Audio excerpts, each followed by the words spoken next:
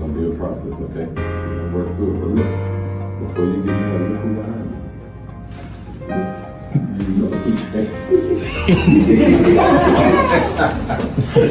good. You know. Hey! How you been? You good? Yeah, you know we got gifts.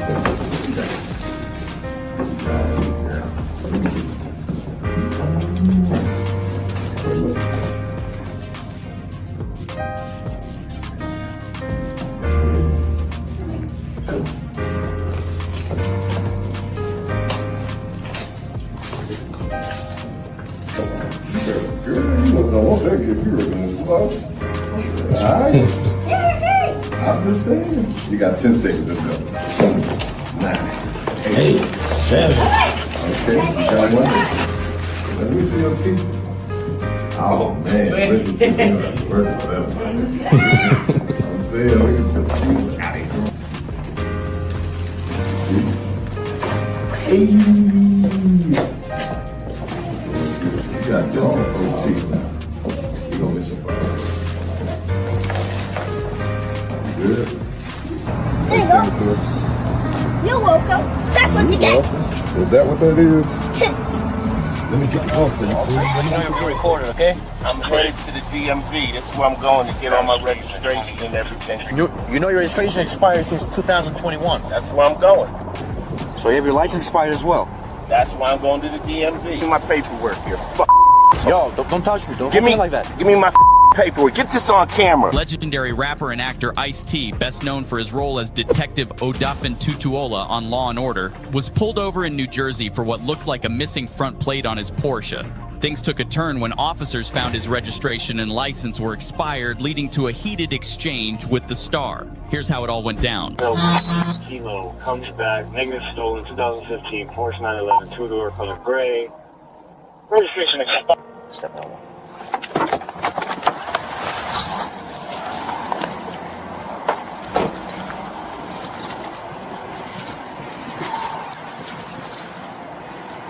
How's it going, sir? What's up, officer? Officer Celeb, Hudson County Sheriff's Office. Let you know you're being recorded, okay? I'm headed to the DMV. That's where I'm going to get all my registration and everything straight on this car. At first, everything appeared to be normal as a simple traffic stop, but things would soon escalate between the actor and the officer.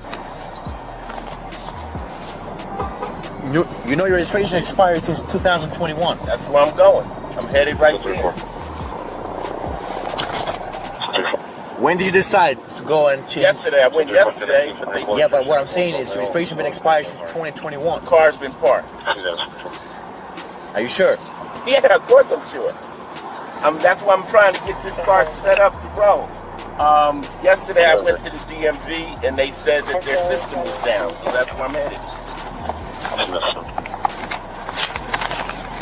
I got 7 cars. I'm trying to get them all straight.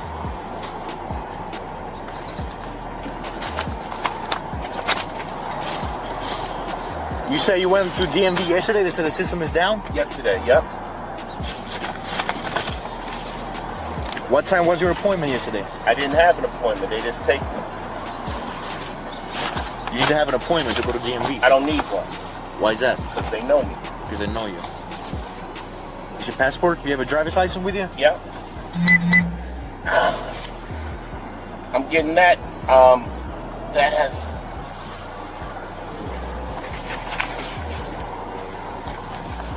That's expired. So you have your license expired as well? That's why I'm going to the DMV. Sir, even if it's 1 feet, you cannot drive with an expired license and expired registration. I mean, why don't you follow me right to this garage right here? The DMV is right there. You don't gotta be that serious about this. I mean, you can, but you don't have to. Well, is it serious? So, give me 1 second.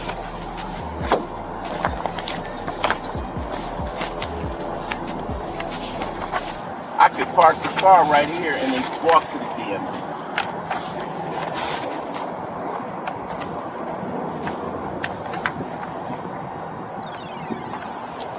That's 566. It's 5-6. I'm good. I'm with our Those are all the things. You said you have other vehicles registered?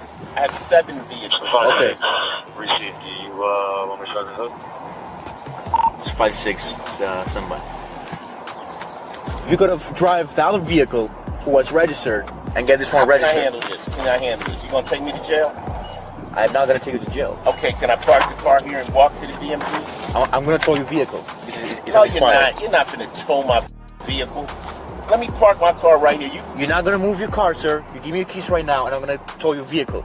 You try to be more respectful with me, I'm gonna respect you the same way. Well, then let me. You see, I'm going to. No, you're not gonna tell me what to do. I'm gonna tell you what to do. So give me your keys right now.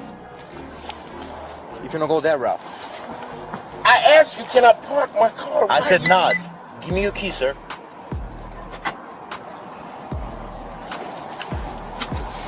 If I'm not under arrest, then I'm getting out of my car.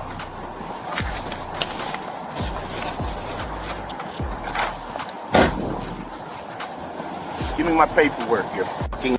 No, don't touch me. Don't Give me like that. Give me my paperwork. Get this on camera. This motherfucker. I'm a foot away from DMV. Keep your distance. You are a fucking asshole. I'm not an asshole. You've been an asshole to me. I'm an asshole. I'm trying to get to the DMV. I showed you all the paperwork. Let me start recording your dumb ass. So 5-6, start the hook and start me out the unit. President-elect Donald Trump, I almost threw up in my mouth when I said it, has invited Mississippi Valley State University's band to his inauguration. But they ain't got no money, so they need black folk to pitch in $350,000 so they can travel to D.C. First of all, let's get the facts out the way. It's an HBCU, that means historically black college and university. And for those of you all who don't know, before integration, there was segregation. That means black folk and white folk had to be educated separately, so black people had their own colleges they had to go to. Okay? Let me ask y'all something. How come Trump can't pay for it? Don't he pay celebrities to perform at his rallies? And at Mar-a-Lago, he paid them. How come he can't pay this band? It's about 250 of them that need to get up there. Band members and staff. They need help with travel and accommodations. And they're asking for help on their donation page. It say, we are seeking financial assistance from our supporters in the United States to actualize this objective for the students. Your assistance is essential in helping us attain this esteemed opportunity. They ain't finna get that money, not from black folks. They not. He gonna have to look for somebody else to come, number one. Number two, why the bleep are they even thinking about going? Esteemed opportunity, my bleep, child. It's an opportunity for Trump to get up there and showboat black people to pretend that he supports us. That's what it is, okay? Because black folk didn't even vote for his ass. Why the hell you think we gonna give our hard-earned money to send an HBCU band up there for your damn inauguration? And why didn't they take a page out the history books? Don't y'all see what happened the last time he invited black folk to perform at his inauguration? They got canceled for a long time. Black celebrities and Trump in the same sentence equals cancellation to the black community. Let me tell you something. Since he got so many non-political people on his staff or waiting to be assigned and appointed on his staff, they probably don't know what they're doing. They probably meant Ole Miss is who. You'd have a better chance inviting Ole Miss, any band compared to an HBCU band. Sorry, I'm just. Let's just call a spade a spade. Let's call it what it is. I mean, I'm sure that they're very talented and that they play their notes and their keys very well. But, I mean, y'all see over there in China, they imitating HBCU bands, don't you? We got the spice, is all I'm saying. We got the spice. And have Ole Miss come up there and teeter-totter on the brass up there. But we ain't finna bring our spice up there to that mess. No, thank you. Matter of fact, anybody who is attending an HBCU knows that if that school come up with $350,000, what they need to do is put that in their account and fix them dormitories. Okay, fix that floor and that linoleum in that cafeteria. That's what they get, some better chairs in the auditorium. That's what they need to do. If they get $350,000, they need to renege. Because black alumni already ain't sending money back to their alma mater, so, baby, they really ain't finna send no money back to send them to Trump's inauguration. Are you serious? Child, please. What y'all think, besties? This is a hot mess. The Talladega College Marching Band is on its way to Washington, D.C. The band will perform during the inauguration, but there's some controversy surrounding the trip after some alumni and others called for the historically black college to decline the invitation. Christy Hutchings with News Radio 106.7 was with the band when they left for Washington. She has the story. Despite all the controversy surrounding Talladega College attending this year's inauguration, the school's president says he never wavered on his decision to let the band go. Represent us good. While some may not support the decision to allow the band to perform, there's plenty of others who do. People packed Talladega Square to show support for their hometown team. These students have earned this right. They've earned it. It will be historic for them. It will be a lifetime experience that they will never forget the rest of their lives. Talladega College President Billy Hawkins says that's why he didn't back down. The school applied to perform in the parade before the election was ever decided. It's not about a political party. Okay? It's about these students having the opportunity to go to Washington and participate in this historic event. After a short ceremony, the students loaded on the buses, ready for this opportunity, like Alex Liddell Jr. I just know I was electrified when they said, we're going to go to D.C. I've never been to D.C., so I'm excited about D.C. And so it's just exciting. It's just from, let's say, a scale of 1 to 10, it's at a 17. Politics wasn't the only factor in determining whether these students could go. Money was also an issue. The band started a GoFundMe page, and after President Hawkins appeared on the Bill O'Reilly Factor, the donations came pouring in, nearly $700,000 in donations to be exact. Now, if that's not a blessing, I don't know what it is, because that man upstairs want us to go. There's not a bigger stage in the world than to be marching down Pennsylvania Avenue. The band only needed $75,000, and as you saw, they raised nearly 10 times that. And the school president tells us all of that money will stay inside the band program. It'll go towards new uniforms, equipment, and scholarships. In Talladega, Christy Hutchings, News Radio 106.7 for Fox 5 News.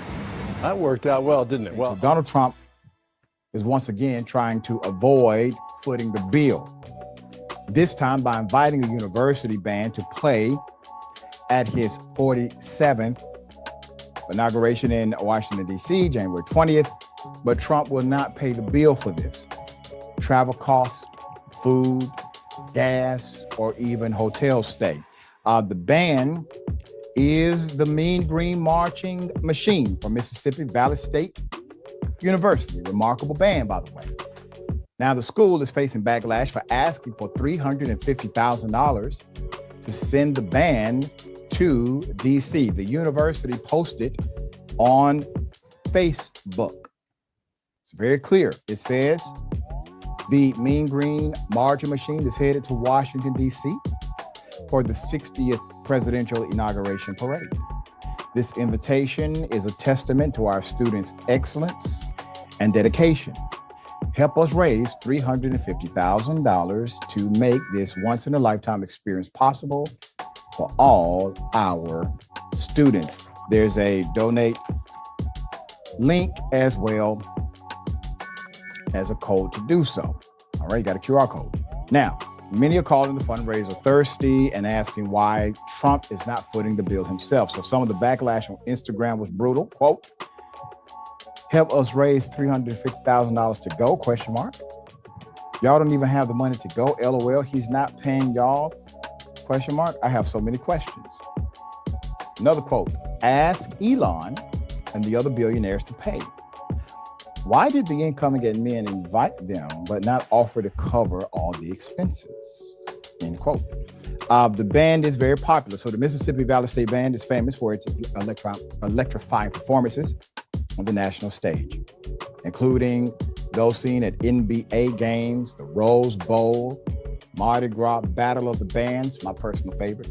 However, it's not clear what prompted Trump's invitation or if he has seen the band performed before. Many expressed surprise at the band's willingness to support Trump, citing his policies against teaching Black history in schools and eliminating diversity programs in institutions at large. So after 2 days, the GoFundMe has raised,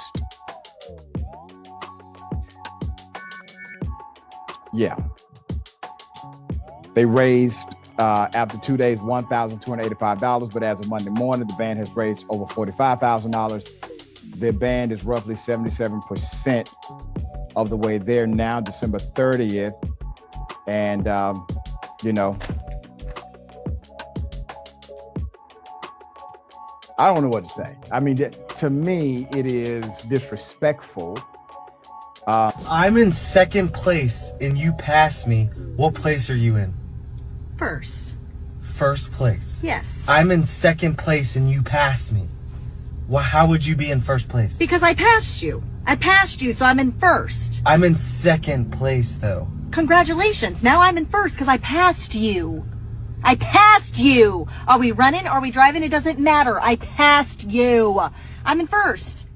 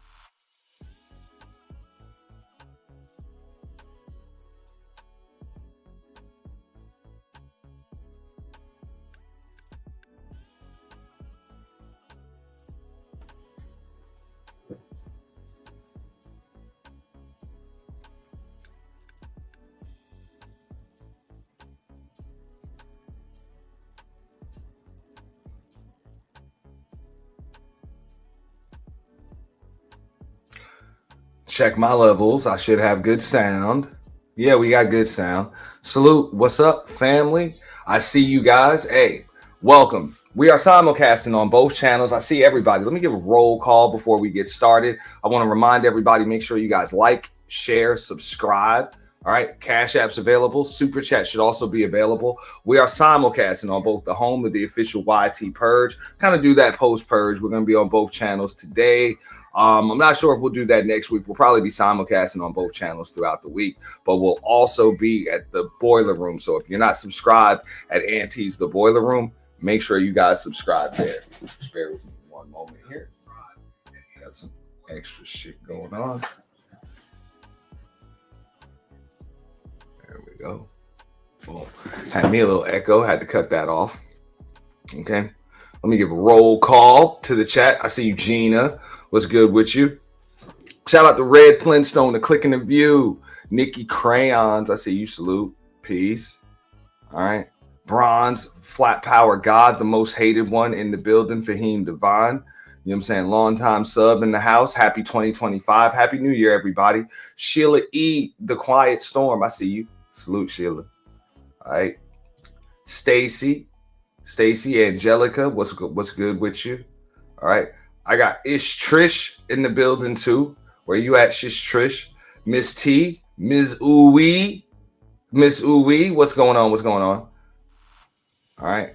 Melanated Queen, Grand Rising. Damn right, man. We rising and we grand. Smash it, like Trish would say. Smash it. What's good? All right. And we need critical thinking. Peace. All right. Let me see. Let's get a few things going here. Okay. All right. See, Trish on both channels. I see you. I see you, Trish. You're on both channels. Forgive me. All right, hold up. Make sure I got the right blue crew. I'll be periodically modding a few other people up. Definitely some things I want to talk about today. I actually want to start the show with some great news. Great news. The Trae the Truth situation. If you guys remember, a week before we did the Purge, I kind of wanted to talk about that story right there because the situation with Trae the Truth, it was deep. All right, I'm not going to get into all of the old clips and stuff because we got a lot of content to break down and a few things to talk about. You know, it's Sunday coffee and chill, so we got a little bit of time to do it. But it's definitely great news. So about 5 months ago now, what ended up happening, Trae the Truth has sole custody of his 6-year-old daughter as well as his other children. Okay, sole custody. And for whatever reason, I'm not going to say for whatever reason, for the reasons in which, the court ordered, he dropped his daughter off for her weekly visit or bi-weekly visitation with her mother. Make a long story short, the daughter was kidnapped, by the mother, all right, in Humboldt, Texas. All right, Trae the Truth is a rapper from Houston. They were seen in Los Angeles. He hired private investigators, really didn't go public with anything. But for the last 4 months, that little girl had been missing. What up, Mahogany Roots? That little girl had been missing. Okay. Nobody knew where she was, how to get in touch with them, any of that stuff. But we do have good news, and I'm actually going to start with just that right here. So let's go. It's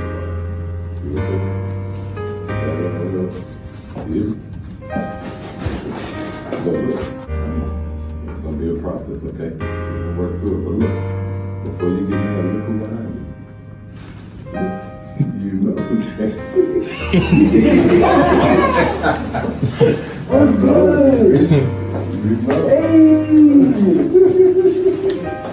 How you been?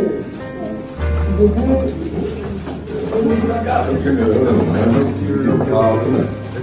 Yeah, you know we got gifts.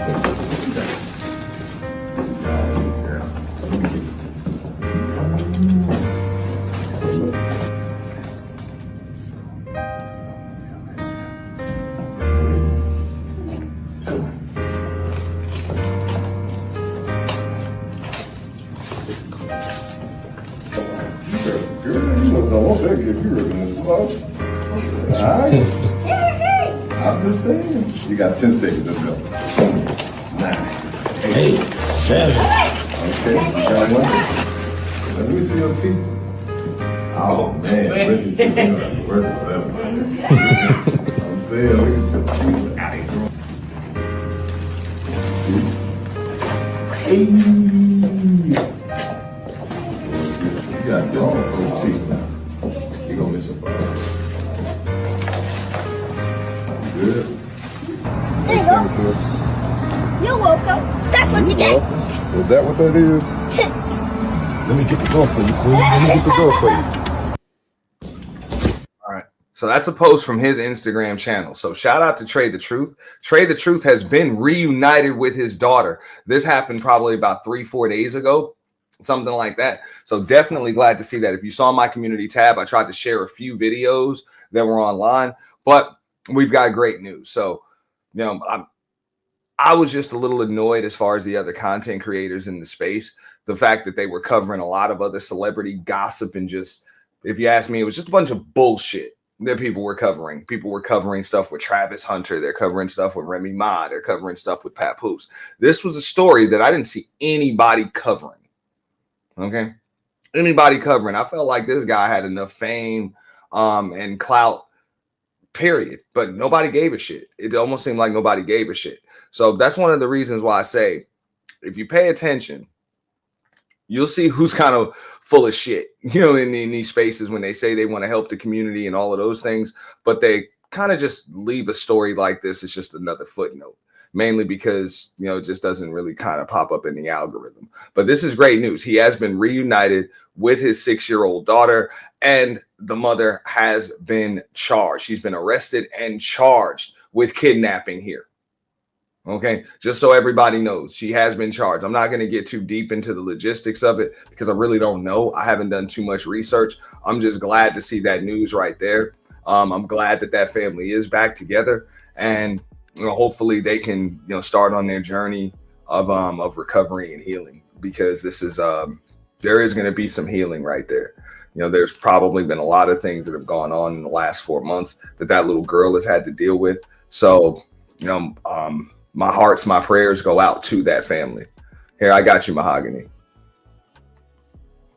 I'm going to drop this link for Mahogany, and Mahogany only because I got a lot of content to break down. I'll probably drop the link a little bit later. You know, we'll get the conversation going, but we'll drop it for Mahogany.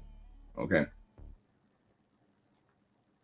Yeah, I want to know why there was a need of kidnapping. So yeah, in this particular situation, what ended up happening, I'm not going to queue up like a lot of the clips because I didn't want to spend too much time. I just wanted to give everybody the update on that because it is great news. You know, definitely great news. But why there was a need for kidnapping, of course, I don't believe there really was much of a need for kidnapping, but it happened. You know, it's just something that happened. For whatever reason, you know, maybe the woman felt she felt a certain type of way after losing her custody battle. I don't know. You know, she felt a certain type of way. And maybe that was something that was planned. Like, hey, when I get her, I'm leaving. I have no clue. There was obviously no need, but that woman has been detained. What's up, Mahogany? Hey, good morning. Good morning. I just wanted to add a little bit. You know, I'm not going to be long. I'm actually headed out. Trying to get my behind on the church, honey. Every Sunday I got an excuse.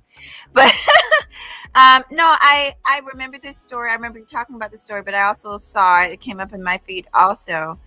But I've been saying this, like, I remember there was a story. It was on the news. There have been several stories. And you did it Lakeside. Shout out to Lakeside. I'm sorry. I just saw something. I'm glad you did. You know what I'm saying? Shout out to you for doing it. For whatever reason, it didn't come up in my feed. You do stories like that, man. Feel free to tag me. Feel free to tag me, especially when other people are just kind of, you know, glossing over it. Go ahead, Mahogany. No, something that you said, and this is what trust me, I understand the frustration, because there was a story that I did last year that went nationwide, and it was caught on camera where this teacher or somebody at the school, I don't know if he was a custodian or a teacher or what, but it was literal footage of him slamming this little boy, like a preschooler, on his head on a concrete floor. He was running from the dude, and it was caught on camera. Of course, the school got in trouble for hiding it from the parents because they called the parents to the school. The child was all bruised up or whatever, but they never told the parents what actually happened to him. Then the video came out that this child had been slammed on his head by a member of the school. And I thought that story was so important to cover, and nobody covered it. Just like there was a story, I think last year or so, where there was an Asian lady, because we always hearing about, you know, how horrible black women are, but there was a story where an Asian woman had been poisoning her husband for almost 2 years, slowly poisoning her husband with arsenic. And no one covered the What was she story. putting it in it? She was putting it in his coffee and his food and shit. Yeah, she was slowly, it was found out that she was slowly. And my thing is, that's why I say I take a lot of this stuff with as a grain of salt. So I understand the frustration. I've been there before where I'm like, okay, these stories are nationwide. Why is nobody covering this story? I will say this. I am glad that the little girl is home. With stories like these, for me, I'm just glad whenever the child is returned safe and back where they belong. I'm happy. These stories right here, unfortunately, with Amber Alerts, unfortunately, a lot of times it's custody battle drama. A parent comes and picks him up and doesn't return him. We had a situation this weekend, but then you got people actually kidnapping kids off the street, and they end up unfortunately never coming home. So it's like, I wish people could get their stuff together before it even ever has to come to that point, but I'm glad she's home. That's all I wanted to say. No, without a doubt. Did you cover them reuniting, or you covered the initial kidnapping, which they didn't go public with it until probably about maybe 3 or 4 weeks ago? No, I didn't cover it. I saw it. I was saying that I didn't want to cover it because with social media, it's hard to know what's real and what's not real.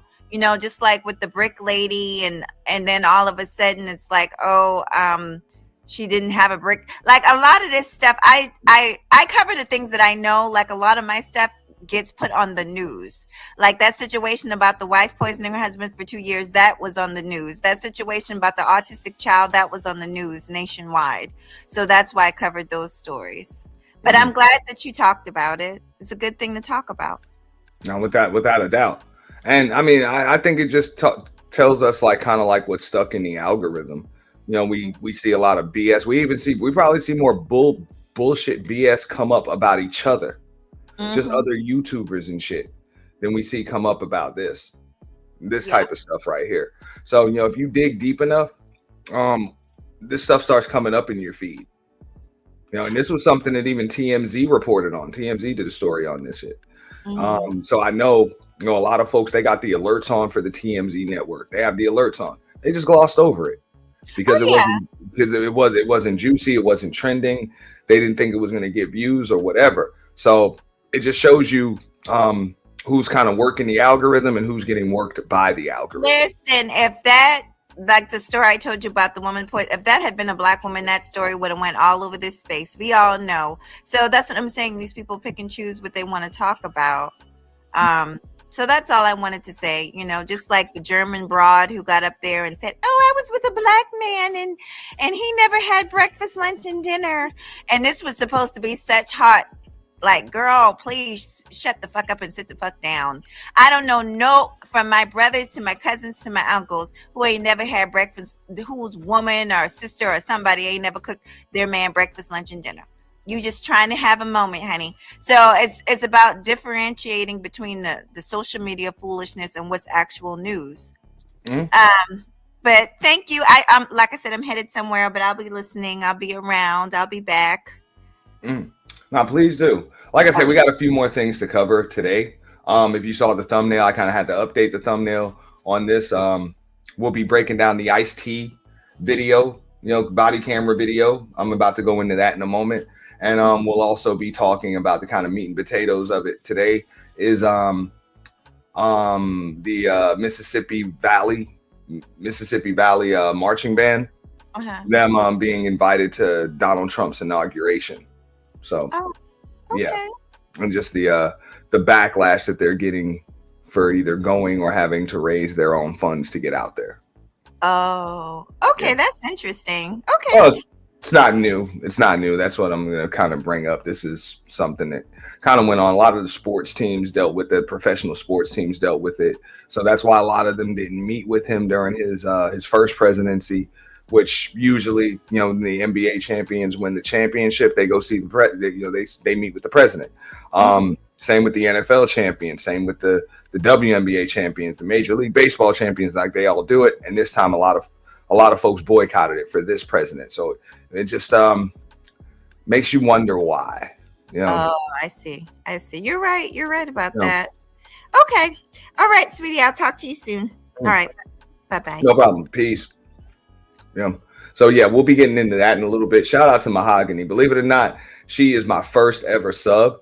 She let me know that you actually have a channel on, that I had a channel on YouTube. Didn't even know that I had it. So shout out to Mahogany, man. She can come up whenever the hell she wants. I don't give a damn what I'm talking about. What up, Shree? I see you.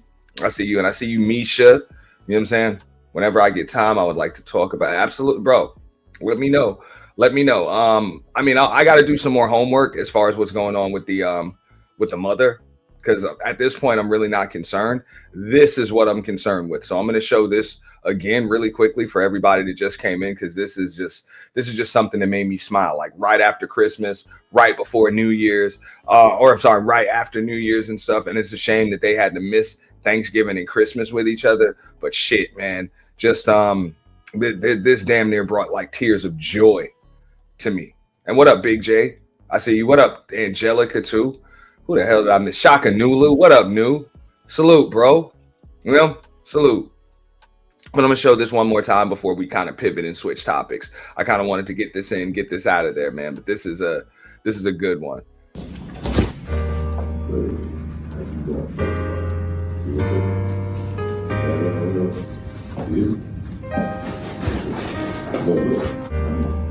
gonna be a process, okay? We'll work through it. But look, before you get in there, look who behind you. You know who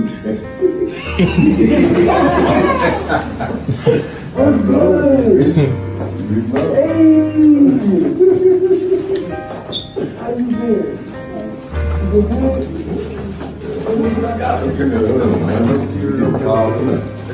Yeah, you know we got gifts.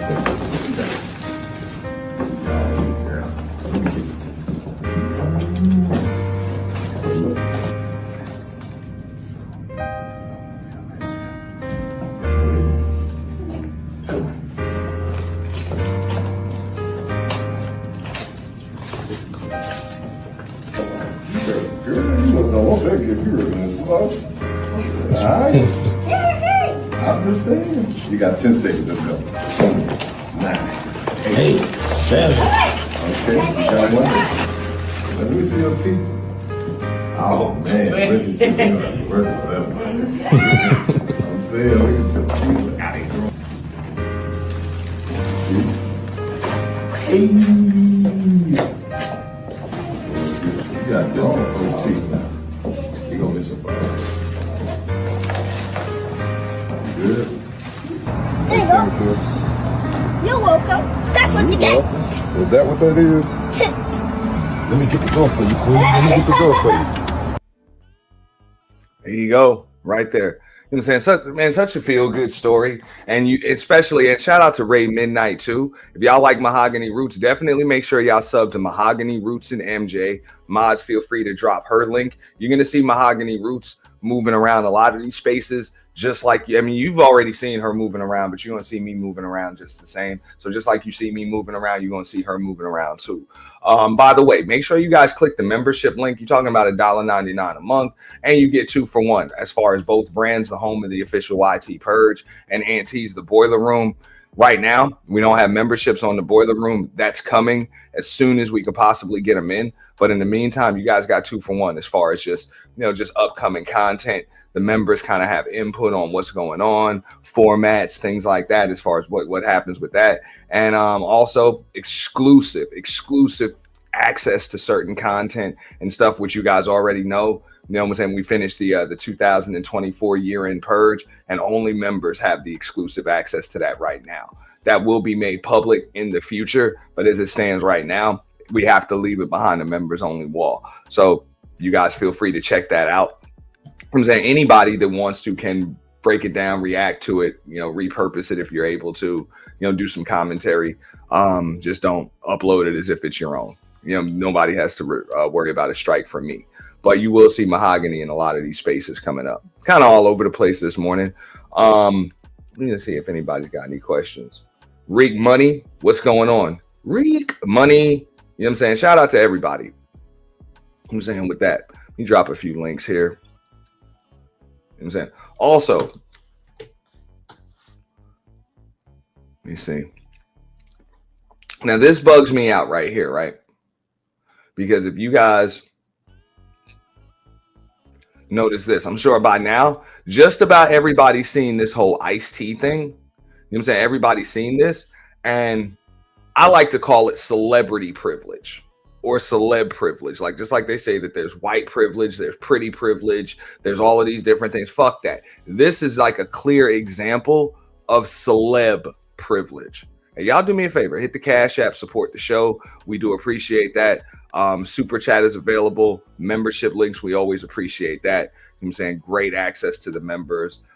We got some new emojis coming up. We'll be getting rid of some of those clown purge emojis, and we'll be doing something for the subs. As you guys see now, you look under there, you got a new emoji. You got the spade with the ski mask. So that right there, that's for our affiliates, the Untouchables. You know what I'm saying? Official affiliates, the Untouchables. So they've got theirs, and also we'll be making sure that our channel sponsors, they got their own emojis too.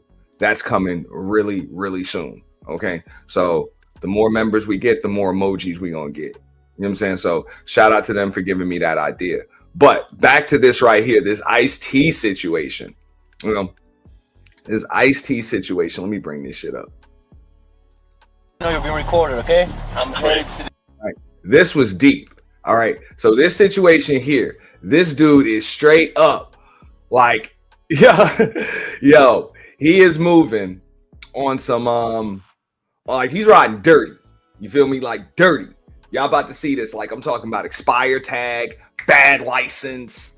You know what I'm saying? All of that. And yo, you in the Porsche 911. So I'm like, you can't even help but to speed. Like you don't even have to have a heavy foot. Like you kind of just, you know what I'm saying? Give you a little, you know what I'm saying? Your little double clutch, whatever. You know what I'm saying? Paddle shifters and shit. You accidentally, you tap on the gas. That motherfucker's going 85 type shit. Real fun. I've actually driven that car. Very fun to drive. What up, Sinister Salt, bro? Where you been? Damn, I gotta stop it and say what's up to Sinister Salt. Salute, bro. Where you been, man? It's good to see you. Damn sure good to see you. Yeah, that emoji's fire, and we got more emojis coming for of course our top moderators. We're gonna have emojis for our top supporters, and we're gonna have emojis for like some of our top panelists. You know what I'm saying? Standout panelists. We got a lot of plans going on both channels, both the home of the official YT Purge and the Boiler Room. So y'all make sure y'all are subbed to both. All right, let me make sure I drop the link to on both channels, because that's where we'll be streaming from exclusively for this show. Every Sunday, you guys can count on me to be here, unless I put something on my tab and let you know that we're either doing it a day early, we're doing Sunday evening, or we might be pushing it back to the next day, or if there's just for whatever reason we're preempting it. Either I'm on vacation, I'm out of town or some shit, which I can still go live from out of town. But also if I'm doing the purge or something, you know what I'm saying? I'm not going to be live on Sunday for that, obviously. At least not for Sunday coffee and chill. But this right here, get a look at the way he treats this cop. This shit is wild, yo. The DMV, that's where I'm going to get all my registration and everything. You know your registration expired since 2021. That's where I'm going. So you have your license expired as well. That's why I'm going to the DMV. My paperwork here. Yo, don't touch me. Don't give me like that. Give me my paperwork. Get this on camera. Legendary rapper and actor Ice-T, best known for his role as Detective Odafen Tutuola on Law & Order, was pulled over in New Jersey for what looked like a missing... Which is bullshit right there, motherfucker. You best known for your role as that cop with the motherfucking dreadlocks on New Jack City. Nigga, we didn't even know your name, nigga. Real shit. We didn't even know your name on Law & Order. We know you was the cop with the dreads that was chasing Nino Brown in New Jack City. All right? I'm just saying. Front plate on his Porsche. Things took a turn when officers found his registration and license were expired, leading to a heated exchange with the star. Here's how it all went down. Kilo comes back, negative stolen, 2015 Porsche 911, two-door, color gray. Registration expired. Step out one.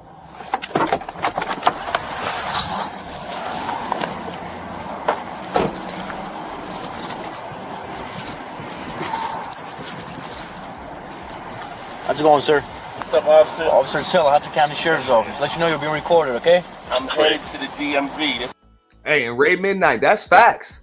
And I'm not even from the West Coast, but I know he's like a legend out there. That's facts, bro. You know what I'm saying? Definitely a legend. And yo, he's a legend in the rap game too. Like definitely one of the pioneers as far as rap is concerned. Just the culture, all of that other shit. So nah, that's facts. So when they talk about Law and Order, it's like, bro, if he wasn't a legend with all of that other shit, he never would have been on Law and Order. They be making it seem like Law and Order is like the end all be all. Like, I give a fuck about that shit. Like for real. Like it was some cool ass episodes, but I don't know, you know. But yeah, he think he above the law because he's a celebrity. Now keep in mind, this ain't even on the West Coast. This is like Hudson County, New Jersey, somewhere in New Jersey. If you notice the body cam footage here, this is New Jersey. You feel me? All right. So this ain't even on the West Coast, but y'all are about to see what's up. Where I'm going to get all my registration and everything straight on this car. At first, everything appeared to be normal as a simple traffic stop, but things would soon escalate between the actor and the officer. You know your registration expired since 2021. That's where I'm going. I'm headed right there. When did you decide to go and change? Yesterday. I went yesterday. Yeah, but what I'm saying is your registration been expired since 2021. The car's been parked. Are you sure? Yeah, of course I'm sure.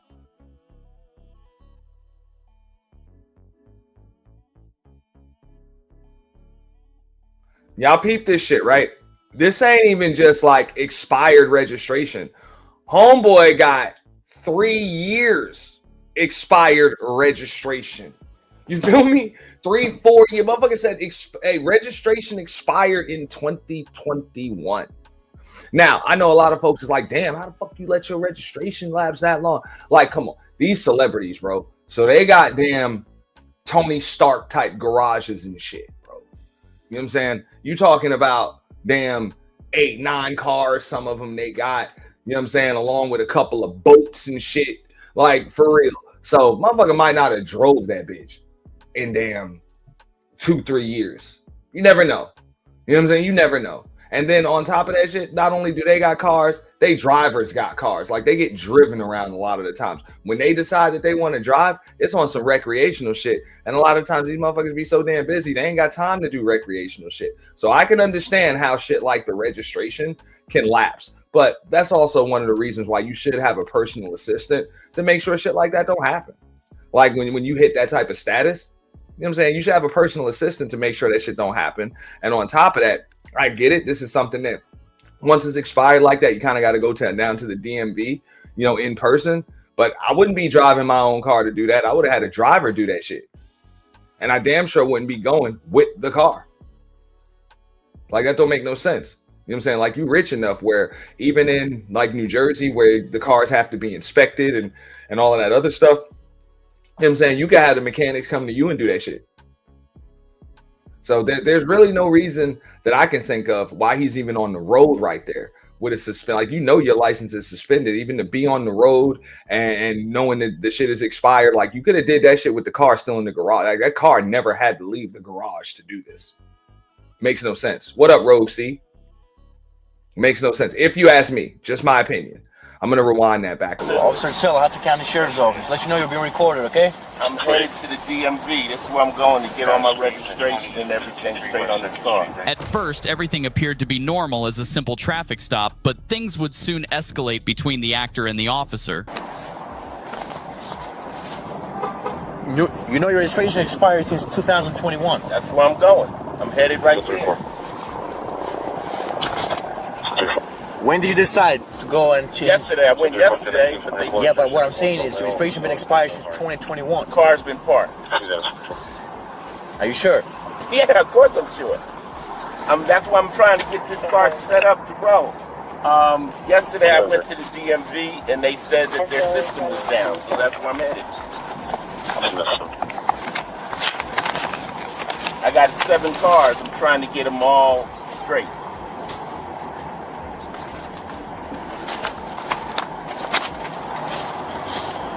You say you went to DMV yesterday? They said the system is down? Yesterday, yep.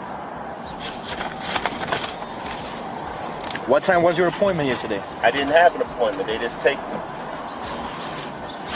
You need to have an appointment to go to DMV. I don't need one. Why is that? Because they know me. Because they know you. Is your passport? And I get how that works. Y'all already know what's up. If you only got but so much time, usually at the DMV, they're going to have an appointment line, and then they're going to have a little side walk-in line, and there's a chance you might not even get in before the time is up or whatever. So the DMV didn't give a fuck that you was Ice-T. They was like, hey, fuck it. You ain't got no appointment. They didn't give you one. And that was what it was. They couldn't even put you in the computer. So, but he expects privilege with that cop. Watch this. You have a driving. You can see the frustration in him. Like, the fuck, are you fucking serious, bro? Like, you should just be asking me for my autograph. Like, for real. You can really see that type of just arrogance on him. Now, I get it. He's probably been getting this since the 90s. You know what I'm saying? He's a pretty recognizable dude. Like, for real, he's pretty damn recognizable. But this cop is kind of doing things by the book. License with you? Yep. I'm getting that. That has.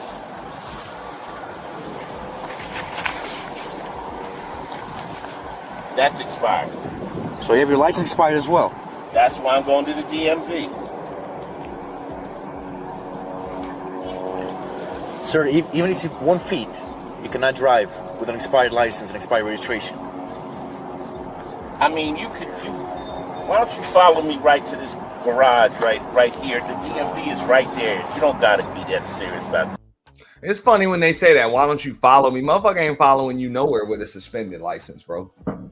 That's what it is. Like, you be fortunate if they don't tow your fucking car, but they're not gonna follow you anywhere with a suspended license. I'm gonna follow you anywhere. Maybe you call somebody to come pick up the damn car, but even with expired registration, like ain't gonna be none of that. Every now and then you might just get like a laundry list of fucking tickets and shit, and they'll be like, okay, well, I'm not gonna sit here and watch you, but you shouldn't be driving out here on your own. Like, you shouldn't be driving the car or some shit like that. They might say something like that. Like, I'm not gonna sit here and watch you, but I'm not gonna tow your car either. Some shit. So in other words, walk to the DMV, go get a new tag. You know what I'm saying? Go get a new tag and then come back type shit. Whatever. Knowing damn well they know what you're going to do, but they're not going to just give you permission to just drive that motherfucker on a suspended license with an expired tag. They're rarely going to do that. You know, he got celebrity privilege, Reek. You know what I'm saying? Celebrity privilege, yo. That's what it be. You know what I'm saying? That's why I called it celeb privilege. On my thumbnail, I put rich privilege, bro. Motherfucker got rich privilege. That's what that is. It's like going some you know who the fuck I am type shit. You know what I'm saying? That's what he on. Like, yo, you know who the fuck I am? You know what I'm saying? For real. I mean, you can, but you don't have to. Well, is it serious? So, give me 1 second.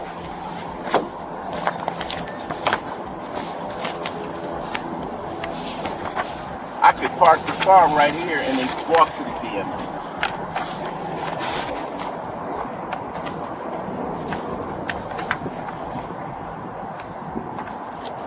That's 566. It's 5-6. I'm good. I'm with our. What up, D shit? Those are all the things. You say you have other vehicles registered? I have 7 vehicles. Okay. Appreciate you. Want me to start the hook? It's 5-6. Yo, you feel me, bro? You about to be handcuffed in the back of a car, like straight up. Straight the fuck up, man. You know what I'm saying? Now, granted, look, in my younger years, I've been in situations like that, and luckily cops like, hey, look, I'm not going to watch you. I'm not going to sit here and babysit you. I'm not going to watch you, but you're not supposed to drive out of here, you know, in this type of, you know what I'm saying, with this situation. Knowing damn well, like, my job is right there. You know what I'm saying? Like, it's like I got pulled over right across the street from the job. All I gotta do is go there. And the plan, you know, like, I already know, like, I got to go to the courthouse tomorrow and fix all this shit. Like, they know that. You know what I'm saying? And they know, like, yo, if I take you to jail or some shit like that or tow your car, you're going to be late to work. You're going to miss work. That's probably it's going to cost you some more fucking money and you ain't going to be able to fix this shit. So I just give you a bunch of tickets and I'll drive the fuck out of here. You know what I'm saying? Because a lot of times they don't want to deal with all that shit neither. They don't. You know what I'm saying? They give you a ticket and keep going. That's all. But let's hear a little bit more. Because the rough part didn't even come yet. The rough part actually comes when he gets out of the car. So I definitely want to hear your thoughts on this. You could have drive without a vehicle who was registered and get this one registered. Can I handle this? Can I handle this? You going to take me to jail? I'm not going to take you to jail. Okay, can I park the car here and walk to the DMV? I'm going to tow your vehicle. It's no, you're not. You're not going to tow my vehicle. Let me park my car right here. You're not going to move your car, sir. You give me your keys right now, and I'm going to tow your vehicle. You try to be more respectful with me, I'm going to respect you the same way. Well, then let me... You see I'm going to... No, you're not going to tell me what to do. I'm going to tell you what to do. So give me your keys right now. They ain't want to hear that shit. I'm actually spinning the block on that real quick. He said, yo, you ain't going to tell me what to do. I'm going to tell you what to do. That's what the cop said. And I understand where the cop coming from on that shit. Like, bro, you got a suspended license and expired registration, and you still behind the wheel of a fucking car, and you think you about to give me orders today? Like, real shit. And all of this shit, like, I got a camera on my motherfucking chest right now, and you really think you about to give me orders? Nah. And on top of that shit, you know damn well your driver's license does not say Ice-T, star of Law and Order, New Jack City, and fucking whatever the hell reality show with Ice-T and Coco or whatever the fuck else it is that you doing. Motherfucker, that shit has whatever the hell your name is. Straight up. And for all motherfucker know, you could be a lookalike or some shit. Well, motherfucker don't know.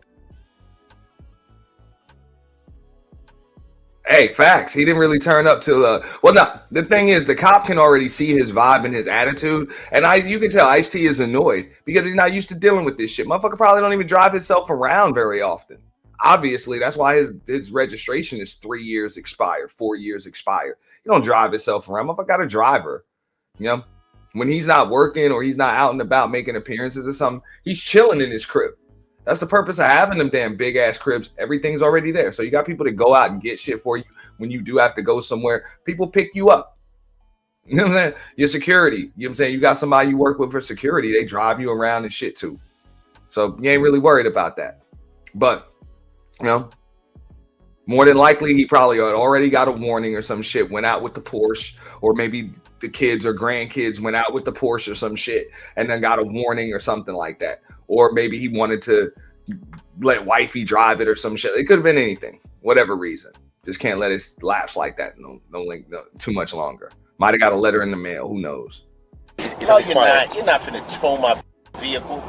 Let me park my car right here. You're not gonna move your car, sir. You give me your keys right now, and I'm gonna tow your vehicle.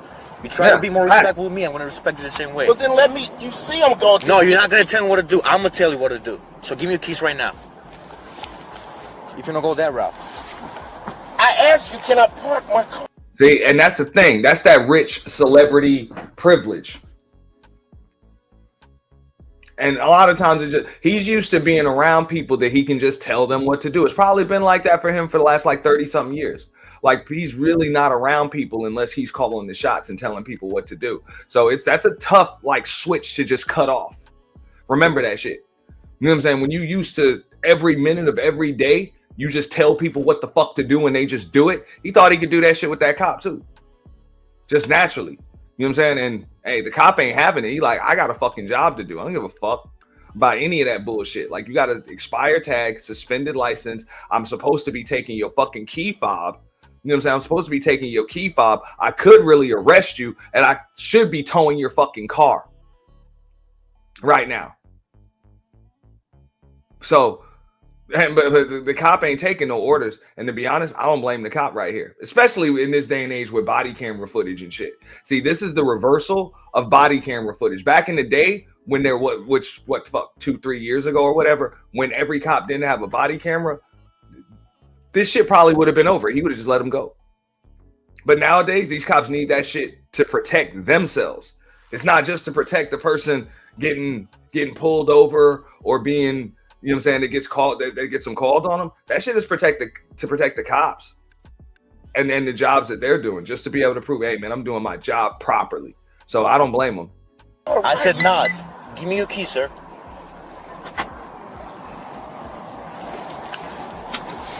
If I'm not under arrest, then I'm getting out of my car.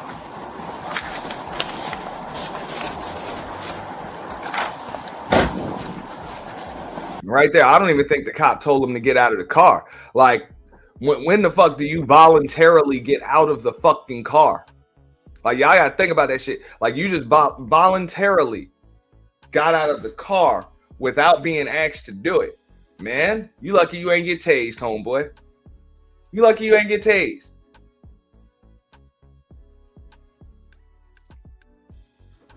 Give me my paperwork, you fucking.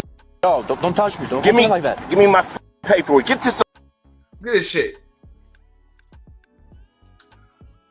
Florida would have put that motherfucker on the goddamn man. Them sheriffs deputies, in any county in Florida would have put that motherfucker on the goddamn ground, Ray. For real. They would have put his ass right on the fucking ground, bro. And dumped 2 shots of taser in his ass. Real shit. Spin the block on that, because that's the best part. All them years playing the cop, he should have not. Fuck that. Hey, he ain't no cop. He just play one on TV. You know what's up. Bro, the cop can't tow the car with him in it, so he is allowed to get out of the car. Look, it wasn't even a guarantee that he was getting the car towed, The cop just told him, give me your keys, so that way he can't be driven off on or whatever. That's what I'm saying. I'm going to spin this shit back so y'all can see this. You know? Give me my paperwork, you fucking. No, don't touch me. Don't give me like that. Give me my. Give me your key, sir.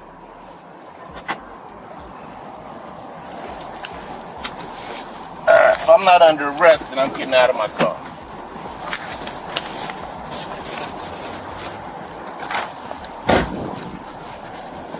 Give me my paperwork, you fucking. No, don't touch me. Don't give me like that. Give me my paperwork. Get this on camera. This motherfucker. I am a foot away from DMV. Keep your distance. You are a fucking asshole. I'm not an asshole. You've been an asshole to me. I'm an asshole. I'm trying to get to the DMV. I showed you all the paperwork. Let me start recording your dumb ass. So 5-6, start the hook and start me out the unit. Alright, question. 5-6, you're in the parking lot for Dunkin' Donuts, right? So 5-6, receive. Alright, receive.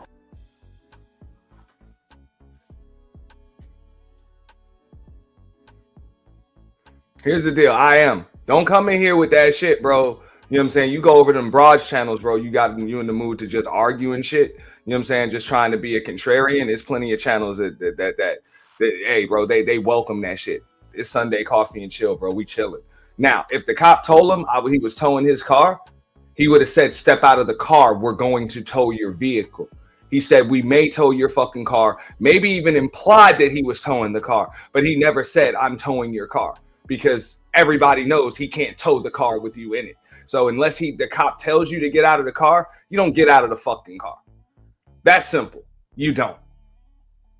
Like, so miss me with that bullshit. And I ain't in the mood to fucking argue. Not today. Not with my chat. Communications to SO83. The actor began recording as the officer called for backup. Ice-T appeared visibly angry, frustrated that the officer didn't give him another option to register his vehicle. I see that SO83. He's going to be 9001 Burger Line where the Dunkin' Donuts is.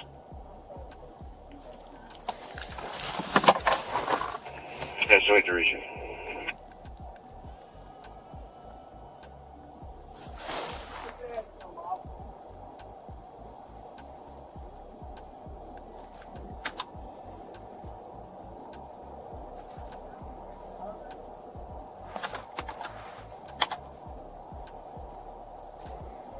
That's 5-6, Jacob notified him, bro.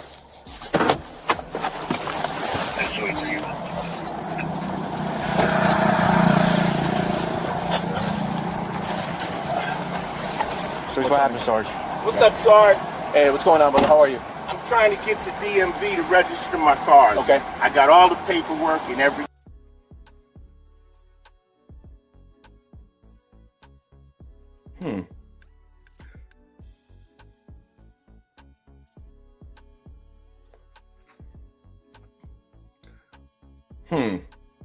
This is funny because for whatever reason, I'm not able to see comments like this on YouTube, but I see the comment on StreamYard. See, I got to stop my show to remind people and make examples out of motherfuckers. You don't run a fucking thing over here, you pussy ass motherfucker. You can get the fuck out and you can stay the fuck out, you pussy bitch. And you don't have to worry about me coming to you. You came here. You show some fucking respect when you come to my shit. All right? That's it. Anybody else? By the way, like the stream, man. We're going to get back into it. Thing there. I asked the officer, could I just go over here or even park my car so that I could walk over there and get all my paperwork together?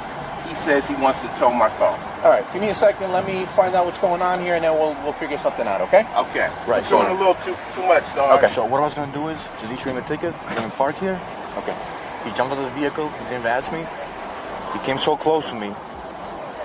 And he said, he called me an asshole. He called me an asshole, and he said, give me all your paperwork right now. All right. And everything's been recorded. And your vehicle. And believe it or not, this is where the celebrity privilege comes into play. This is where the celebrity privilege comes into play. You know what I'm saying? Because notice, the supervisor comes, and all of a sudden, Ice-T kind of gets what the fuck he wants. Real shit. This is being sold. And you're receiving tickets.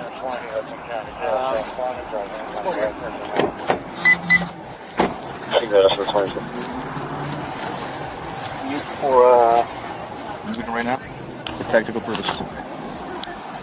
The officer received permission to issue the actor 4 tickets, including one for driving with a suspended license.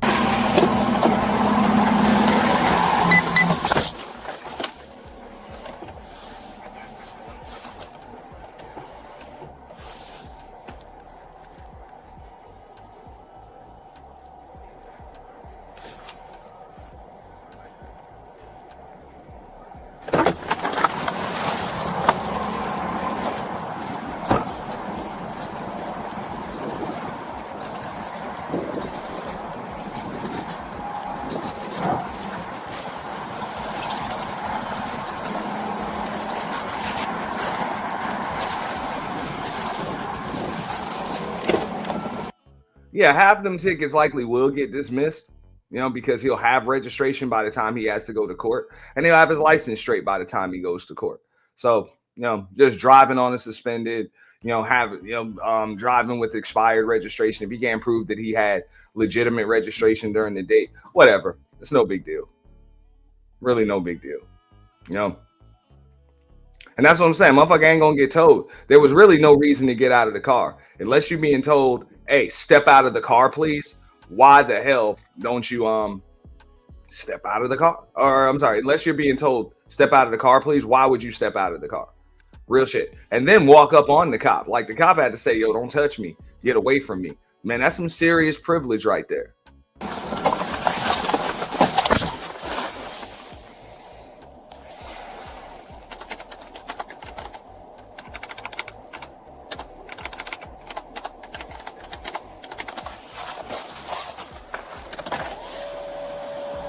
What's up, Sarge? Oh, shit, I forgot to, All right, you can issue him a ticket, and that's going to be it, right? He's going to leave the car here? Up to you, whatever you want to do. Yeah, we'll go with that, okay? You're going to leave the car here? Okay. Yeah, he's going to park the car here.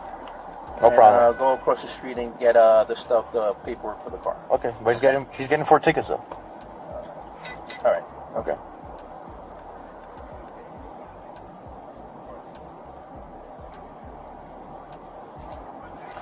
Driving a registered motor vehicle, driving with an expired license. Okay. Improper display, he got no front plates and no inspection sticker. Okay. Yeah. And there you go. No inspection sticker. He can get the car inspected, so it's more than half of that shit. And then no front plate. You know, New Jersey is a state where you got to have plates on the front, on the back. I'm in the state of Florida. You don't, like, there's no no law saying you got to have a license plate on the front. You put some bullshit nameplate or some shit on the front of your car. It's all good. A lot of people keep their tag from like the state of New York and shit. You know, people wear that shit as a badge of honor. Usually New Yorkers, they wear that shit as a badge of honor. So they leave their old New York tag or whatever on the front. You can do that shit here. But in states like New York, New Jersey, I'm not sure if it's California too, you must have a plate on the front and on the back. You know what I'm saying? Like it's got to be on both, you know?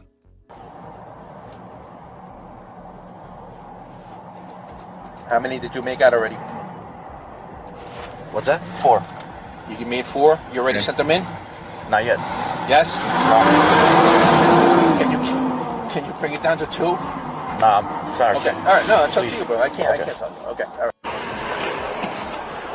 Thank you for the compliment, God. I can't tell him as a sergeant what to do. It is pretty cozy. Got a little chilly here. You know recommendation. what I'm saying? What are we at? That's getting a little warm now. I got up this morning. It's probably about 50 degrees out, which is now. What are the 4 tickets? He says you have no front plate, no inspection sticker, no registration, and your driver's license is expired. Okay. All right. All right.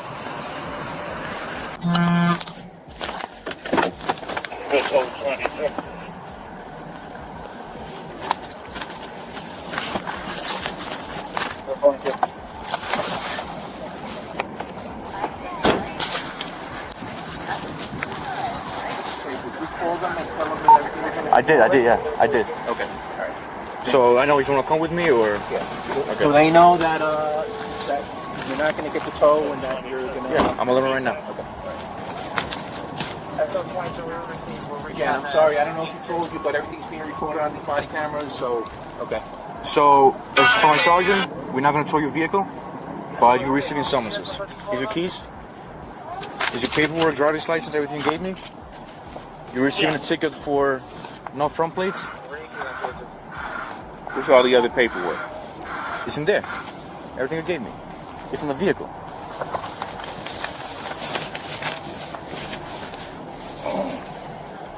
You have no inspection, driving expired registration, and driving with expired license. You're, like I said, you're going to leave the car here and just go to DMV. I'm walking DMV and handle the business. So, but you do know your registration is expired and your license too. Right? That's what I'm going for. Okay. I'm just letting you know that I didn't know if you just knew your registration was expired. You got both. I got everything. Okay. All right. Yeah. All right. All right. No, I'm good. All right. You told just him the way he treated me. Okay. I was gonna park the vehicle. No tickets issued, but just next time show some respect. That's all I gotta say. I don't have to. All right. Let's okay. That motherfucker said, "Look, I ain't gotta show no respect.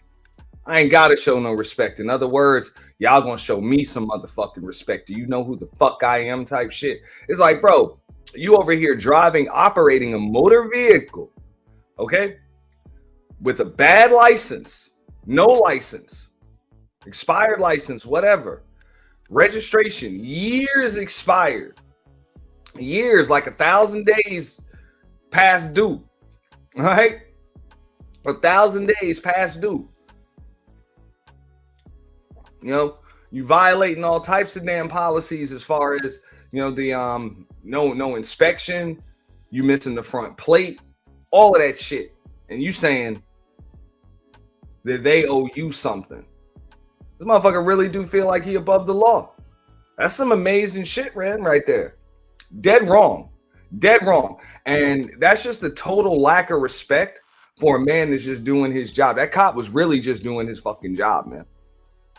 You know? Now, granted, y'all see the result. He ends up getting to drive the fuck out of there anyway. And just getting a couple of tickets, which that shit's going to get dismissed. He might end up getting some stupid ass fine or some shit like that. Basic stupid court costs. I don't know how it works in New Jersey, but that's what it is. You know, that's what it is. That was the end result. He got nothing. No big deal. Blah, blah, blah. Whatever. But it's just a total lack of respect for somebody that's doing their job. He clearly feels like he's above somebody because he's worth millions of dollars. And this dude works for a living, you know, every single day and makes a lot less than that. So he really just felt like he was above that dude. Like, yo, I ain't got to show you respect. You know who I am. I'm bigger than you. I'm better than you. It's pretty fucked up when you really break it down. You know, when you really break it down, it is pretty fucked up. I don't have either. So you have a great day, sir. In the end, the actor was able to resolve the situation, fixing the issues and paying the fines in full. But it raises the question, was the officer fair in handling this, or could they have been more lenient considering the circumstances? I mean, what circumstances? That shit happens all the damn time. The officer is able to follow the letter of the law as far as that's concerned. For real. He could have just called for backup and that's it. Arrested Ice-T for driving on the suspended, even though he probably would have just got out in a couple of hours, whatever. You know, you get booked, released, no bond, no big deal. You know, towed the car, made him go through a lot more shit just to get home and then have to do that shit again. He could have done that and the cop wouldn't have been wrong. Wouldn't have been wrong at all. So they make it seem like it's like special circumstances. I don't see how the circumstances are special. You're driving on a suspended license and you have no inspection and your registration's expired. And you're missing a plate. What's so special about the circumstances? The circumstances are what they are. The only thing that's special about the circumstances is that he pulled over a millionaire celebrity.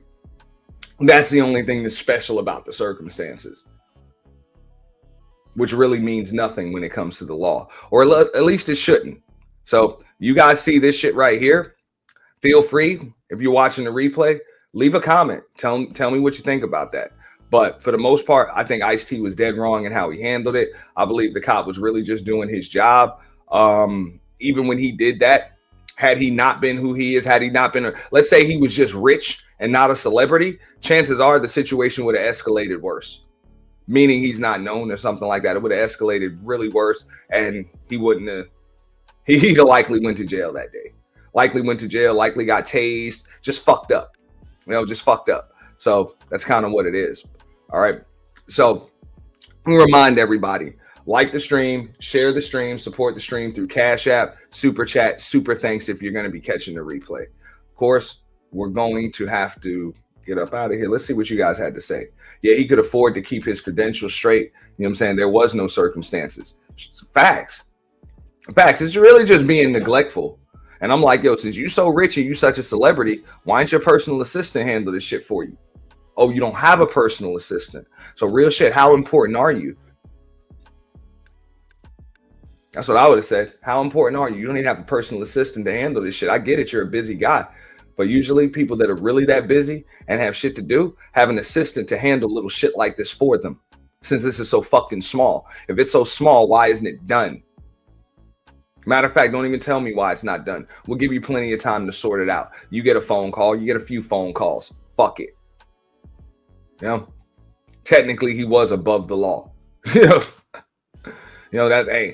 That's what it is. Didn't realize it was a deputy sheriff. The real legal law enforcement police are contracted security officers backed by laws of your local municipality. That's facts. Titty Bug says, hey, not my cup of tea. But man, for real, all that could have been taken care of online. Once everything's expired, usually there is no taking care of it online. Once it's expired, you can do that shit ahead of time, take care of shit online. They'll send you all of your stuff. You know what I'm saying? But once it becomes expired, you got to handle shit in person. It's tough to fix expired shit online because usually the system won't even let you proceed. Or at minimal, his wife could have handled it. Like I said, I don't see why the fuck he's even driving to do some shit like that. To be 100 with you, I don't even see why. I wouldn't have, especially if I'm in his situation. Somebody would have been driving me, and I damn sure wouldn't have been driving. Like you talking about, you got 7-8 cars and shit. Why the fuck you had to take the Porsche? And for real, I would have security drive me in the motherfucking SUV and let me know if and when I got to get out the car. It's that simple. But he over here driving dolo, suspended license, expired license, whatever. It just makes no sense. Yeah, that's what I'm saying. Once that shit is expired, There ain't no online. The system is yo. The system ain't gonna let you do that shit. You know? So, hey, like I said, feel free to leave a comment. None of this would have happened if he was with Coco. Possibly. You know? Any speeding Lambo, I'm on their ass. Go get the money and go get the money. Yeah. Let's see what else we got here. Yeah. So we're gonna throw that emoji in the chat just for Ice-T there. Bam. Go. Do not pass go. Do not collect $200, motherfucker. And you did not have to go to jail. Shout out to Ice-T. Whatever. You know. I get the cop and damn back in there pretty soon. You know, the rent due cop. We'll make sure we bring his ass back in there. Shout out to Ice-T. Everyone else would have been in jail. After going at the cop like that, absolutely. You know, the cop would have been back in jail. You know? Or I'm sorry, he would have likely went to jail. Would have got tased first, too. Tased first, taken down, all of that shit.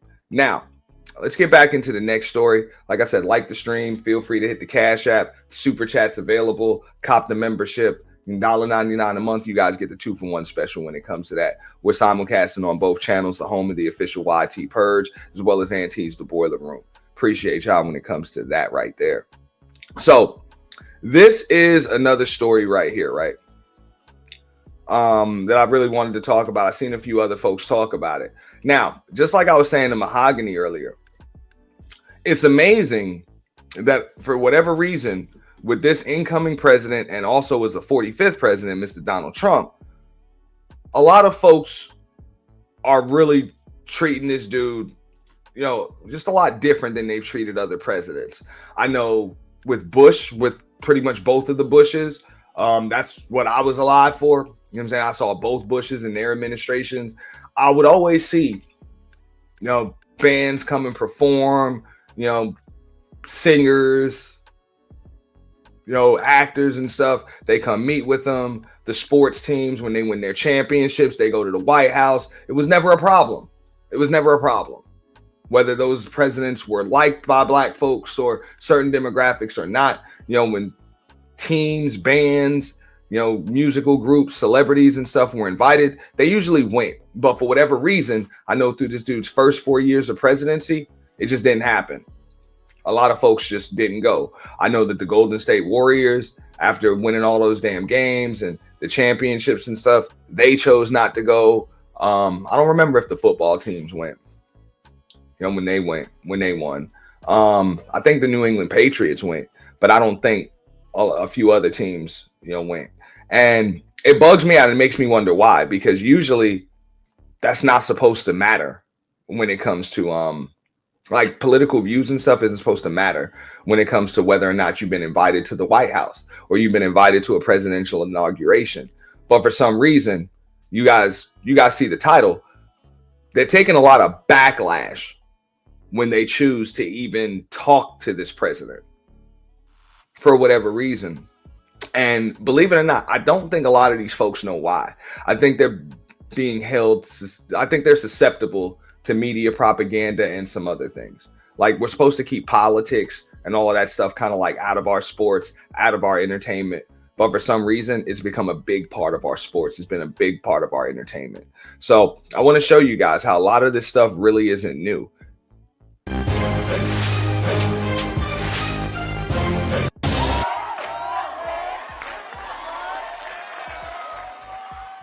Don't forget to scoop up something to munch on at rrgsnacks.com, our online concession stand that has an assortment of Applewood smoked bacon. President-elect Donald Trump, I almost threw up in my mouth when I said it, has invited Mississippi Valley State University's band to his inauguration. But they ain't got no money, so they need black folk to pitch in $350,000 so they can travel to D.C.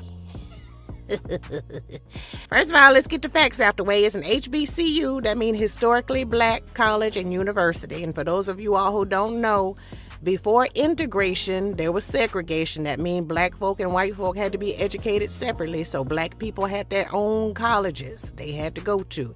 Okay? Let me ask y'all something. How come Trump can't pay for it? Don't he? Because that's not the way it works. Okay? I can remember when President Obama was inaugurated, and there were a lot of folks that went out there, did not want to fucking miss it. Some of those folks were invited, but they all had to pay their own fucking way. That's the way it worked. Now, people didn't mind having to raise money and pay their own way when it was Obama in office. They didn't mind having to pay their own way when it was Clinton in office, when it was Biden in office, when it was the Bushes in office. People didn't mind. But now all of a sudden they're saying, yeah, well, Donald Trump's the president. You're going to have to pay for me. Or you should be paying for them. Rules for thee, but not for me, or the other way around. I don't like that. You know what I'm saying? It's pretty much a privilege. You know, he could have invited any other, HBCU bands or multiple other bands. But when he chooses to pick you, I mean, you either decline the offer or you accept the offer. But once they accept the offer to go, that's it. You know the stipulations. You got to get yourself out there. You got to get yourself out there. You got to get all of your equipment out there.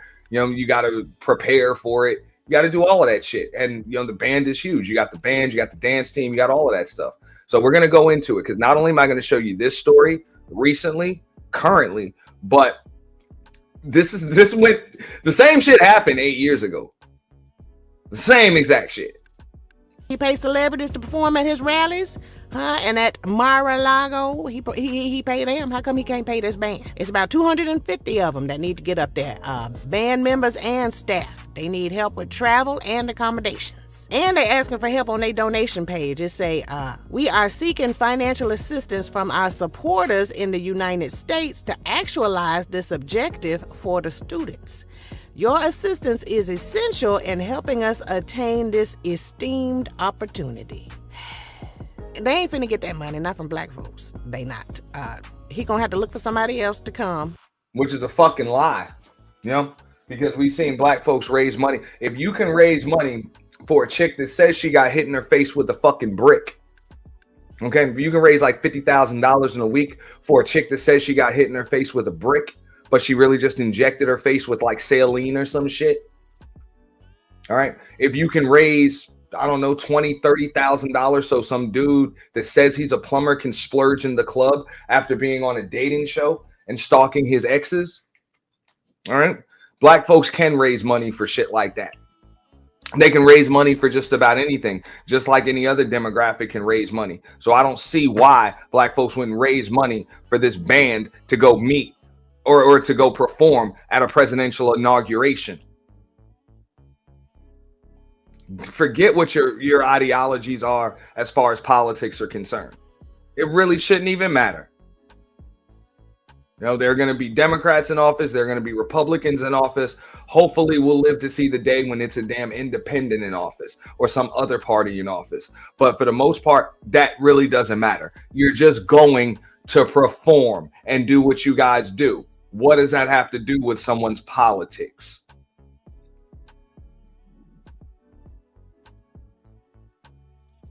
It's going to be like 1 million plus people out there for that shit.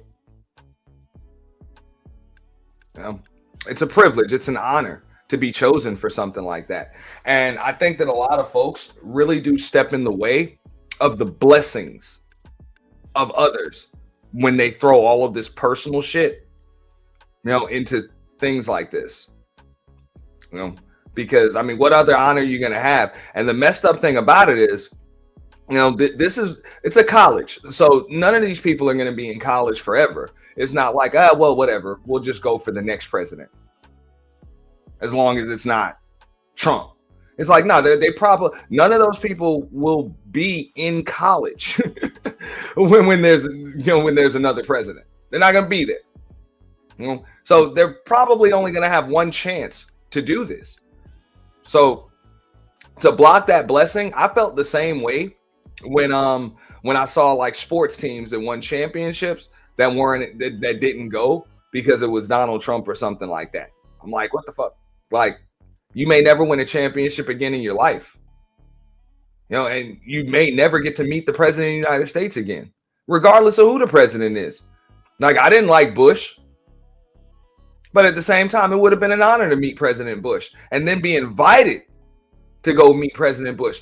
Not because of his way of governing, but just because he's the president and he asked to see me. He requested to see me. That's an honor. He could have requested to see anybody, but if he requests to see me, that's an honor. And definitely if he requested to see me perform, you know, the craft that I've worked on, you know, the skill that I've honed, like for real, that's an honor. And that has nothing to do with his ideologies or his policies as president. It really has more to do with me. So, or with me and my squad. So I just don't like the way they're putting the politics into that shit. I think it's blocking the blessings of this marching band. And I mean, $350,000 does seem like a whole lot of money. It seems like a lot of money to just to go out there. I don't know how or why they need that much, but either way, whatever it is that they need, that's what they need. I don't see a problem with it. They should be able to raise the money, no problem. Number one. Number two, why the bleep are they even thinking about going? Esteemed opportunity might bleep, child. It's an opportunity for Trump to get up there and showboat black people to pretend that he supports us. That's what it is, okay? Because black folk didn't even vote for his. And why the hell you think we gonna give our hard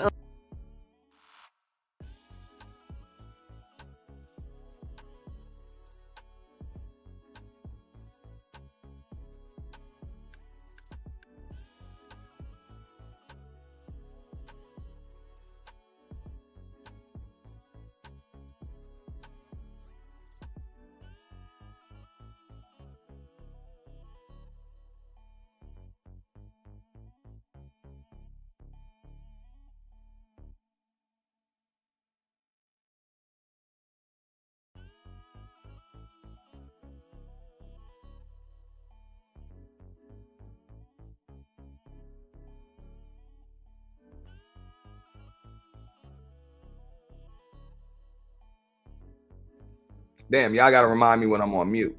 But hey, at the same time, I'll be dropping the link, you know, to this video. I'll probably put it in my description afterwards. But yeah, are they flying first class and, you know, all of that other stuff? But the fact of the matter is, a lot of black folks did vote for Donald Trump. A lot did. Like, you're talking about a few million, you know, of them, you know, because you're talking about a demographic that it's about 40, 50 million of you in America. All eligible voters, right? All eligible voters. So when you're talking about black folks voted for Donald Trump at like a 17% total or some shit like that? 15, 14, 15, 17%. Don't quote me on that, and I'm not looking it up. Really doesn't fucking matter. But hey, you do the math. That's millions of black folks that did vote for Donald Trump. So it really shouldn't matter who voted for him or who didn't. I didn't vote for President Bush or anything, but had I been in a marching band or I play an instrument or I'm a performer and President Bush would have invited me to the White House to perform for either his inauguration or his dinner or something, I wouldn't have said no. I wouldn't have said no at all.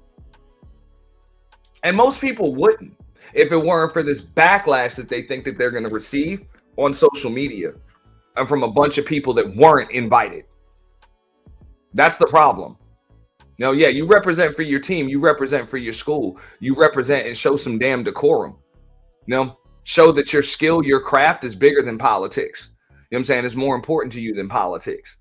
You know, because all that shit is an opinion. You know what I'm saying? It's really an opinion. And if we live in a democracy, like if we truly live in a democracy, rather than, you know, a communist government or something like that, the majority is supposed to rule. And the majority said that this man is the president.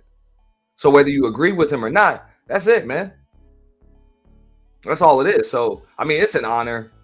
You know, it's an honor. It's a privilege to be invited to the White House or to a president's inauguration to perform your skill, perform your craft. And I don't see why this school is getting the backlash that they're getting for doing it. On money to send an HBCU band up there for your damn inauguration. And why didn't they take a page out the history books? Don't y'all see what happened the last time he invited black folk to perform at his inauguration? They got canceled for a long time.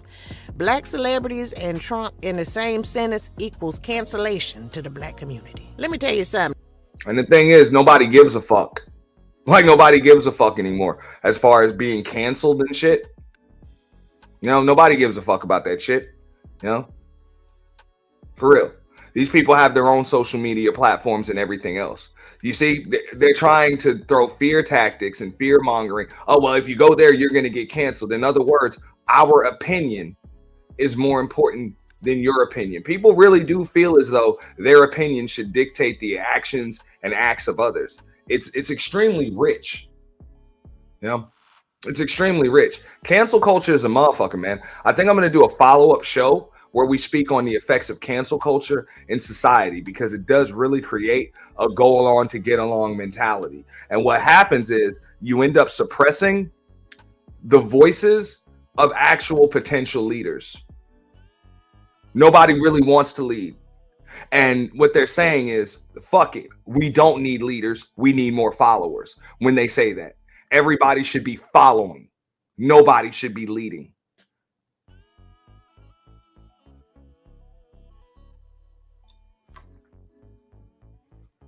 You know? So when they say, oh, well, majority of black folks still voted for Donald or didn't vote for Donald Trump, I'm like, look, it's kind of been like that over the course of history, regardless of who the hell you voted for. It's usually been your talented 10% or even less, the exceptional ones, that have to speak for and protect the rest.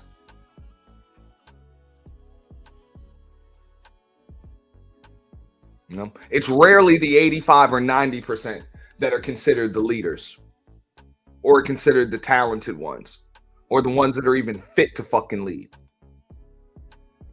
It's usually those exceptional 10% that went against the grain and did what was unpopular because they believed it was the right thing to do, or they had a vision that others didn't see. Now, I'm not saying that this president is any different than any other president, or I'm not saying that he's any better or any worse or anything like that. But if you're going by just the percentages and just over the course of history, I know that those that get their own chapters in history books are the ones that are different than the other 90% or 95%. It's those that stick out. You know, so if you feel a certain way and everybody else doesn't feel like that, stick to your fucking guns, because chances are you're the one that's correct. You're the one that'll be remembered as a hero, as a pioneer. For not, you know, history is usually going to reward the ones that went against the grain,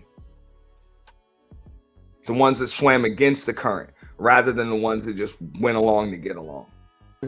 Since he got so many non-political people on his staff, or waiting to be assigned and appointed on his staff, they probably don't know what they're doing. They probably meant Ole Miss is who. You'd have a better chance inviting Ole Miss, any band compared to an HBCU band. Sorry, I'm just. Let's just call a spade a spade. Let's call it what it is. I mean, I'm sure that they're very talented and that they play their notes and their keys very well. But, I mean, y'all see over there in China, they imitating HBCU bands, don't you? We got the spice, is all I'm saying. We got the spice. And have Ole Miss come up there and teeter-totter on the brass up there. But we ain't finna bring our spice up there to that mess. No, thank you. Matter of fact, anybody who is attending an HBCU knows that if that school come up with $350,000. And you gotta love the way she's even mentioned. Yeah, she is. I'm about to give another take in a moment. I got you, Robert Platinum. I'm gonna give another take because we're gonna keep it objective. You know, when it comes to this type of shit, we're gonna keep it objective, and we're gonna hear what this person has to say as well as what somebody else has to say, because it kind of just is what it is. But this is somebody. I mean, how old does this woman sound like she is? She ain't in no damn HBCU. Probably didn't even go to one. I don't know for sure, but probably didn't even go to one. Probably didn't go to college at all. You know, and she's talking that shit about what these people should do and what they shouldn't do and who the hell should pay for it and everything else. And it's like, okay, so why don't you raise some money for them to go elsewhere? You know, but chances are she won't do that. You know, people just want to spew shit. I'm like, at the end of the day, when the president invites you somewhere, hey, it's up to you whether or not you want to go. But this school accepted the invitation. So once they accept the invitation, you guys know the rules. I just don't appreciate the way folks are saying, yo, she got to pay for it. You know, like President Trump has to pay for it. Like, nah. It's never been like that. If it were Obama, y'all would have raised that motherfucking money. You know? And that man gave multiple deletion orders to other world leaders and did a bunch of questionable shit, just like every other president has. Had it been Biden or whatever, he's done a lot of other shit too. You know what I'm saying? Had Hillary got in, she had done other shit. Like all presidents do some questionable shit when they're in there. They're commander-in-chief of the armed forces. We know what the hell the military does, the United States military does around the world. You know what I'm saying? And the commander-in-chief, for the most part, has to sign off on or be okay with just about all of it. You know? So a lot of presidents have had questionable policies and done questionable shit all over the world.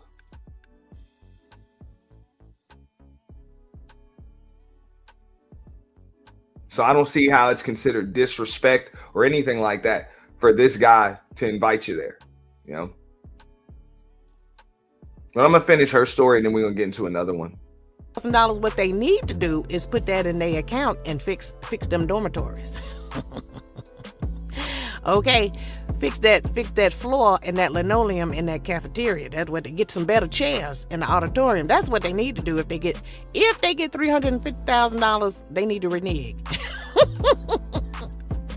Because black alumni already ain't sending money back to their alma mater, so baby, they really ain't finna send no money back to send them to Trump's inauguration. Are you serious? Child, please. What y'all think, besties? This is a hot mess.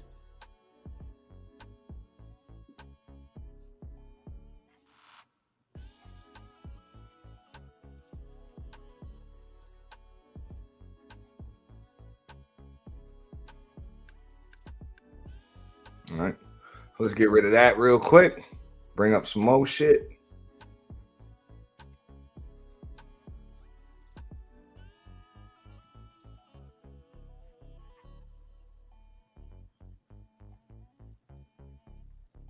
All right. This is Anthony Brian Logan. If y'all ever check out ABL, you know, here, I shouldn't be on mute. If I'm still on mute, hold up.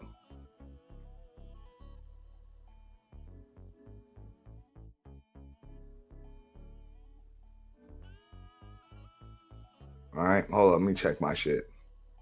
All right. Yeah, I got levels. Put a 1 in the chat if y'all can hear me. Okay, all I need to see is 1-1 and we're good.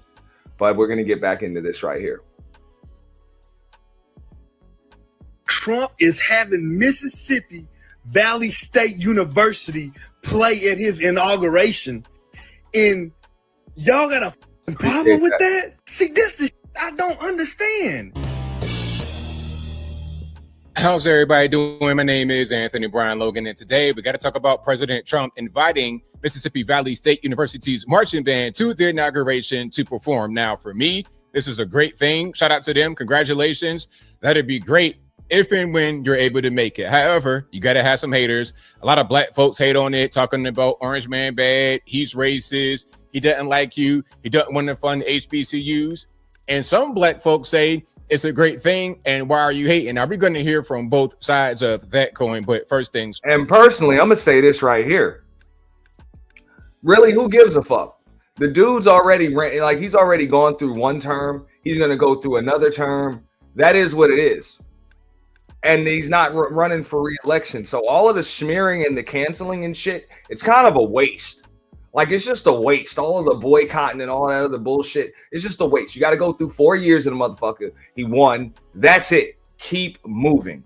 You know, I get it if you're trying to campaign just in case, yo, we can't re-elect him, but he's not going to be running for re-election. That's it. It's over.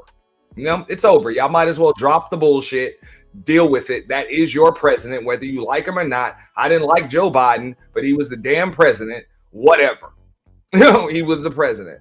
I didn't like Bush Jr., you know, but W, but whatever. He was the president for 8 fucking years. Big fucking deal, you know, big deal. And after he had won the second term, I said, you got to deal with him for another 4 years. You got to deal with Trump for 4 years. So all of the bitching, crying, and complaining and trying to cancel folks for going to see the president, I think it's just a waste of time.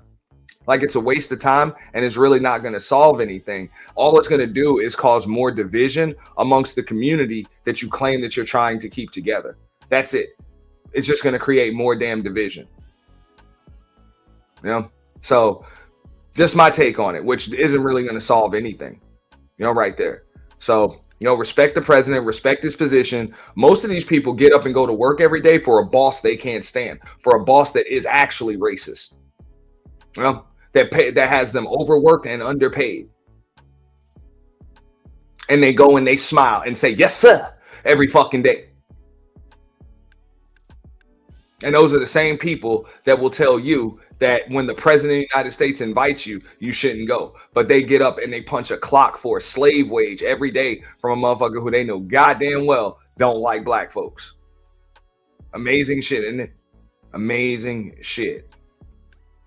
First, here is a marching band. I don't have the sound on because I don't want to get a copyright. I'm not quite sure how it works with these videos, but this is the marching band right there. MVSU for short. All right. You see them out there doing their thing. Hopefully these young men and women are able to get to DC and have a good old time at the inauguration. All right. That's what I want to see. Now, here's an article right here from WJTV. That's probably local news in Mississippi. And by the way, this is in Itabena, Mississippi, near Greenwood and Mississippi Delta region near Arkansas. That is where MVSU is located. You see the headline, MVSU launches fundraiser to perform at Trump's inauguration. Now, some are saying, oh, well, Trump invited him. Why can't he pay for it? I'm not quite sure that's how that works. I think that you get an invitation to the inauguration, but it's up to you to pay your own way. If I'm wrong, right, or whatever, y'all let me know in the comments. There's a link to a GoFundMe in this article, and the GoFundMe is right here. So they have a goal on the GoFundMe of $240,000, and they have had 4,500 donations so far. They're at about $213,700 raised, 89% of their goal. I believe they'll reach their goal and some. If you want to donate to these young people, I will link to the GoFundMe in the box. All right. Now, of course, you got to have some haters. You got to have some haters. Let's start right here with the young lady. She does not like the fact that Trump has invited these young people to the inauguration. Orange man bad, all the above. Let's go ahead and check it out. And of course, I will link to this video and everything else in the description box. If you're on IG, Facebook, visit a link in the bio, go to the corresponding article on the website. But without further ado, let's go ahead and roll it. Mississippi Valley State University Marching Band, step to the front, because I heard that you all were invited to Inauguration Day. So go hang out with the Orange Menace on January 20th, and you have a GoFundMe to raise money. The Mississippi Valley State University Band has been invited to perform during the presidential inauguration parade in January. What's up with the passive aggressive reading? Like, what is it all about? But anyway, I digress. The Mean Green Marching Machine from Mississippi Valley State University has been invited to Washington, D.C. for the 60th presidential inauguration parade. Help us raise $350,000 to make this historic moment a reality. They've got a GoFundMe. What's funny is after all of this backlash, so to speak, watch what ends up happening. They're going to get all that shit from like one spot. One rich ass motherfucker just going to give them 350 racks. Boom. You know what I'm saying? Just going to give it to them. Ever since this story came out, they probably done raised that shit already. It's a fucking tax write-off. Watch. And they've got a link for more information. Never mind this, Reverend Dr. Martin Luther King's holiday weekend to commemorate his birthday. Never mind that Orange Menace Mussolini is doing everything he can to dismantle the Department of Education, to dismantle diversity, equity, and inclusion programs, to dismantle Black and Brown scholarship programs, and to dismantle funding for HBCUs, which you are one of.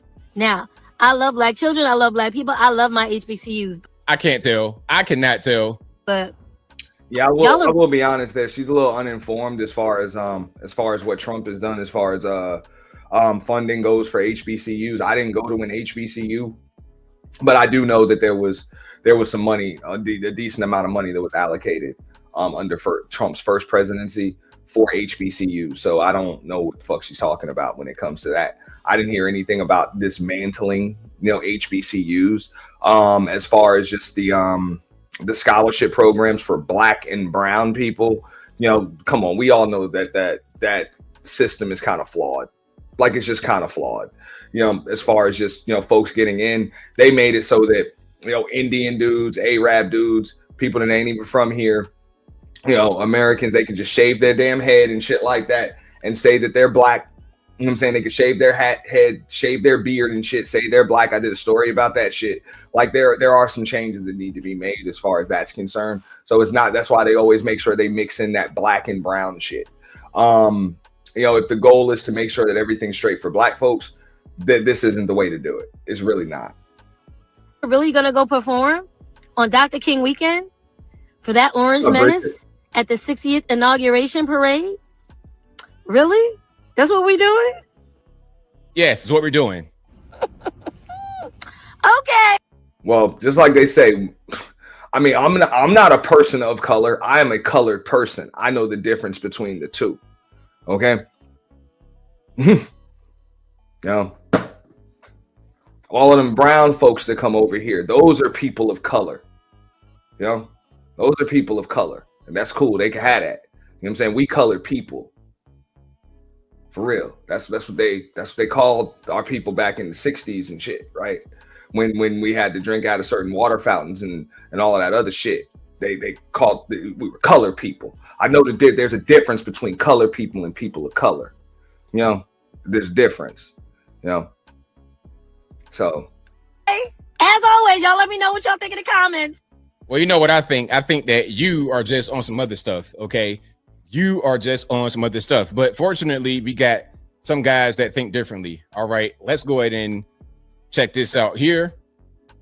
The black people who are upset about an HBCU performing at President Trump's inauguration. What's up, We're not rocking with you. Salute, bro. We've now reached a point, and we've been here for a long time, but we are finally voicing it. We've now reached a point as black people where we're okay with this divide. Cut us in half. We're tired of y'all. We're tired of y'all playing the victim card. We're tired of y'all acting against everybody and speaking the loudest and making everybody fall with you.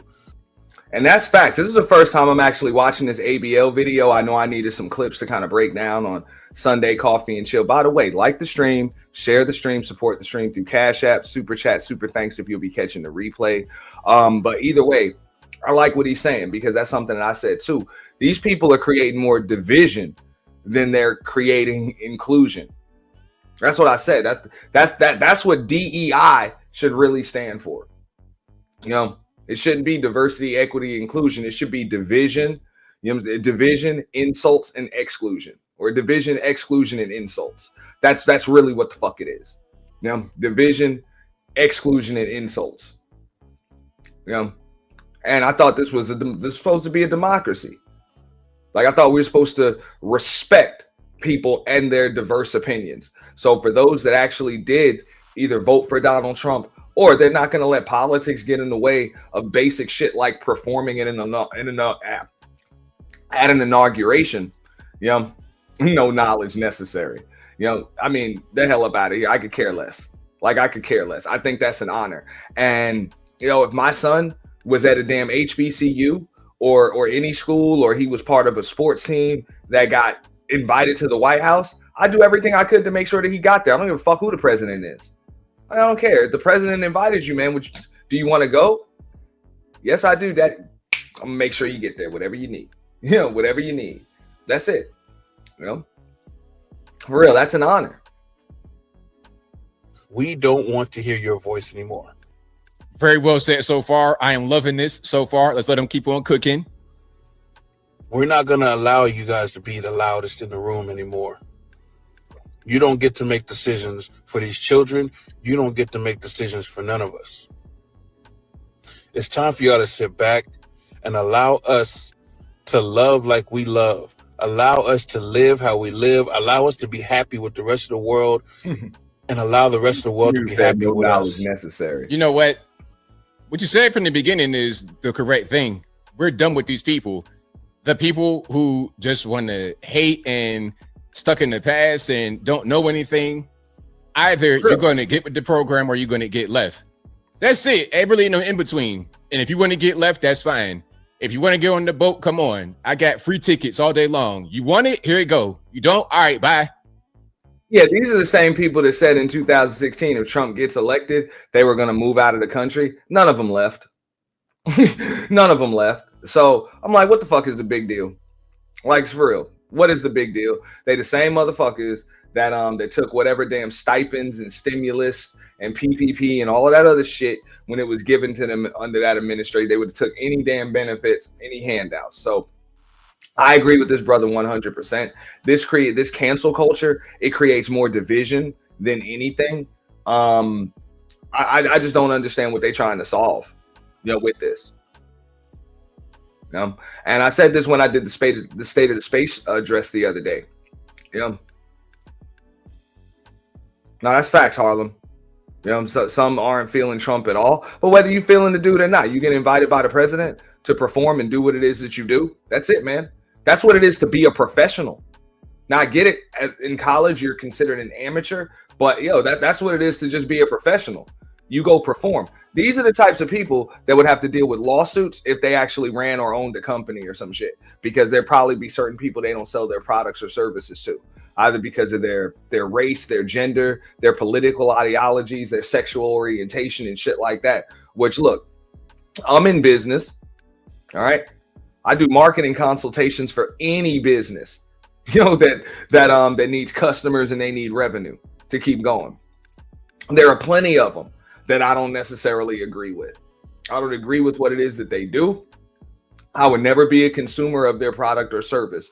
But when they pay me for my service, it's my job as a professional to make sure that they get it and they get the best quality of fucking service that I could possibly give them. That's my job.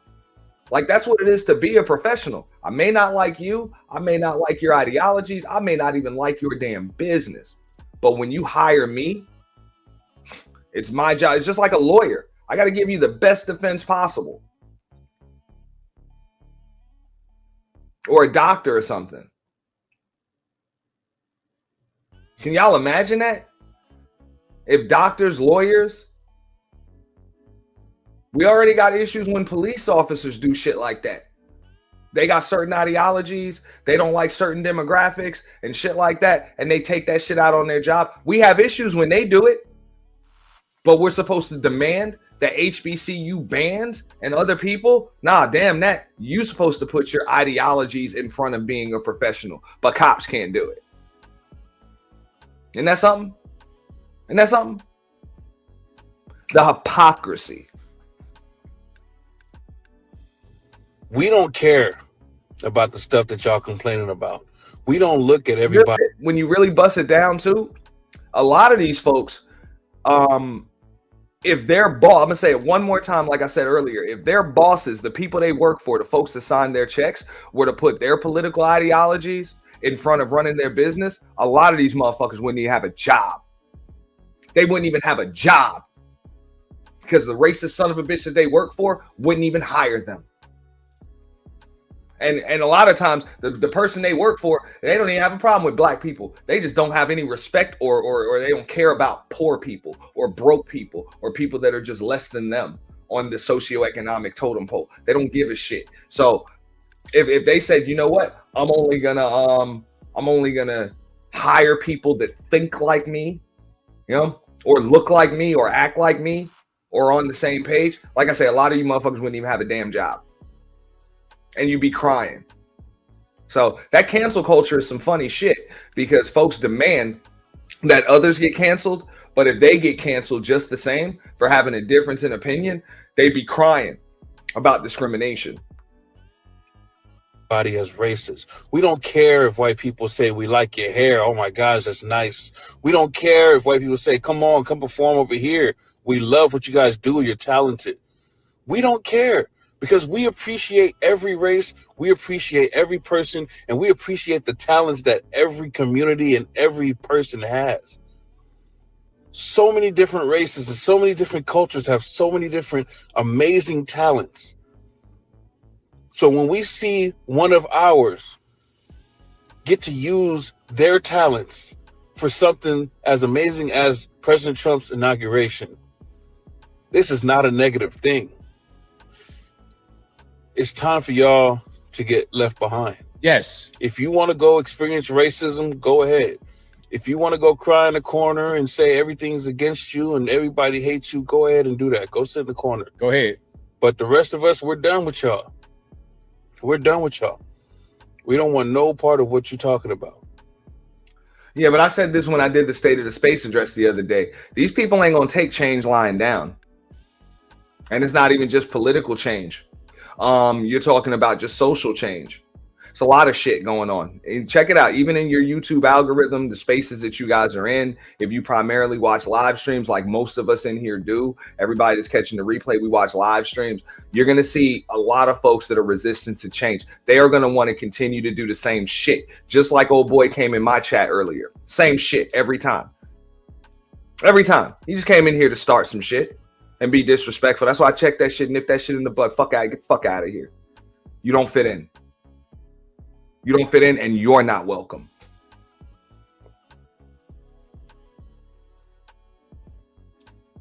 That's it. You know, we don't have time for the shit. And a lot of folks are realizing that. Like, you know what? We're not even listening to that shit, man. You got your opinion. I got mine. I'm going to handle things as a professional. Whether you like Trump, you don't like Trump, whatever, I respect your opinion either way.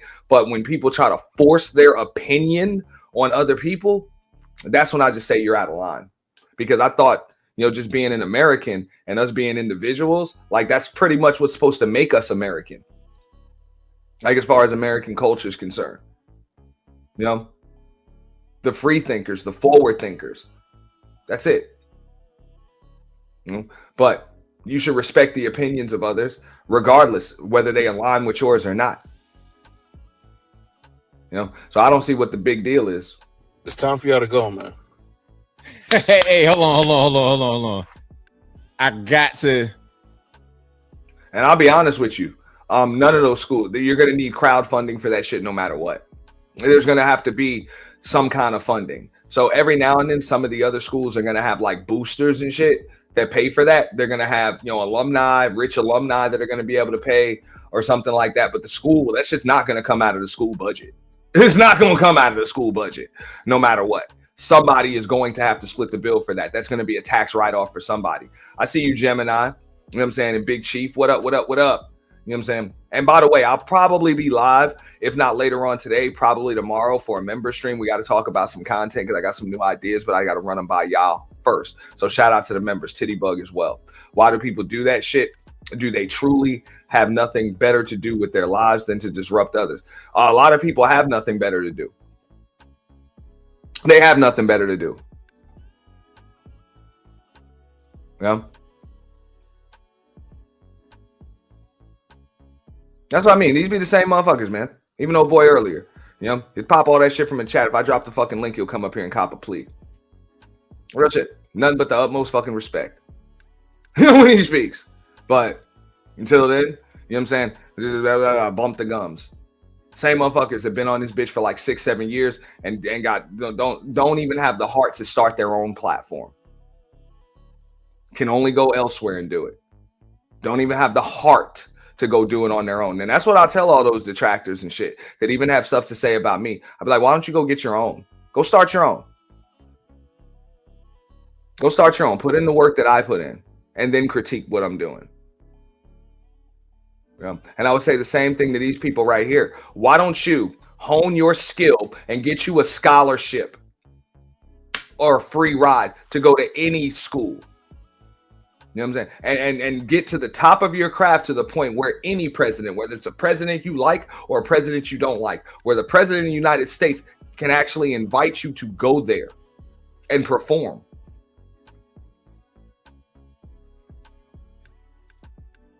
And then maybe you have a right to have an opinion. But don't sit in front of your laptop, sit on your couch and tell somebody what they should be doing. And you have never and will never be in the position that those people are in right there. You're really not even qualified to speak on this topic, to be honest with you. You know? So notice what I'll always say. I'm like, look, if they accepted I believe it's an honor and a privilege regardless, but it's still up to them whether or not they want to accept the invitation. They accepted the invitation. So that's it. Now you got to raise funds. That is what it is. I can remember when Obama was inaugurated. Okay. And there was a mayor who, out here where I am, in Riviera Beach, it was at the time he was he still the mayor? But he was a Reverend Bishop, Mayor Masters. Okay. And he had to raise money to get himself and children, and a few families from Riviera Beach out to Washington, D.C. to see the first black man inaugurated as president of the United States. Hey, we got that. They got that. They raised that damn money. That was what it was. I don't know how much it cost, but I'm sure it was a lot of fucking money. Nobody had a problem with that. Nobody said, Obama should pay for it. Nobody said that. Because it was an honor to go. So I don't see how it's less of an honor because Trump offered. Because to be honest, most of these folks have no clue what goes on inside of that Oval Office. They have no clue what goes on in that Situation Room. Not just because it's none of their damn business, but because it would go over their heads anyway, even if they were to read the briefings. It will go over their damn heads. They have no clue. That's why there are certain people that are in those situations and you're not. So stay in your lane when it comes to that type of shit.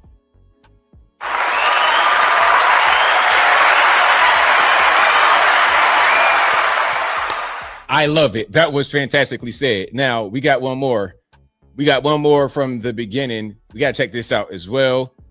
Here we go. Check it out. Trump is having Mississippi Valley State University play at his inauguration.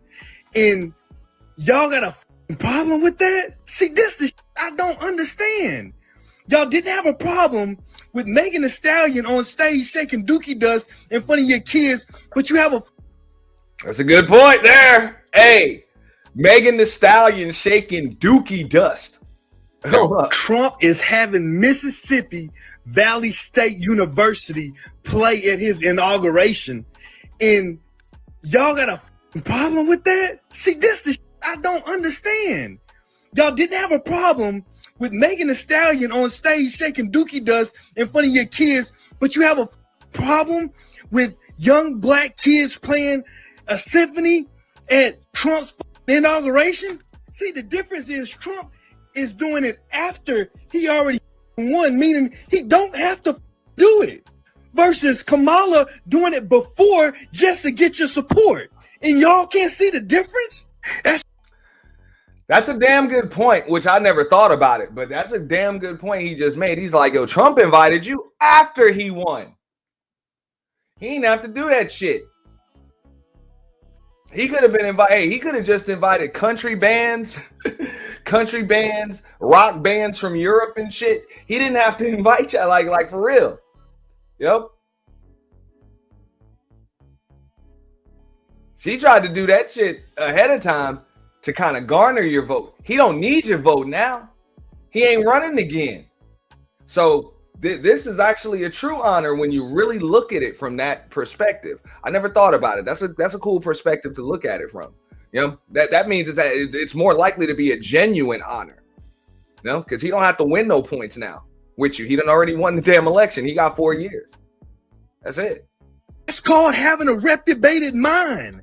And you don't want to get better. You don't want to do better. You want to be rebellious. You like curses. You like to wallow around in Satan. Damn good point. And I blame the generation that raised you. Hey, shout out to the men. I didn't want to make it be a male versus female thing because I know a lot of black women feel the same way. And before I continue, shout out to all the conservative black women. I know it's hard for y'all because groupthink is a big thing among women. And just keep in mind, I'm gonna show y'all some more liberal versus conservative views on it, because that's what we kind of get when it comes to social media and news media. It kind of either leans liberal or it leans conservative or whatever the fucking case may be.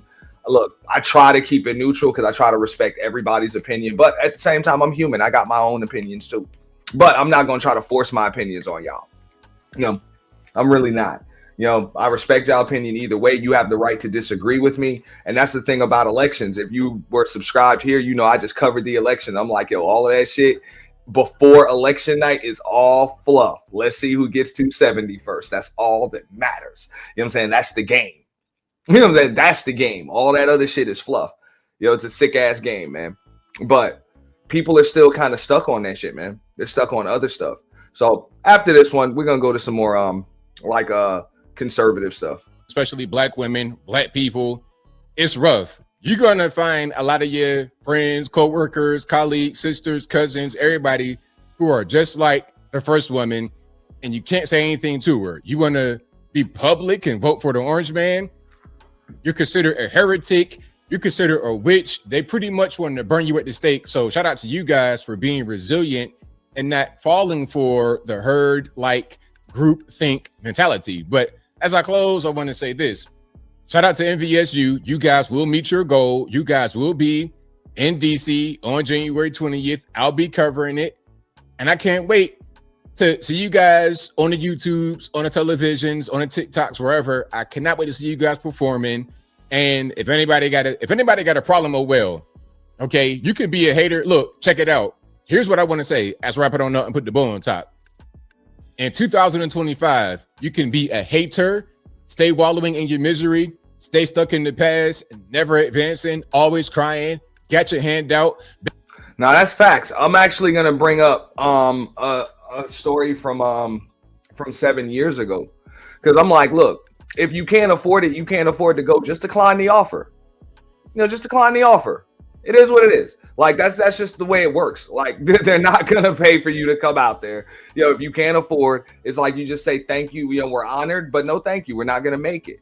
It's that simple. We're not gonna be able to make it. We got more important things to do. We have other things that we're gonna raise money for that are more important, and we don't want to compromise our donors any further.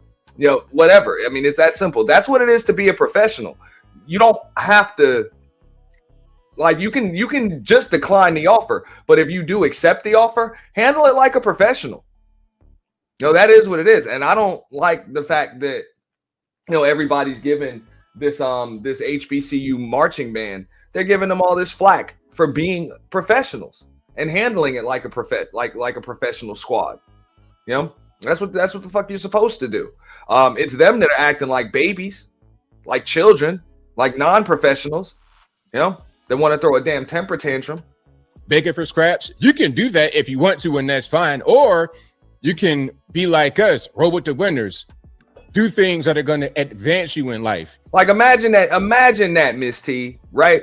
Imagine if your child, I don't know if you have any children, you don't have to tell us, but imagine if your child comes to you after they've already made it to college, you've already seen the acceptance letters and all of that. They've been in college for a year, 2 years, or whatever, even if it's their freshman year or whatever.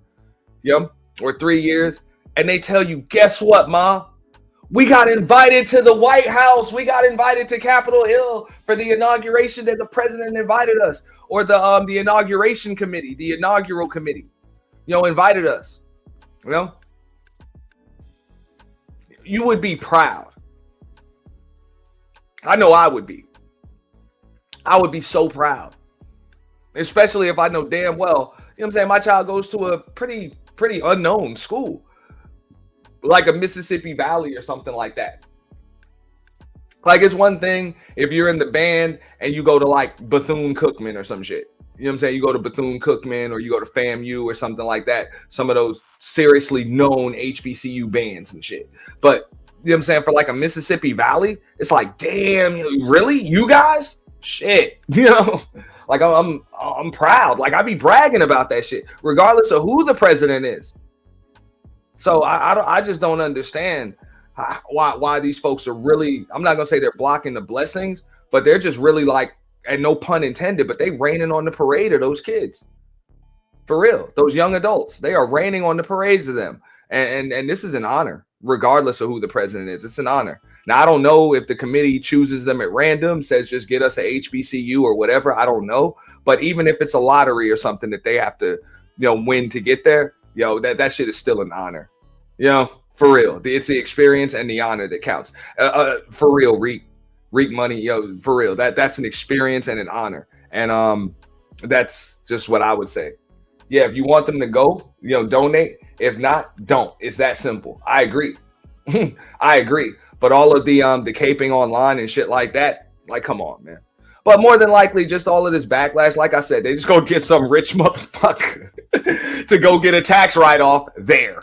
Like, for real. It's like, this, fuck it. You know what I'm saying? I'll write a check to them. Whatever. How much do y'all need? $350? Man, here's $400. Fuck it. You know what I'm saying? Here's $400. This should cover lunch for you guys for a week out there. And part of being able to advance is freeing your mind and not stuck in these old, repressive, outdated, ineffective ways that you got going on right now. And I think I'll leave that right there for now. And what say you? What's your take on this whole situation with MVSU and the inauguration? Is it a good thing, bad thing? Should they not perform for the Orange Man? Whatever your thoughts are, let me know in the comments below. You guys, of course, know where I'm at. I am 100% in favor of them going to the inauguration. They're going to meet their goal. They're going to get it done. They're going to do a good job. And again, like the last gentleman said, this is because Trump wants to do it. He doesn't have to do it.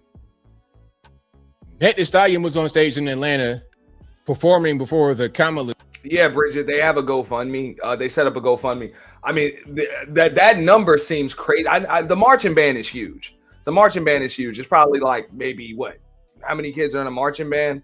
For an HBCU, it's probably about maybe 100 kids. You know what I'm saying? In there with every, you know what I'm saying, every facet. So, you know, the brass, woodwinds, percussion. You know what I'm saying? The dance team. You know, all of that shit. So, you know, it's probably about 100 kids. So $350,000 might be standard. I really don't know. It sounds like a lot of fucking money, though. It sounds like a lot, but it is an entire band, you know. So whatever. But either way, it's it's still an honor to be asked to go out there, you know. The speech because twofold. First, she, meaning Kamala Harris, wanted to get your vote. She wanted to get your support because, hey, look at me. I'm with this black celebrity. That must mean I'm black, although I'm not. And since you're black, you want to vote for me. And if you don't want to vote for Kamala or Joe, then you ain't black. Isn't that what Joe said? That's the first thing. But beyond that, it was just to artificially increase the crowd size because nobody is truly interested in Kamala. Nobody likes Kamala on the left or on the right. But hey, I disagree. Some people do like Kamala. Just like when they say nobody likes Trump, a lot of people do like Trump. So, I mean, I'm not going to go there. Fuck it. We can get into the next damn video. We're going to get to the next video. Hey, here was a take on it from Marching band faces backlash. Why? For playing at Trump's upcoming inauguration. I'm going to give you the background. Let's put it up full mass. The backlash is ironic. It's not for what you may think. So Donald Trump is once again trying to avoid footing the bill, this time by inviting a university band to play at his 47th inauguration in Washington, D.C., January 20th. But Trump will not pay the bill for this. Travel costs. Of course he's not. They never do. When the fuck has, bro, for an inauguration, when has a president or an administration or the government ever split the bill for a band to come perform at an inauguration during a parade? It hasn't been done. So why the hell should it be done now? You either accept or you decline the offer. It's that simple. Like, that's the backlash. Like, y'all know damn well they ain't gonna pay it. Food, gas, or even hotel stay. The band is the Mean Green Marching Machine from Mississippi Valley State. The goal will be reached, Bridget. University. Remarkable band, by the way. Now, the school is facing backlash for asking for $350,000 to send the band to D.C. The university posted on Facebook. It's very clear. It says the Mean Green Marching Machine is headed to Washington, D.C. for the 60th presidential inauguration parade. This invitation is a testament to our students' excellence and dedication.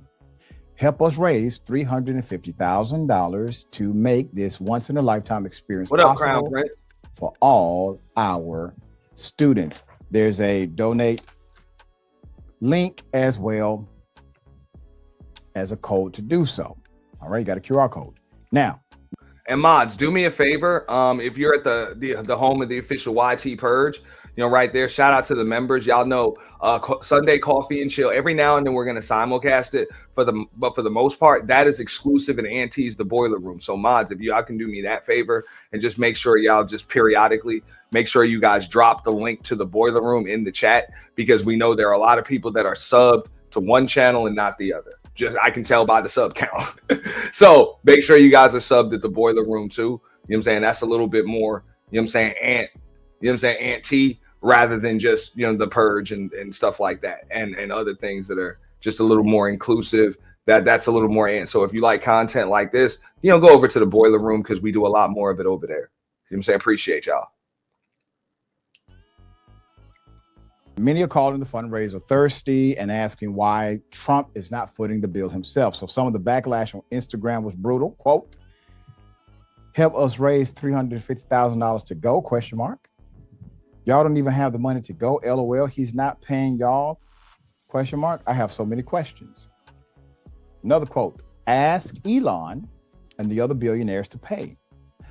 Why did the incoming admin invite them but not offer to cover all the expenses? End quote. The band is very popular. So the Mississippi Valley State Band is famous for its electrifying performances on the national stage, including... Shout out to Teddy Bug. Yo, Teddy Bug. Everything should be in the description of the video. You know, check out the description. I have the links to everything, buymeacoffee.com. My IG link should be in there, Rumble, and the link to, you know, the adjacent channel should be in there too. But I'll be periodically dropping them, as well as other moderators should be dropping the links. Shout out to Bridget Moten. Shout out to Stacy. You know what I'm saying? They always on point, as is Miss T. Appreciate y'all. Those seen at NBA games, the Rose Bowl, Mardi Gras, Battle of the Bands, my personal favorite.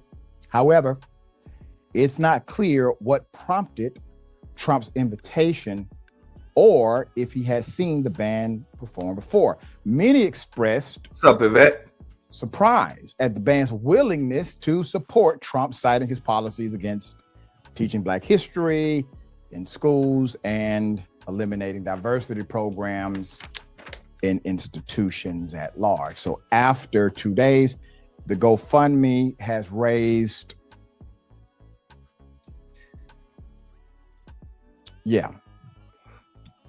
they raised, I'm gonna bring that up so y'all can see it as of right there. And when was this? I'm gonna see when that video was posted. When was that video posted? For the Young Turks. I don't have it right there. That was probably posted a few days. This video is old. So what is that video? Probably about a week old or something like that. Something, I don't know. But $54,000. So, okay. So already, they done already raised 3/4 of that shit. They've already raised 3/4 of that. $260,570. Okay, they're going to get there. When is the inauguration? January the 20th. You know, that's 2 weeks away. They will raise that shit. So I don't see what the big deal is.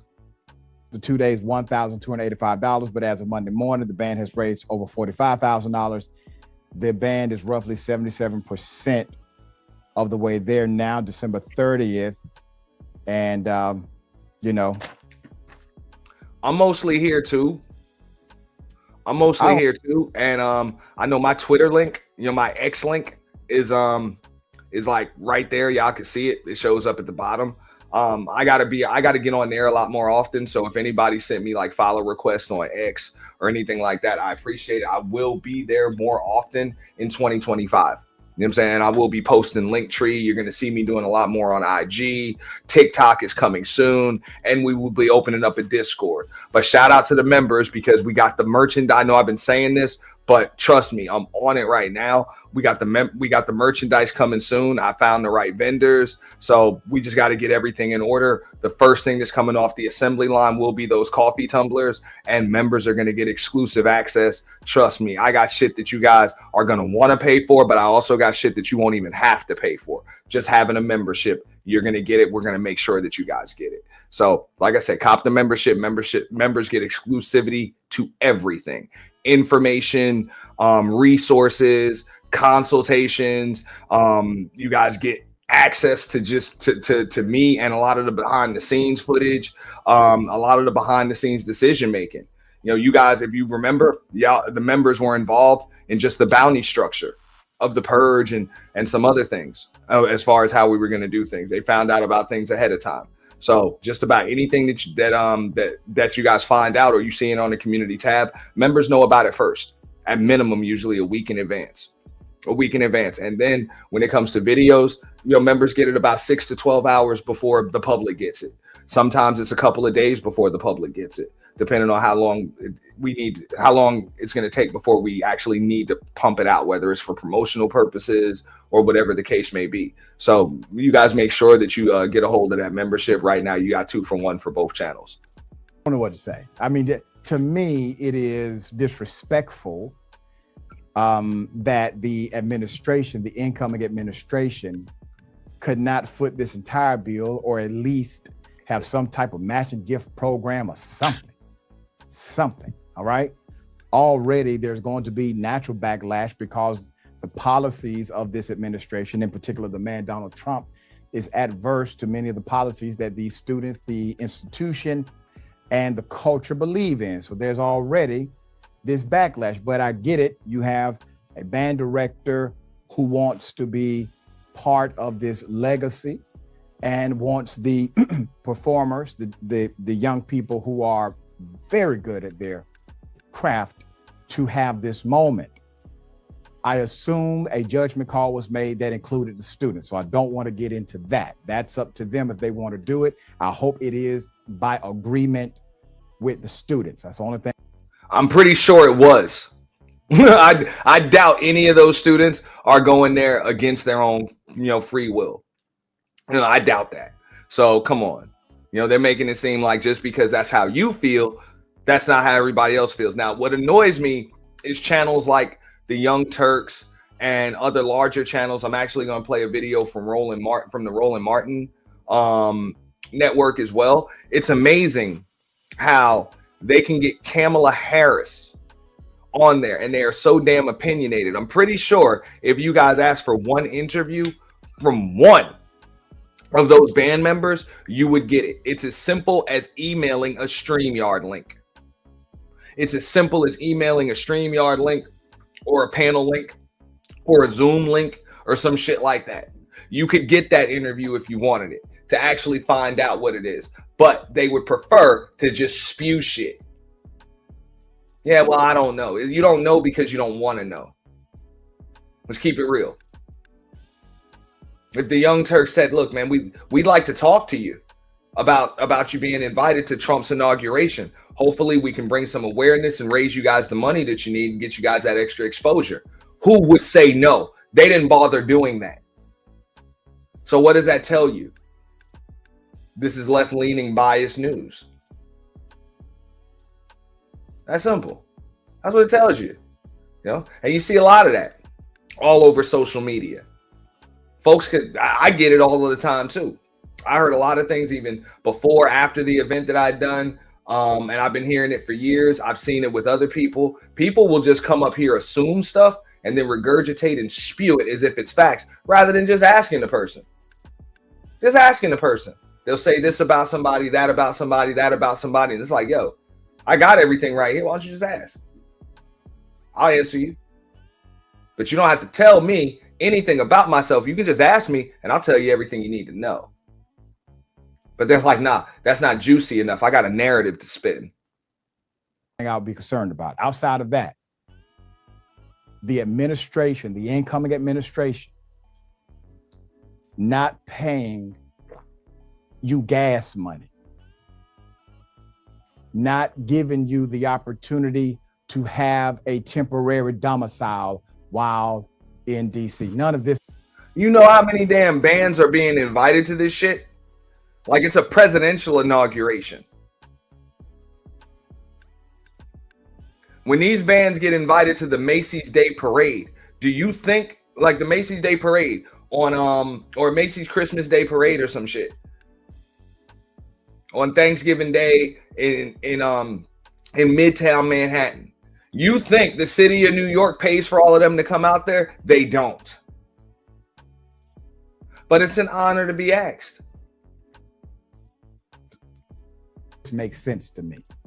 This doesn't make sense to me. You all have plenty of money among you. Hell, Elon Musk illegally gave people $1 million during the campaign. All right, Jackson, thoughts here. They might as well just let Trump play YMCA for the whole inauguration and just leave it at that. That's the only song he's able to play in all of his stuff.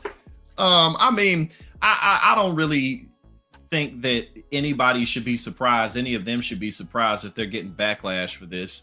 In addition to the money being raised, but also the fact that they're going to play there in the first place.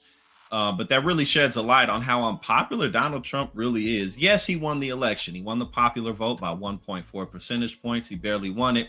You add in the third party candidates, more people voted against him than for him. But also millions and millions of eligible voting Americans didn't vote at all. Donald Trump's approval rating, I believe right now is 42 or 41%. It probably won't go higher than that. This dude is incredibly unpopular. I mean, look, if anything, I didn't want to get too deep into political talk, but again, you're talking about, a leaning news media network right here. The dude's extremely unpopular. As unpopular as he may be, he's still more popular than the person he was running against. That's why he won. That's simple. You can win by 1.5 percentage points, or you can win by 55 percentage points. Doesn't fucking matter. You won. A win is a win. A win is a win. So that's it. That's your president. You got to deal with it, even if you don't like the motherfucker. He's the commander in chief, and more than likely, this dude works for a boss he can't stand and can't stand his ass. A boss that's probably never ever invited him for dinner, would not invite him for dinner. If he were to go to that motherfucker's house and sit on the damn couch, the motherfucker probably have his couch fumigated afterwards because of all that peasant dust that gets left on it. God forbid we don't want your dreadlocks shedding on the furniture type shit. But he'll take all that damn money he gets. Miss me with that shit. Also says a lot about the Democratic establishment that they lost to this man twice. But still, that's a fact. That's a fact. Because if this dude is that bad, I'll give you that. If this dude, Donald Trump, is that bad, the fact that and you say he lost to you twice. A lot of people say you lost to him 3 times, even though the records don't show. But a lot of people say, just saying, there's a lot of stuff that's in question when it comes to that. But like I said, if he's that bad, it says more about his opponents than it does about him. Just saying. Maybe if you give him better opponents and candidates to run against, he wouldn't be beating the shit out of you. If y'all want to face this type of backlash, then go ahead and perform there. But people really don't like Trump, and they're not in favor of the policies that he put forth. He won nonetheless. But yeah, man, just let this dude play YMCA and yeah. See what I'm saying? They do that type of shit. It is what it is. So, I mean, that's just elite shit. Like, they ain't used to having regular shit anyway. The motherfucker got special toilets and all of that shit. Donald Trump didn't even like flying on Air Force One. He was like, fuck that. The plane ain't fast enough. I got shit to do. You know what I'm saying? So it's rare that you get a billionaire already that goes in there that's used to just flying private and just moving. So, I mean, I get it. All right. Interesting saga. Yeah.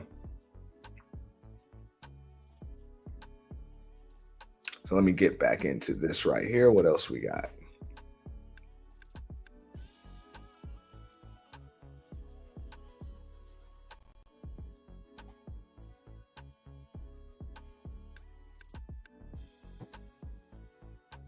Let's hold on to our seats at the upcoming presidential inauguration. The band, the Mean Green Marching Machine, will perform apparently at the 60th presidential inauguration parade in Washington, D.C. on January 20th. And of course, the Delta Double Band has played on several stages, big stages over the years, including NBA games, the Rose Bowl parade, the New Orleans Mardi Gras parades. They don't play down there in Louisiana, and the National Show Band Battle of the Bands. You know, it's become a big thing, particularly in recent years. The band is apparently soliciting, in fact, I did see that, the band is soliciting donations to make this opportunity. And seriously, like I think Baldy just, HT Baldy, it's funny you say that because, you know, I know the people that he was running against, every time someone tried to ask them about their policies, all they could do was say, well, Orange Man bad, he's bad. So the other group was the ones doing the fear mongering. And they just lost. So, I mean, if he won on fear, maybe the other candidates lost because all they did was fear monger. I don't know. I've been saying it. When you give me bad and worse to choose from, hey, you really can't trip about what I end up choosing. When you give me good, better, or better and best as candidates to choose from, this won't be an issue. You know? So that's really just a knock on your political establishment that a piece of shit like Donald Trump can just literally beat the shit out of what else you have there. You know, it's just it says a lot about how fucked up it is already. You know, because they say the cream is supposed to rise to the top. Yeah, but that's what happens when you literally have people competing to be the world's tallest midget.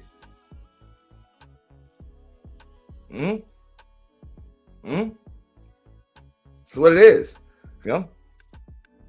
So most people will tell you that too. Even the ones that voted for him, they'll tell you, hey, yeah, he wasn't good, but that other motherfucker was worse.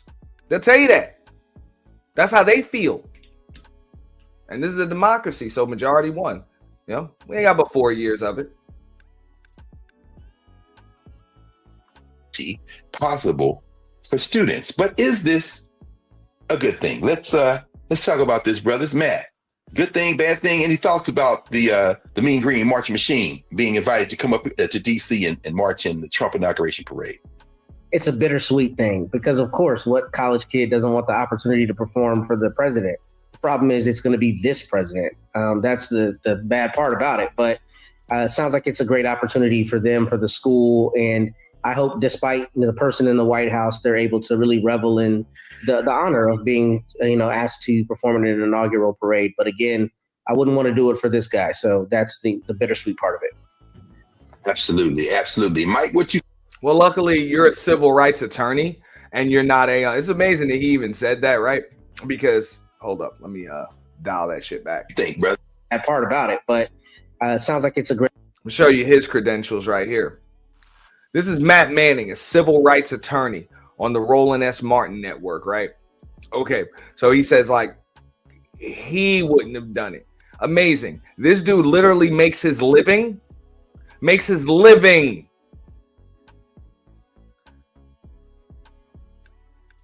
placating to one side regarding these issues. So if these issues didn't exist, he wouldn't even have a fucking job. He just believes he's on the right side of it, which who shouldn't? If you're on any side, you should believe that you're on the right side. I'm not going to knock him on that. But at the same time, if these issues didn't exist, if there weren't civil rights issues that existed, you wouldn't even have your title.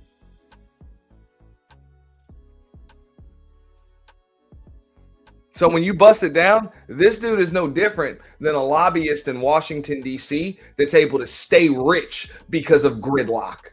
If it weren't for Republicans and Democrats disagreeing, like if they were able to come to an agreement on every fucking thing, they wouldn't even have money. No. So it's just funny that these guys make those claims like that. As if to say, hey, this is just bad. But he was right about that. If you feel it is still an honor. That's all I'm saying. When you're invited by the president of the United States, it's an honor. You know, regardless of what the hell your political ideologies are. You know, I can remember when I was in school. I mean, I didn't do anything in school that would have caused me to be invited to perform or anything like that. But if I was invited during President Bush's term or some shit like that, man, I would have been honored. And I didn't vote for no damn Bush. I didn't vote for him. But I would have been honored if the president of the United States, regardless of who is sitting in there, invited me to do anything. What up, Watanya? Peace. What up, John? Illuminati. Great opportunity for them, for the school, and I hope, despite the person in the White House, they're able to really revel in the honor of being, asked to perform in an inaugural parade. But again, I wouldn't want to do it for this guy, so that's the bittersweet part of it. Absolutely, absolutely. Mike, what you think, brother? It'd be like performing at a Klan rally. That's not. I mean. Honor, I mean, okay, yeah, if it was just to be invited to perform for a president. Look at this shit. This dude literally has Hotep in his name. Michael Imhotep. This would be like performing at a Klan rally. Like, this is fucked up. This is a presidential inauguration. Presidential inauguration. More than half of the country wanted this man in office. More than half. Popular vote, electoral college. Both. He won them both. And you're going to compare a presidential inauguration to a Klan rally. I'm just being honest. I don't give a fuck. This is out of line. Like, this is fucking out of line like a motherfucker, man. And if they talk about cancel culture and all of that stuff, which I'm not in favor of cancel culture either way. I think, especially when you're talking about the media, folks should be able to state their opinions, even if it's a little leaning or a little bias or anything like that. But if you're going to cancel anything, cancel this type of shit first, because this is some serious fear mongering right there. A presidential inauguration to a Klan rally? Like, what the fuck? Come on, bro. In the inauguration, but this is an anti-black president who's gone on record referring to nations like Haiti as S-hole countries. I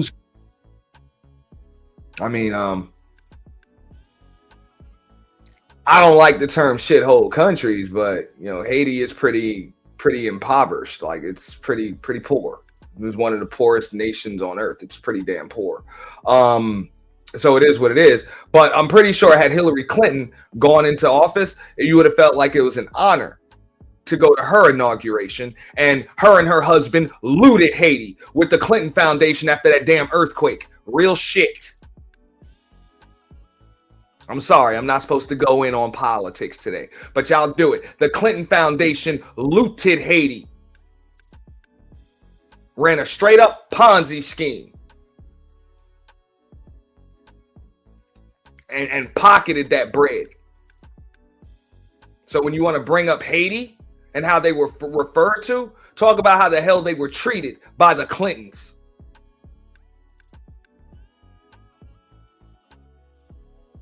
And other various presidential administrations over the course of history. And by other nations all over the world. Before you talk about a comment on a microphone. Talk about what was actually done. Spread lies about Haitian migrants eating cats and dogs in Springfield, Ohio, who says he's going to unleash the police, who brought back the... Yeah, that was pretty fucked up. There was no validity. Well, I'm sorry. There was no proven validity to Haitian migrants eating cats and dogs in Ohio. Okay, there is a video of a woman eating a cat, but she was an American black woman that was just on some serious fucking drugs.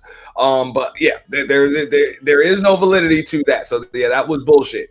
At least it wasn't proven or verifiable. Now they did say something about the ducks in the park, though. I think they were able to prove a little something about that, them taking ducks and beheading them or some shit like that. But Not actual pets. I don't hear anything about people's actual pets being taken.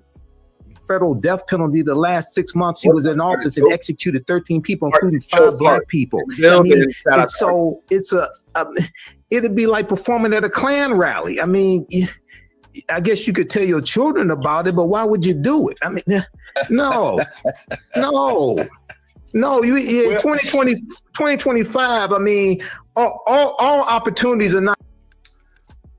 Well, I'm going to get back into what he said. She said, did you see how bad it was during the pandemic with all of the rhetoric of political regurgitated mess? I'm just saying they made me pay close attention to everyone. I said that, look, when you had something as severe as a global pandemic, once it becomes politicized to the point where you see, as far as businesses were concerned, red states want to stay open and blue states want to close and this and that. When you're talking about lives are at stake and y'all still manage to turn that into a red versus blue thing, it just proved that it's just bullshit. The way they use the people and what the people are going through as a political football back and forth so that lobbyists can stay rich, there's a problem.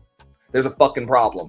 And for those that fall into that, I want to say shame on you. It's just, I'm not going to say that. It's just, I expect that. I actually expect that from like 85 to 90% of people, probably even a higher percentage.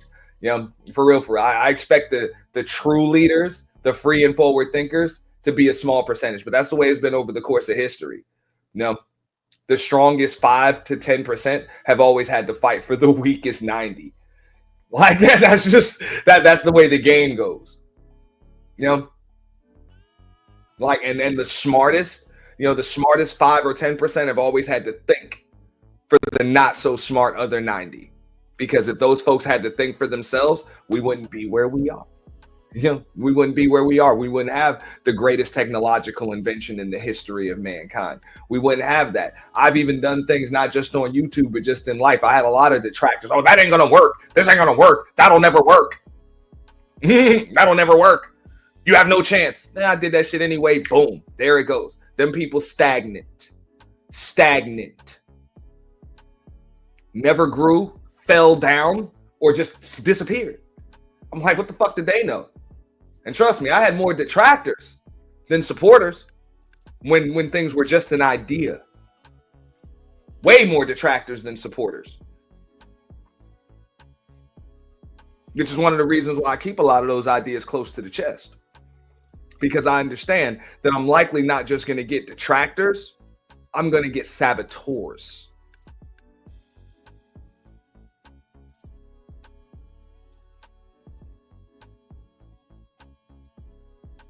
By the time I unveil, plans, not just on YouTube, but just in real life, but by the time I unveil it to those that are in front of the curtain, those that are just really just going to be able to see the results, it's already too late. There's nothing they can do. The current is already too large. So just remember that. The talented 10th, they used to call them that. What up, Cat Eye? The talented 10, they're always going to have to fight and think and act for the other 90%. So when they say, 90% of black folks did this, that's where you should bullshit. Whenever 90% of people are doing anything, chances are they're wrong. They're the ones that are wrong. I'm not saying it's like that all the time, because some shit is just basic common sense. But whenever it's 90% of people doing any fucking thing, it's probably the wrong thing. Not good opportunities. I'm sorry. All money, not good money, huh, Mike? No. I tell you what, though, it's interesting. As y'all were talking, I was thinking about it. And, you're right. I mean, they're raising money. It is an opportunity, as you say, Matt, to do something. But as you say, Mike, that's fact. Of course, the question is, why were they invited? Why Mississippi? Are you trying to make a point? We all remember Ronald Reagan launching his damn presidential campaign from Philadelphia, Mississippi. Mississippi. These underlying tones. But what do y'all think of Cat Eye? You know what's up, bro. Before I come up here talking about shit like I tried not after the election, I never really talked about politics much until this past election because I thought it was cool to cover it. because I just really like it. That shit is like, you know, Monopoly ain't like just part of this gimmick and scheme or yeah, the gimmick and shit. It's kind of like how I live, you know what I'm saying, what I do. Like it's kind of like I see it like that. You know what I'm saying? I really do. So it's like, yo, it's like a big game of Monopoly to me. Like all of that shit is fluff. Election night, race to 270. What's good? Like for real, that shit is like me versus you, race to 270. All of that campaigning really just leads up to that one night. You know what I'm saying? So I didn't care about all the fluff. I think a lot of folks really got caught up in the fluff. That's why you still hear that fluff getting spewed back and forth. You know? You know?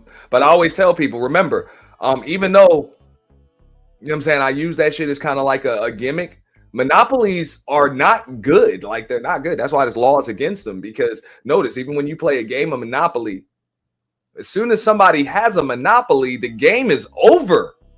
Like there is no more game. It's over. That's why them shits are illegal.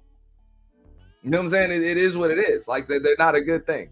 But you know, the first rule of Monopoly is, you know, if you ever played that game properly, is that you got to make deals. You know, you got to make deals. It's all about compromise and shit like that. Compromise and things have to work out. So, you know, even in Trump's book, The Art of the Deal, it states that, yo, a business deal is only good, or any type of deal for that matter. It's a good deal when both sides can walk away from it and feel as though they won something. That's it. So if it's one, if that shit is totally one-sided, that's not a deal. Like for real. You know? I don't really believe in monopolizing anything. I believe in making deals. You know? Like making deals. And both parties should feel like they won. But it's really all about what you do with the resources that you acquire through that deal. That's really what that game is about if you plan it properly. But also, I thought it was pretty cool for this space just to kind of pivot a little bit, because it's just like, you know, the channels that I have. And I'm going to start another channel, you know, pretty soon, probably within the next, you know what I'm saying, within the next 12 months. I do have the plan. I do have the framework and the layout for everything. And we're going to start popping that off. It is a little rough, but either way, that's the way you do it. You know what I'm saying? You get a hold of the property at the cheapest price you can.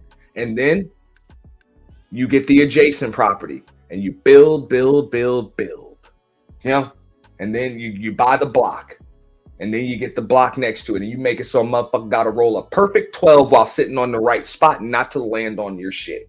That's the game, and that's pretty much the game that we're playing right here. You know what I'm saying? You got to make it so that, hey, the algorithm can't miss you. People can't help but land on your shit.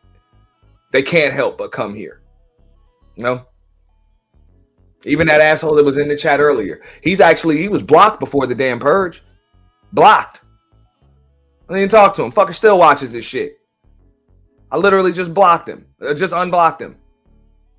And as soon as he came in, can't help but talk shit. Get the fuck out. Then he's probably still in the clouds looking for some shit to hate on. Look out of here, man.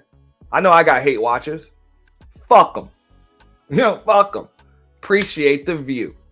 And hit the dislike button, by the way. That's why they got it. That's why I leave it up there, because you know you do have the option to take that shit away. You know, the dislike button. Whatever, keep it.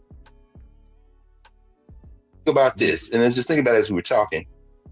You know, they're coming up for the parade. So obviously that involves travel and logistics and lodging. What if, I remember when the Warriors go.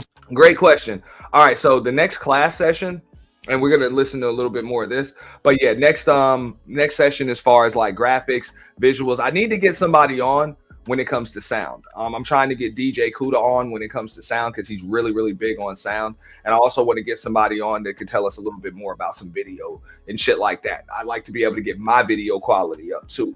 So we're working on some things, streaming software, but I am going to wait for about a month.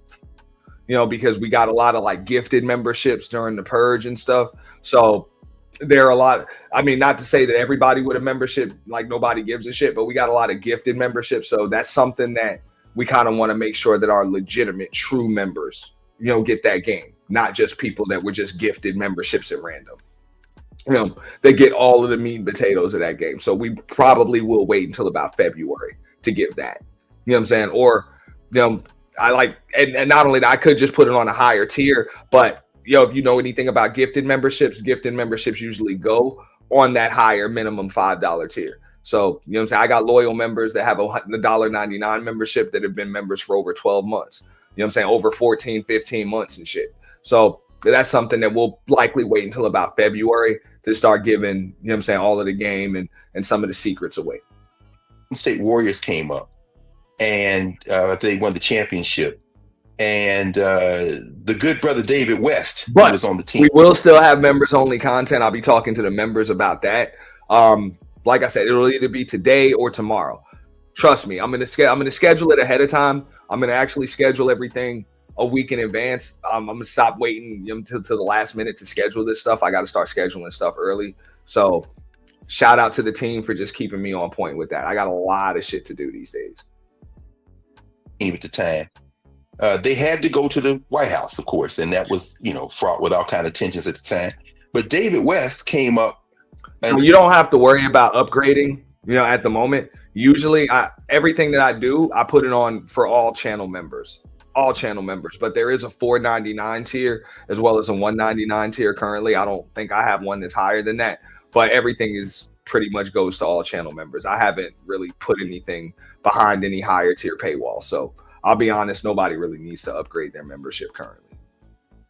There's nothing extra there at the moment. And stayed a little over and came by Howard because he's a big supporter of Yosef Ben Yakin, and he's a big, African-centered guy. He came on Howard's campus and came to my class and sat, and I said, well, is that David West? What you doing here, man? Hey, man, we had to come up here, but I wanted to come over here and spend some time. And so he ended up talking with the class. It's a beautiful thing, but I'm saying that as a prelude to this. I want to ask y'all about this. What if the Symphony of Soul, which is the marching band at Great Bowie State University, the magnificent marching machine of the great Morgan State University, the national treasure as they are called, the Showtime marching band at Howard, and the Thundering Hawks at the University of Maryland Eastern Shore. I'm just thinking about the closest bands in the area. What if they got together and maybe welcomed the Mean Green Marching Machine either the day before, or maybe they stay overnight and maybe do something together to kind of wash that taste out of their mouth? I don't know if that would be, I don't know. I mean, could this be nuanced, or could it be surrounded in a way to kind of say, okay, this is an opportunity, but maybe they do it at the National Museum of African American History and Culture? I don't know, But anyway, what y'all think? You know what? I've also been thinking about that. Like, I may just do that next week, where we'll simulcast one more time, but we'll leave the home of the official YT Purge. We'll leave that chat exclusive to just members, just members. The only thing is, I think it still allows moderators to make comments, So I'll see how that one works, but we'll be live streaming exclusively at the Boiler Room for Sunday Coffee and Chill. Trust me, the home of the official YT Purge will have consistent content coming out for you guys. I know we tried to get a weekly show going, and we will still be having that weekly show going. We kind of had to preempt it on Friday nights through the month of December, and that's just in preparation for the Purge.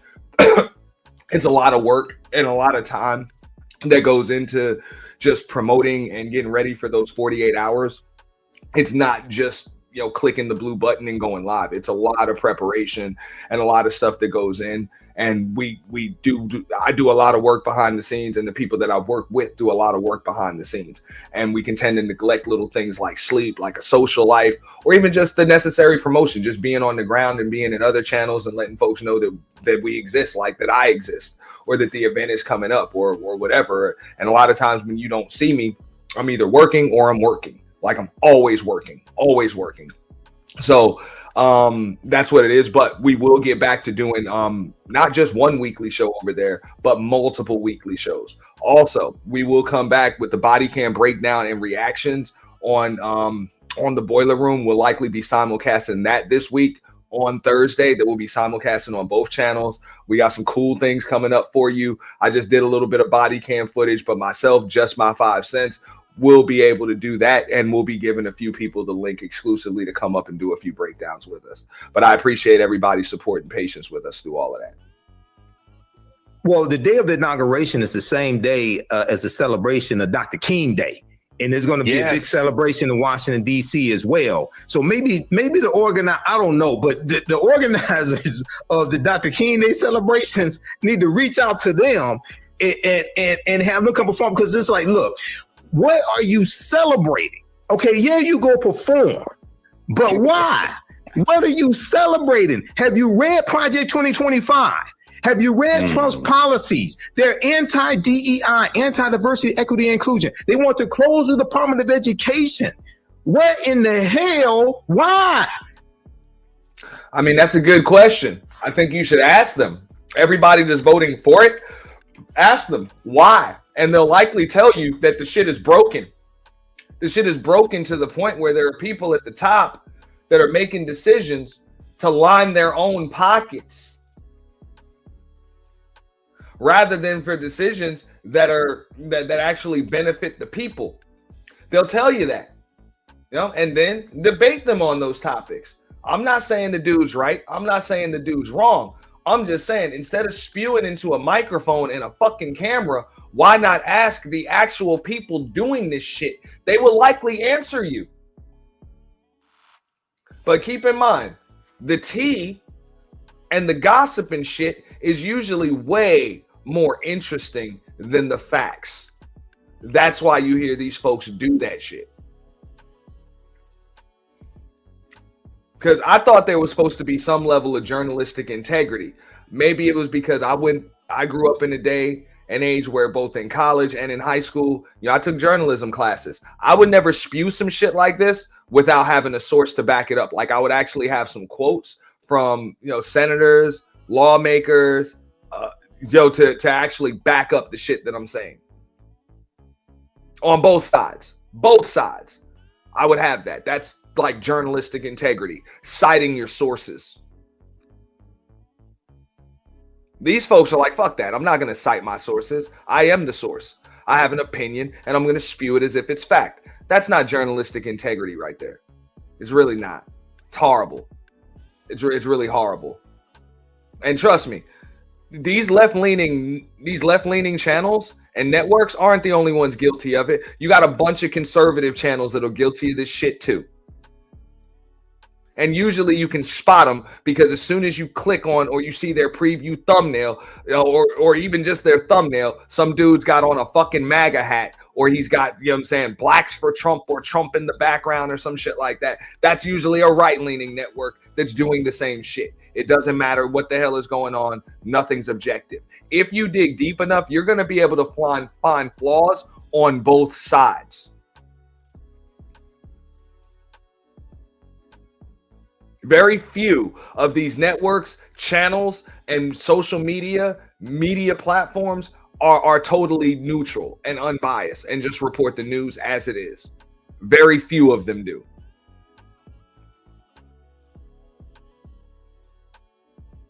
Go talk to Chrisette Michele, okay?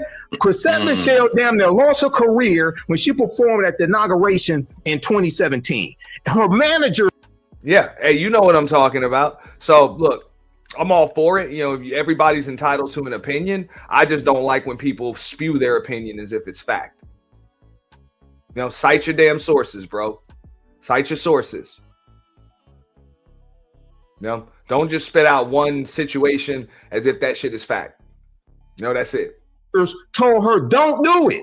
She thought it'd bring about a healing to the country for her to perform. I don't know why. She thought she would bring about healing, but I don't know why. So why don't you ask her before you bring this shit up? Ask her. Like, this is fucking great. Martin interviewed her. She made no damn sense in the interview. Love Chrisette Michele, okay? Love Chrisette Michele. Go talk to her. Why? Come on. He said, he said, go talk to her, but why? Why would you talk to her? So that way you can actually get some real context as far as to why people do shit instead of just making shit up.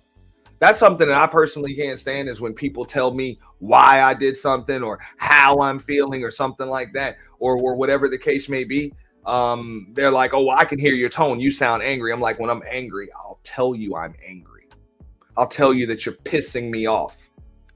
I'm becoming angry, because usually when I'm angry, you don't hear me at all.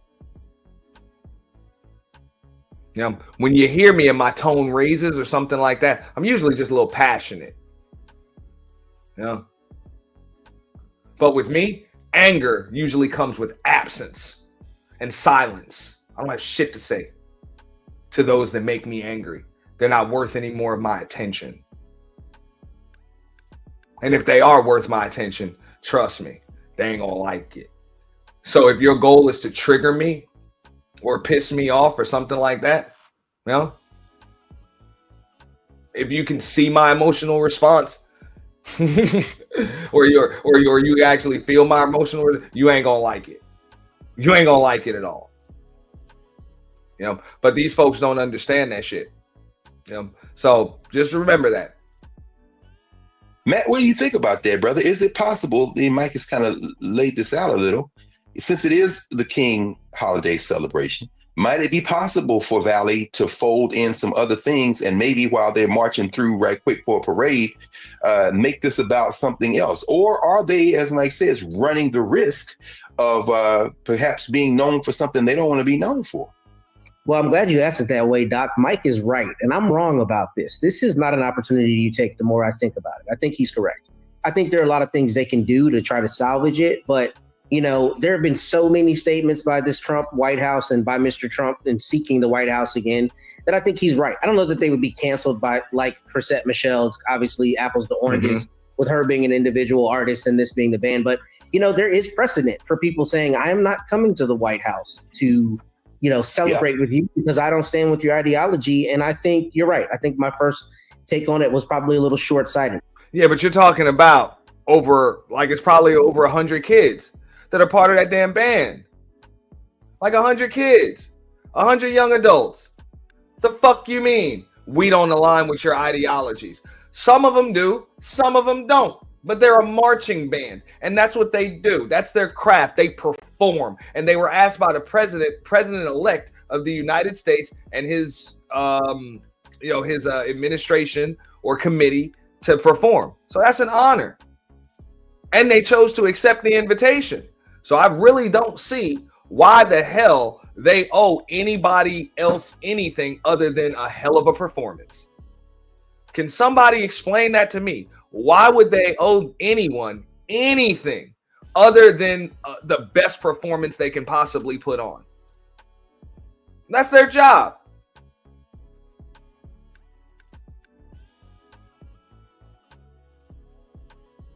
I can remember.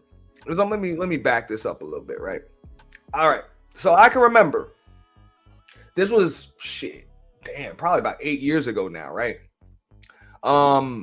I remember I was training one of my employees. I didn't own the company, but I was a supervisor there, right?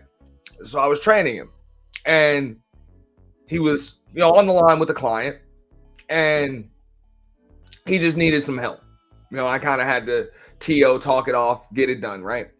And I grabbed the line, and I'm talking to the owner and all of that other shit, and the owner says, "Hey, wait a moment, I have to speak with my partner." He said, "I have to speak with my partner." And when I say owner, this is a homeowner. Like we were doing solar panels, so like I'm talking to the homeowner. So when I know deep down, like when this guy mentions his partner, he's living with a man. Right there, like his partner is a man, and I handle my TO. I just talk to the dude. Everything's good. We pull his electric bill and we get him signed up with solar energy and all of that other shit. And it was no problem. And I just handled it normally, And afterwards, the employee that I was training, and which is rare, right? Because he just started there. He said to me, he's like, you didn't have a problem with that? I was like, what do you mean? And he explains, he's like, well, I mean, the guy said he had to have his partner. He's like, I'm like, what are you trying to imply? Like, hell, they got green money just like everybody else, bro. They need the service just like everybody else does. So I don't know what you mean. Like, I don't care if he's got a husband, whether he's got a wife, whether you know what I'm saying, whether he's married to one of his damn house pets or he's got a sex. I don't give a fuck. Like, it makes me no difference. I have a job to do. I am a professional. Now, little did I know, the new employee at the time, he was gay. Yeah. You know? And because of that, what ended up happening, to make a long story short, what ended up happening, that guy had so much potential that he was promoted above me not too long after that. And when he was promoted above me, he refused to take the position unless I was brought up there with him. Like, literally. He was promoted above me, and he was able to pick his team, pick his staff, and he told him straight up, look, unless Ant can come too, I'm not doing it. Without me having to ask, demand anything.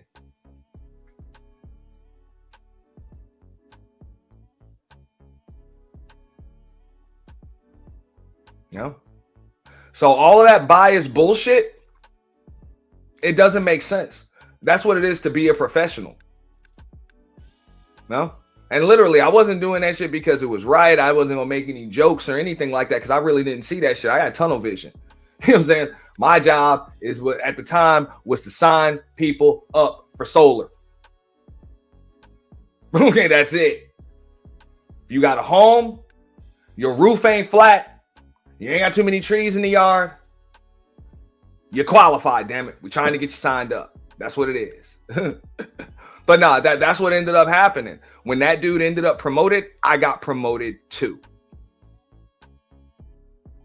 You know, just because of that.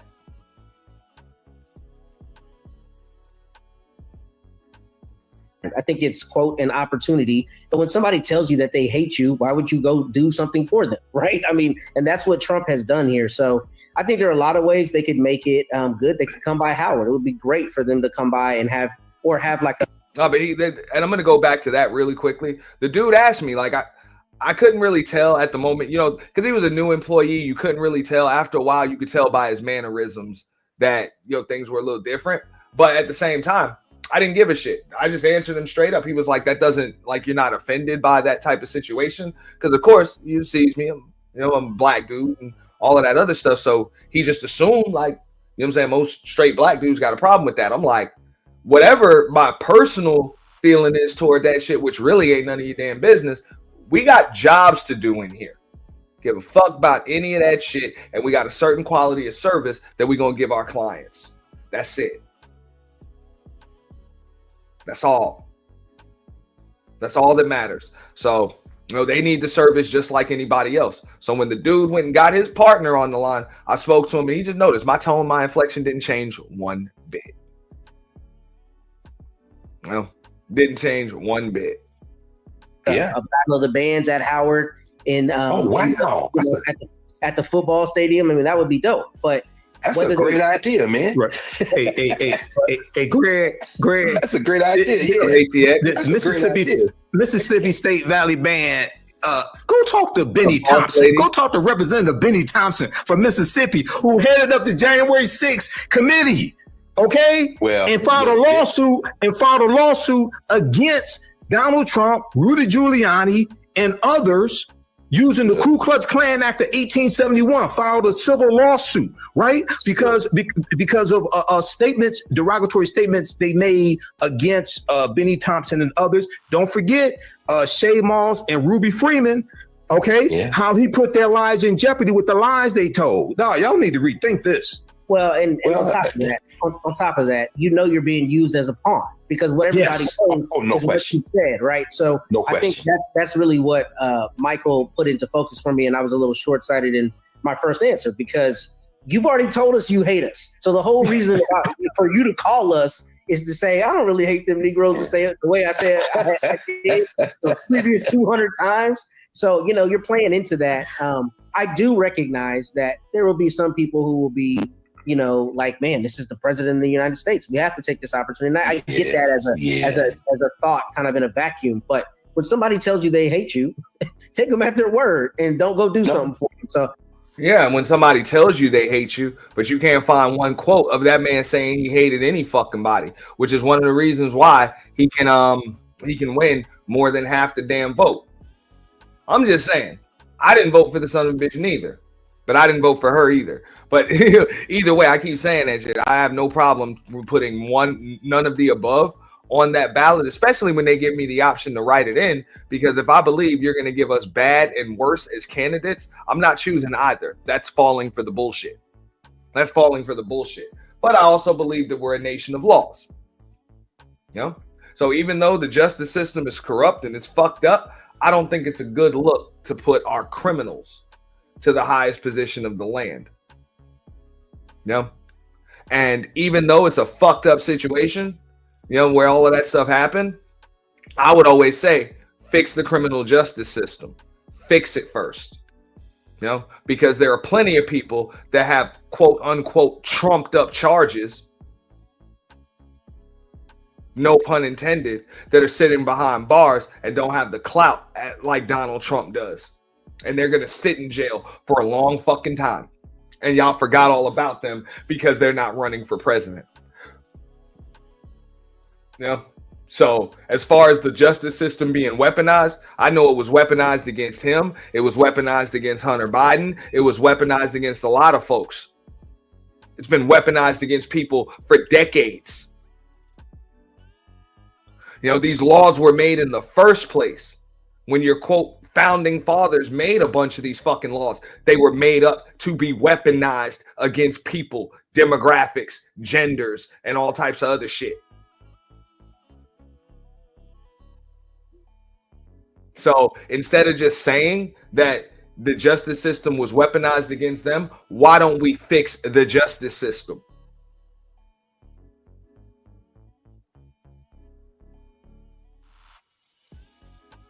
See what I'm saying? These people never have a problem with the justice system being weaponized against people until it gets weaponized against them or their guy.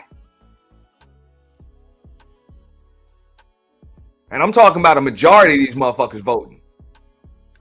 A majority of them.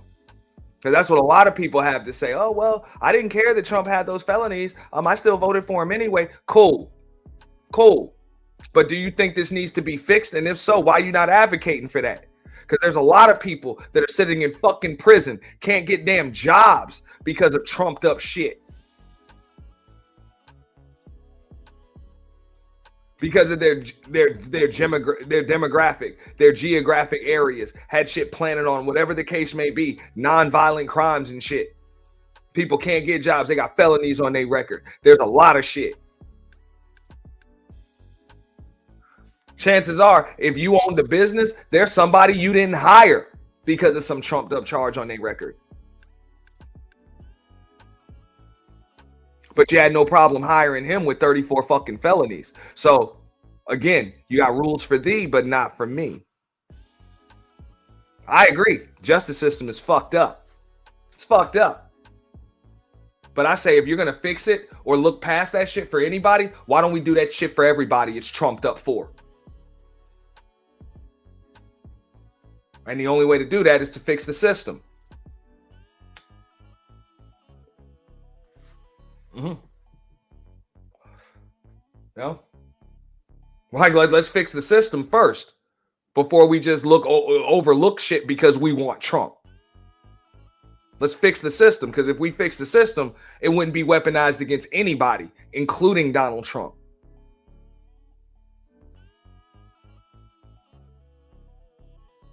Well, the only reason why they could use it against him is because the system was already corrupt.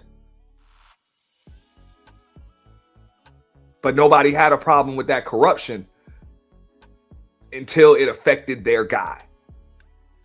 I have a problem with that. I think it's true. The more I think about it. It's true.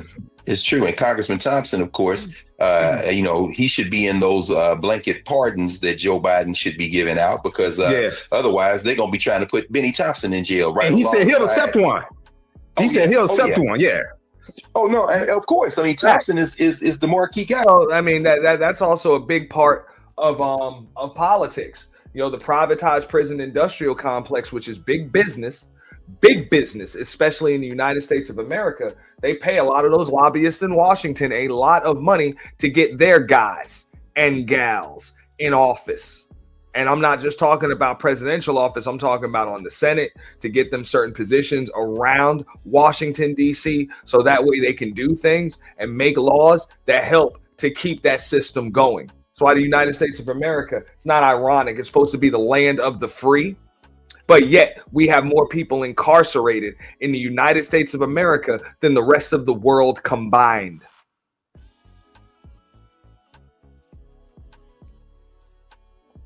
And that's some shit.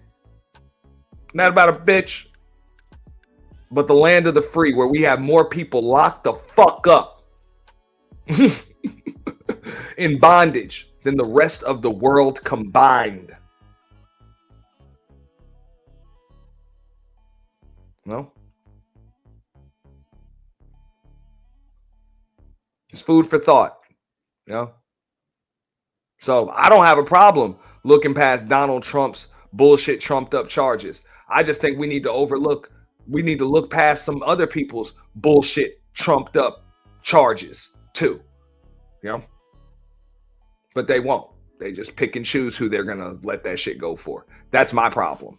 It is Thompson versus. I mean, so I mean, yeah, I think that's real, and that might even be part of the troll. I mean, y'all are bringing up some hella points on a Friday night, man. I think I love that idea, Matt. I mean, Green Stadium is right down the street, right up Georgia Avenue. If they did a battle of the bands with those four bands, Bowie and Morgan and Maryland Eastern Shore and Valley, I think it would send a hell of a message.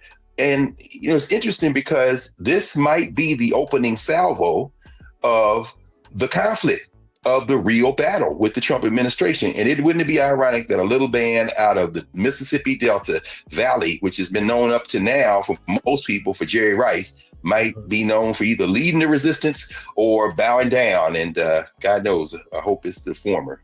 So I share that feeling, Matt and Mike. Hi, I'm Isaac. No, that's facts. Hey, but how many motherfuckers they did that shit for? Teddy Bug? There's a bunch of people in New York that have them types of charges. And they're sitting in jail. They're going to be sitting there for a long time, awaiting trial.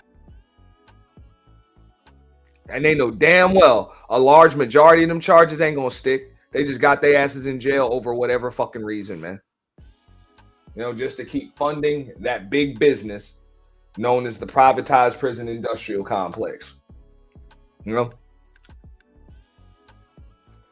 know? So it is what it is. Nobody gave a shit though until that shit starts to affect your celebrities and the people that you want in office. Now all of a sudden it's not right. You know, now all of a sudden it's not right. But when that shit's when that shit's affecting normal, average, everyday fucking citizens, nobody gives a fuck. Nobody gives a fuck. They're fine with it.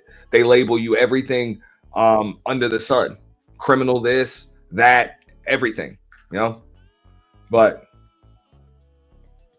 when you're a celebrity, you're the guy they want in office or the girl they want in office, whatever. Hey, no big deal. No big deal. You know, what else we got here? Case III, founder and CEO of Fanbase. Fanbase is a free to download, free to use, next generation social media platform that allows anyone to have followers and subscribers on the same page. All right, that's their app. Fuck that. Okay, so we're going to get that shit down. We got another one. We're going to listen to what they had to say one more time on, let me see here. This was actually Anton Daniels' show on After Hours with Anton Daniels. We're going to bring that up, listen to what he's got to say about that. And he's got a panel with some ladies up there too. And some folks have some things to say. So we're going to break that down. And I'm going to show you some things from a few years back when this happened with a band in Alabama too.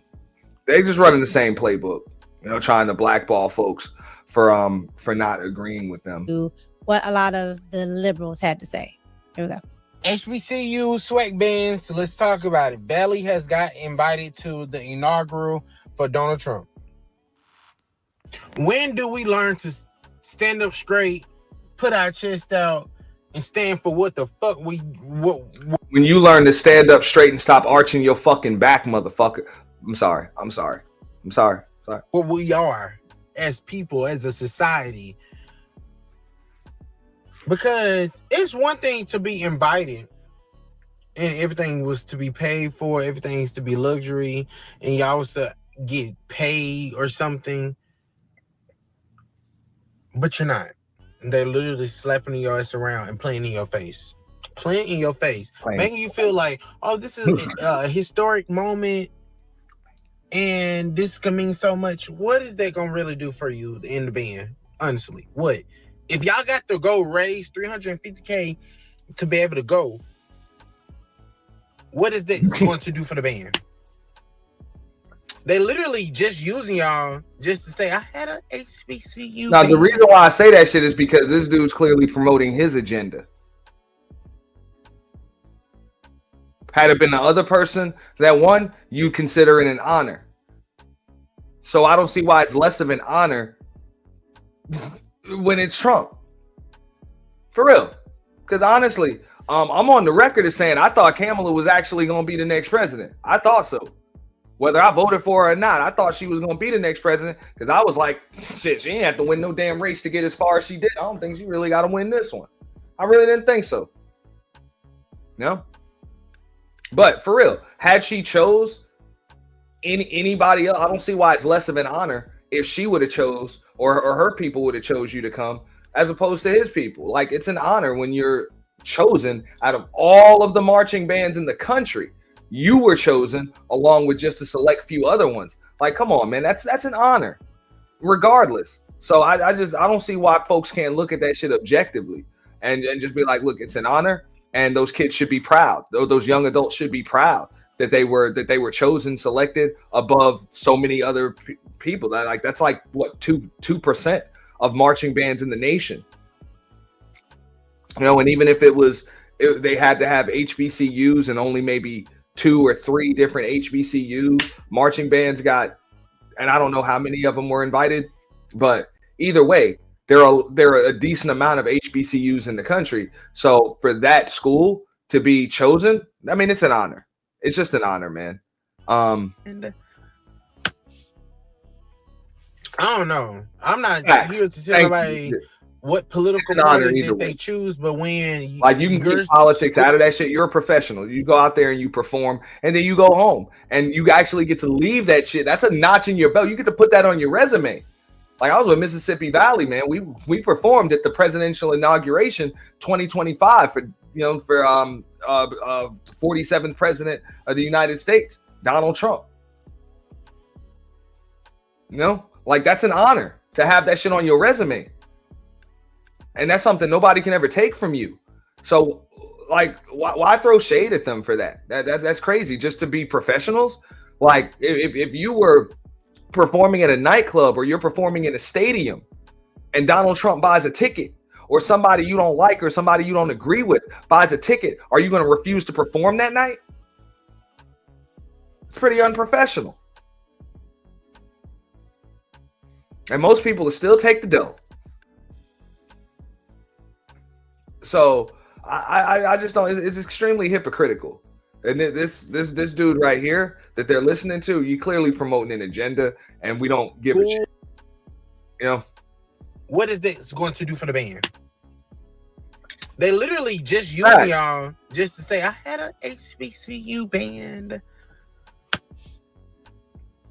I don't know. I'm not here to tell nobody what political party that they choose, but when your school and everything you're about is historically black, and the person the inaugural is for, it's the Ku Klux Klan, bitch. I don't know.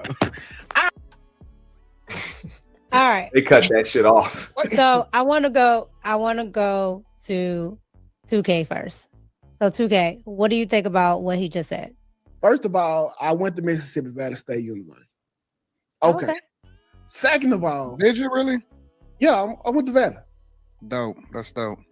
Okay, no, it wasn't. It was a horrible experience. What up, Muhammad? What up, big dog? Okay, well, not dope. Why you say that? It was. I don't got time for that headache. All right. ain't the Trump campaign is what's subsidizing the HBCU? Then he funded them. He gave them long-term funding so they wouldn't have to come back. Yes, exactly. So ain't Trump the reason the school's still even in existence? They had to keep coming back before Donald Trump did it. Yes.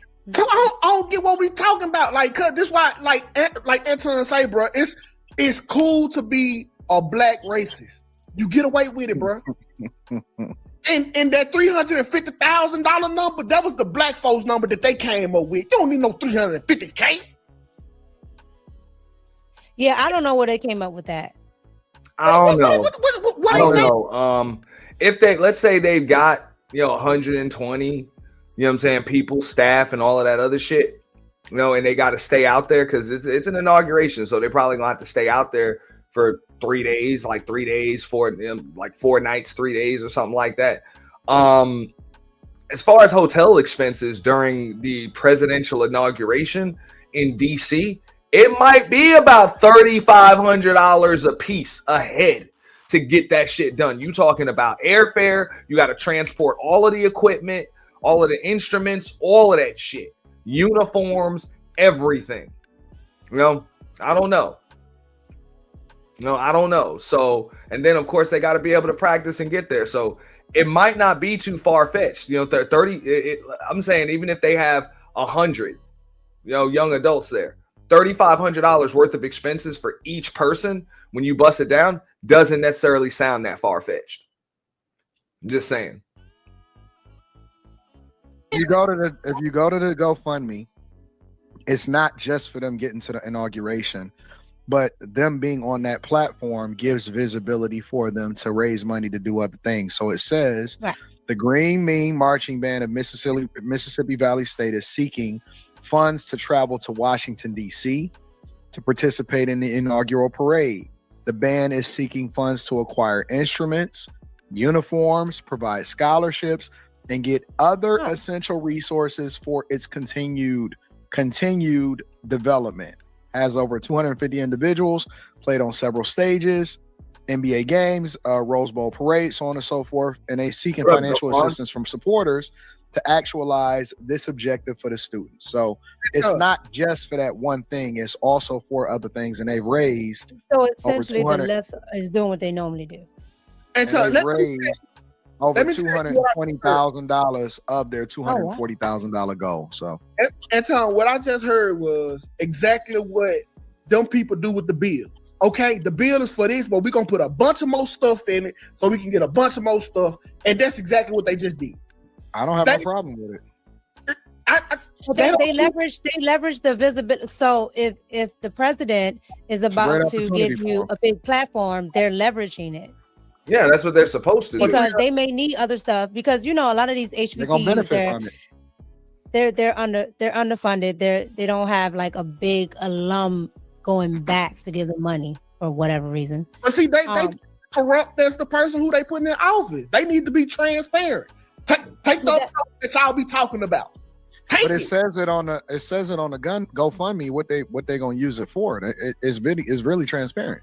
It's like they got it seems like the left is just using it to say oh, well, you need $350K. Everybody knows if you ever been in the band or anything in school, you don't need $350K to get chartered tour buses or whatever to go across country. Nigga stay in the But again, I think that they're using it for other things other than just for the inauguration. I think they're using it to bring visibility to the platform, to their school and to their band, and to do other things. I think it's dope. I have no problem with them whatsoever. Fundraising, getting that money. I mean, but you also know that whatever the fuck it is that you need, whether you in the band, you on the basketball team, you're in the debate club, whatever the case may be, you got to raise that damn money. That's simple. At the most, the school will pay for your uniforms. At like the most. Other than that, you got to raise that damn money, man.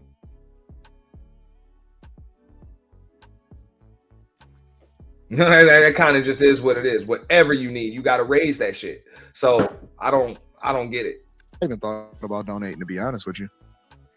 Carrie, you like a lot of, you're into the schooling. What do you think about the HBCU catching flack because they are going to perform for MAGA, similar to Chrisette Michelle? So I think that I had to call myself on this because when Trump ran the first time, when I you will have to pay for your uniforms out of pocket, unless let's say you go to schools like I went to school where you might have to wear last year's uniforms. You know what I'm saying? Sometimes them uniforms be in circulation for like 3-4 years, sometimes longer than that. They be old. You know what I'm saying? Depending on what school you go to. So it's fucked up, but it's the truth. Really feeling him. Yeah. And he invited an HBCU. And I don't know, somebody he did it. But he was also inviting people to like perform and to the White House. Yeah, that's why I said Chrisette. Yeah. Excuse me. So I can't front. Back then, I did have kind of like not an attitude, but I had an opinion on it. So I get it, but I've grown. You know what I'm saying? Like, so now I just think that it's ridiculous. I just think it's ridiculous because people are pushing their opinions on what this school should be doing or not based off of who they voted for or didn't vote for. Like you saw the guy, he got to the point where he was saying, he said something about Black people and he couldn't even really come up with what the issue was. He kind of paused and said, I wish I would have wrote it down, but he said something. Oh, when he said, was it at the beginning when he said, Black people need to stand on what they were saying? Because I think he basically I ain't gonna lie, look, I'm bugging out on this dude in the bottom left with the motherfucking with the colorful bubbles and shit on his damn green screen. I'm like, oh, you fucking serious, bro? I know I got some goofy ass shit. You know what I'm saying? And my shit, and by the way, y'all feel free to hit the Cash App. You know what I'm saying? The super chat. Super thanks will be available if you catching the replay. I know I got some goofy shit too. But yo, this motherfucker got some goofy ass. They got colorful bubbles and shit. You know what I'm saying? On the bottom. Colorful moving bubbles and shit. saying, like, if we say we're not rocking with Trump because he's a white supremacist, then we shouldn't rock with him at all. He couldn't even say that because it's clear that a bunch of Black people voted for Trump. So he couldn't even argue that. Who are you talking about, Carrie? The guy who was just talking, who she just played the clip of. Oh man, he looks so dusty and sassy. I ain't even take that serious, man. He looks so sassy and dusty. But the thing is his view to me is indicative of a lot of people's view. It's like you're mad, but why? And that's why I brought up how I was before, because when I thought about it, it's like I'm mad, but why? Like, you know what I'm saying? Just because I might not like Trump at the time or I didn't vote for him, I'm expecting the whole Black community to do the same thing.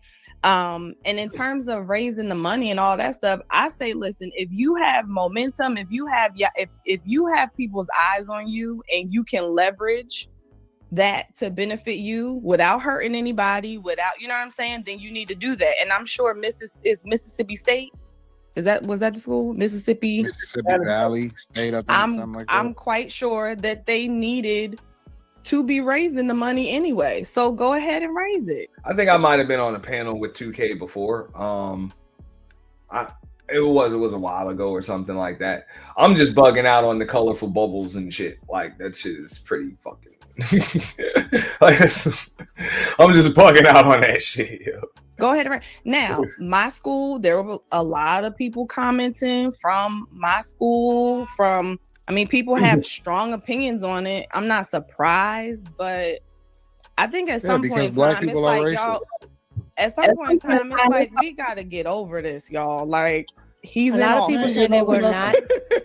He's there. Black people are the most racist group of people that's on the face of the earth right now. They ain't tripping right. They Black people in America is racist as hell. And so anything that if you marry somebody out, I don't think that's the case. Somebody mentioned that earlier, that you just have a few people that seem to have the loudest voices. I think most people kind of share my opinion with most of you guys' opinion, which is just, regardless, it's an honor, to perform at a presidential inauguration. And if that school chose to accept the invitation, They shouldn't be shunned for that. They shouldn't have to worry about being canceled or anything like that. For real. And for just being professionals in their craft. Like they shouldn't. They should be honored and they should be proud. You know, they damn sure shouldn't be ashamed for accepting, for number one, being invited, number two, accepting the invitation. They shouldn't be ashamed of that. You know, they had every right to do it. And I think the dude that was in here earlier mentioned straight up, look, if you want to donate to support them, you donate. If not, you just don't. Like, what's the big deal? What's the big deal, for real? You know, it's really no big deal. So like I said, I think it's an honor. You know, I'm happy for that, those kids at school. I'm happy for everybody that was asked to perform or meet with, you know, President-elect Donald Trump, who's soon to be, you know, 47th president, on Inauguration Day.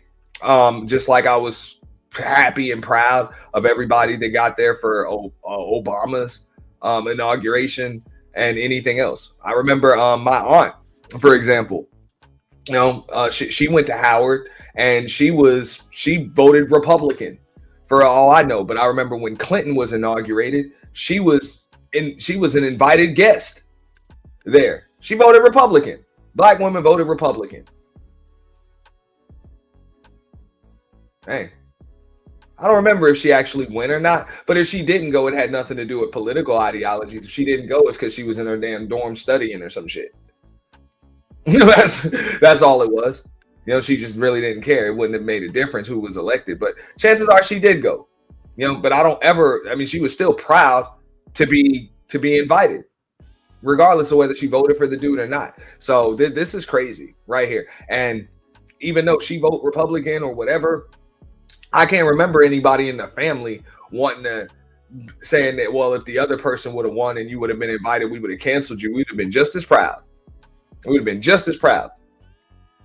Because that's our people that was asked by the fucking presidential administration to just show up. No?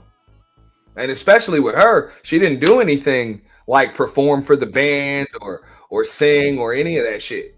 You know, she was straight academic, straight up scholar. That was it. Just straight good grades alone. You know, so to be asked for that shit, man, we as a family were proud of that. You know, just proud, period. It had nothing to do with politics. So I'm pretty sure everybody else should be proud too. Outside of the race, if you go perform and get some more visibility, if you wind up becoming successful, you don't go back and give to the black tax and the hood. You don't come on and it's the way that it is. That's how we are. Black people are white people without the opportunity. Without the what? That's a pretty good one. That's pretty Without good. the what? Black people are white people without the opportunity. I still don't like all of these blanket statements when it comes to black people, because even if you look, you got a panel right here full of black people, you know, panel right here full of black people, and they don't share that ideology that you're saying black people have. So really just say a majority of black people, say most black people, say that, but don't just say black people and put us like, they know damn well we ain't a monolith. So why do you talk about black people as if they're a monolith?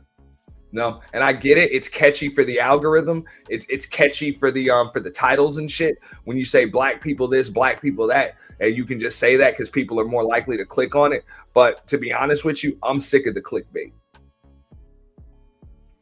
I'm sick of the ways that people just say shit just to kind of just move or sway an algorithm or even just kind of get into one.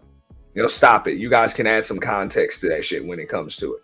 Because most of these folks on this panel right here lean conservative. They lean conservative. They voted for damn Donald Trump for the most part. You really can't be in Anton Daniels' circle if you didn't. No, for the most part. Or you're not going to be in Anton Daniels' circle if you didn't. So come on. You know, these black people, chances are, don't feel like that. Those alone. And there are a lot of people that don't. So why do you say black people are the most racist? Black people do that. No, that's some. Just like it's not all white folks that do that shit. You know, it's not all this, it's not all that. So I would never talk about people as if they're a monolith. because people are people, they're individuals. And if anything, that last election should have shown people that. You know? That should have shown people that. You had, for the most part, one party that really, like, everything was about demographics. Well, you know, middle-aged, you know, uneducated white women voted this way. Older, educated white males voted this way. Latino men voted this way. Latino women voted this way. Black men did this. Black women did this. Everything was this. And the motherfuckers lost. They lost every which way, landslide. That's it. That tells you the tide of the nation is changing when it comes to that. People are thinking individually. You know? And when people were asked why they voted one way or why they voted another, they were like, look, I didn't give a fuck about all that. I cared about how much I'm paying for groceries. I cared about, you know, this or what's going on. I didn't care about what was going on the federal level because that really didn't concern me. I was concerned with what was going on the state level. Like they talk about an I. You know what I'm saying? They're thinking for themselves. They're not thinking as an entire demographic. They're thinking for themselves, their family, and their immediate community, and those that are like-minded, either in the same industries as they're in, or just kind of share some other things other than just the skin tone. You know, they're kind of thinking like that. So I think that's clearly like a majority of Americans now. You know, they're not falling into this bullshit anymore. You know, because I understand. Yeah, even though I'm a black man, I don't think like every other black man does. I don't live like every other black man. I wasn't raised in a household like every other black man. I don't raise my child. I didn't raise my child with the same ideologies as every other black man did. So because of that, I'm going to have a different outlook on things. I'm going to have different opinions on things. And also, as time goes, I'm going to evolve. I'm probably going to change my outlook on different things. Just like I don't have the same ideologies and outlook on everything as I did 20, 25 years ago. Things change. Well, so I was just as much a black man 20 years ago as I am today. But I think a little differently. I've changed, you know? So as my thought process changes, my skin tone doesn't. Come on. That tells you something. It's more about what's in here than all of this other shit. You know, that all of that other shit it doesn't matter. I had no control over it in the first place. So like people are thinking as individuals. They're not thinking as a demographic. If black people got the chance to enslave white people, they would have went. No. Yeah, I think that we just have to always have an issue with something. My old boss, he always told us that whenever you're trying to do something, because he had like this financial freedom program or whatever, trying to get the wealth in the black community up, all this stuff. And he said, all right, now we also have to attach a component for like our people to fight for something, because he said black people always want to have like an issue that they can rally behind. Like we got to have something on the table that they can have an issue with, that they can fight for. And it just feels like that's always the case. I don't know why. I don't know if that's deeply rooted or what, but it just seems like we're gonna have an issue with something. You know how they always say, like in relationship talk, when you have an issue with like if a black guy say something or something like that, or a man say something and the woman don't agree with it and they say, who hurt you? Mm-hmm. That's applicable to black people. I agree. It's a who hurt you thing, really. And so they still haven't gotten over the fact that their great-great-great-grandfather was getting his ass kicked in them fields. And they need to let it go. They need to let it go. Some of these people don't even know who their granddaddy is, to be honest with you. Some of these people is Sonny hosting out here in these streets, and the people that they thought was a lineage is a person that was actually one of the slavers. So I don't even want to hear from these people, bro. Now he does have a point there. But that's also one of the reasons why a lot of these folks are so determined to kind of like make everybody think the same way. And they're so determined to to latch on to something and be part of something because they don't even know their own history. They don't know their own history, which is why, and because they don't know their own history, they don't know enough of the world's history. No, they really don't.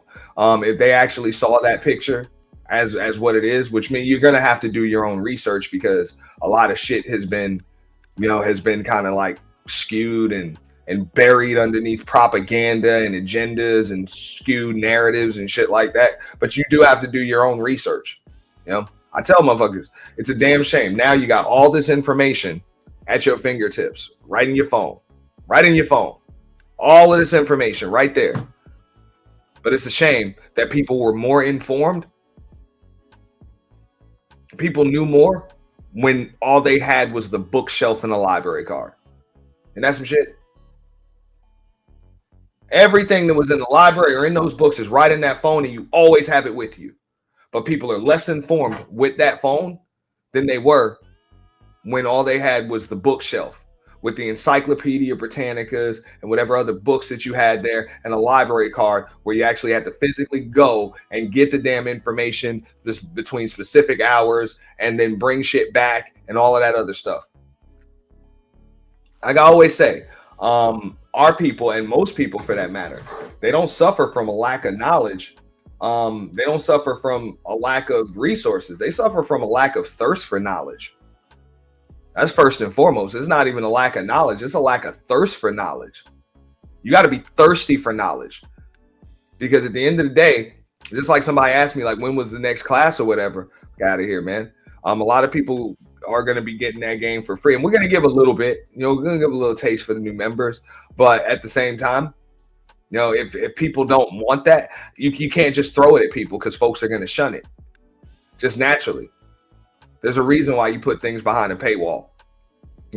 Trust me, I don't mind coming up here talking to a microphone and talking to you guys and giving you the game and shit like that free of charge.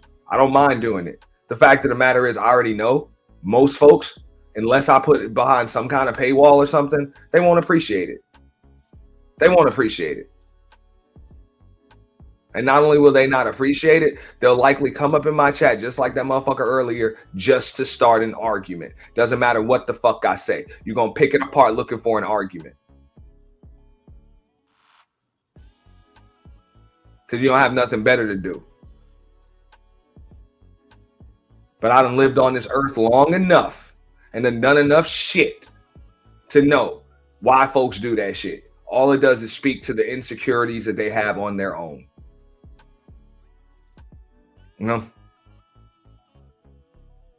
Like I say, you got those, that feel as though they're above because they know they're willing to climb, or they have climbed. That's why they know that they're above.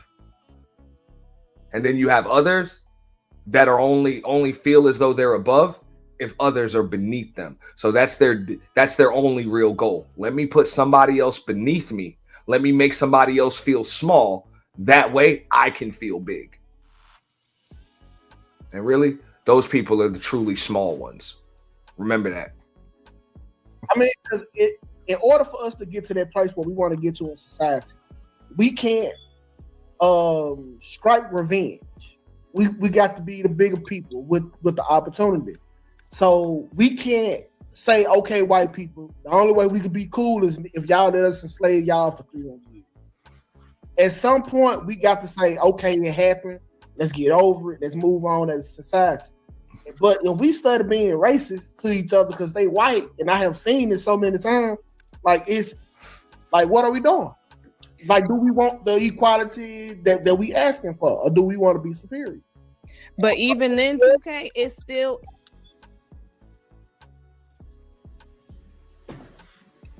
What happened to Mika? I was about to say, Mika's straight. It's it's this other chick that just ended up muted for whatever reason. She just talking and just ended up muted and shit. Shit happens. But now we're gonna finish this video. If anybody wants to come up, I'm gonna drop the link again for y'all. Also, if you're not already subbed at the Boiler Room, make sure you guys sub there. This show will be exclusive there. More than likely next week. We'll be simulcasting on both channels for the rest of this week, but next week, each channel is going to have its own class of content. You know what I'm saying? Because we do try to keep the brands as separate as we can. But because Auntie is running, oh, what up, Nightish? Salute, bro. What's going on, man? Appreciate you, fam. But even then, 2K, it's still.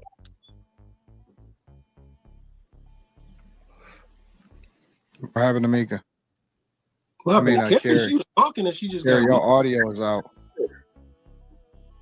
Go ahead. Can't hear you, Carrie. Carrie. Say something, Carrie. This one she looked best. Ooh. I Carrie simultaneous. Carrie, your audio went out.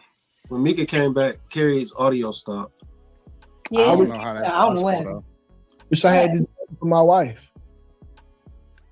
What, to turn her mute, turn her audio off? Yeah, turn her audio off. Carrie, just leave and come back. See if it works. Because it may not be your system. That's what I had to do because it just kicked me out. That's the system trying to fight Carrie, trying to make a black woman be quiet. But yeah, I think that is just listen, you're not gonna stop a lot of these people from being racist. A lot of them just gonna have to die off, and you're just gonna have to pray that they don't pass it on to their children. That's really what it comes down to. A lot of these people just need to go ahead and die off. And then once they done dying off, then we ain't got to worry about it no more. We can go ahead and just pass them on and get them back to where they need to be. The main. Yeah, you there? Yeah, we can hear you now. God damn. They should have just let Anton kind of drop the mic right there. You know, and trust me, it's kind of like I'm some things I agree with what Anton says, a lot of things I don't. But right there, I agree with this shit right there. You know what I'm saying? Some of these motherfuckers are just going to have to Control Alt Delete. Or just straight delete, backspace them. It just was, and luckily that's what happens with a bunch of these motherfuckers. Not just all of these damn detractors online, but just a lot of these folks that have carried the same mentality and tried to pass that shit on. That's what I said in the State of the Space address the other night. And I still mean that shit. There's a bunch of motherfuckers that's still even on here in these same spaces and algorithms that you guys share that are not just doing the same shit that they were doing 7, 8, 5, 4 years ago or whatever, but they're determined to have you do it too. And let's keep it real. You're sick of it. People are sick of it. They're not. Trust me, 12 months from now, a lot of them motherfuckers are just going to die. Virtually, figuratively, and literally. Like, for real.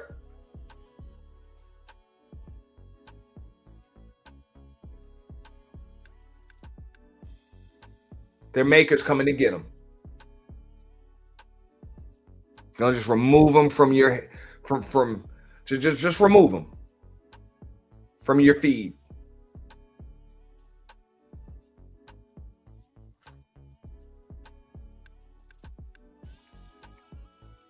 Their minds will not be changed.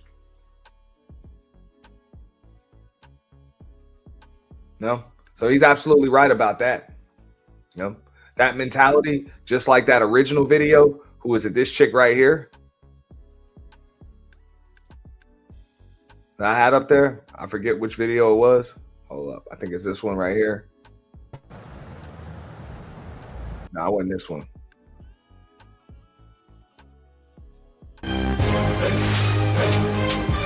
And financial assistance from our supporters in the United right States to actualize this objective for the students. Your assistance is essential in helping us attain an Ole Miss. You'd have a better chance inviting Ole Miss, any band compared to an HBCU band. Sorry, I'm just let's just call a spade a spade. Let's call it what it is. I mean, I'm sure that they're very talented and that they play their notes and their keys very well, but I mean, y'all see over there. Which is really all that fucking matters. I'm sure they're very talented, but yeah, you one of them. You are fucking one of them. You just gonna have to go. Shout out to Chronicles of Judah 144. Said that shit years ago. Some of these motherfuckers just got to go, man. Like, a lot of y'all are going places. You know, you're going places, and the crew that you fucking with, the crew that you working with, you know what I'm saying? even if you haven't found them yet. When you do, they gonna be going places. All of them people that ain't trying to go with you, fuck them. They are going to fall behind, and you're gonna have to leave their asses there in your rear view mirror. Okay, you're gonna be able to see them in your rear view mirror. They're gonna turn into specks and dots, and eventually they're just gonna disappear because you're gonna keep going, and they're either gonna go backwards or they're gonna stay where they are. But because you keep going, they're just gonna get smaller and cease to exist. That just is what the fuck it is. And there's not gonna be an oil painting on the wall for them. There's not gonna be a wing in a hospital for them. There's not gonna be a chapter in the history books for them. They're not going to be a question on an exam one day. There's just going to be a footnote, an asterisk, a moot point, just some shit that people laugh about when history says it all.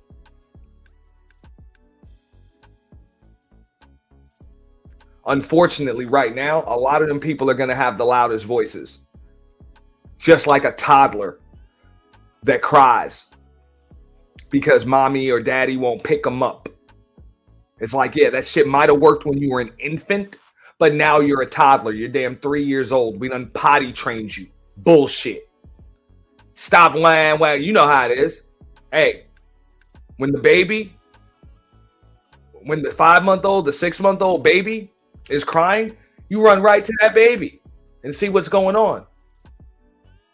It's a different type of cry than when a toddler, wah, wah, why? Man, fuck out of here. You ain't even hearing that shit no more.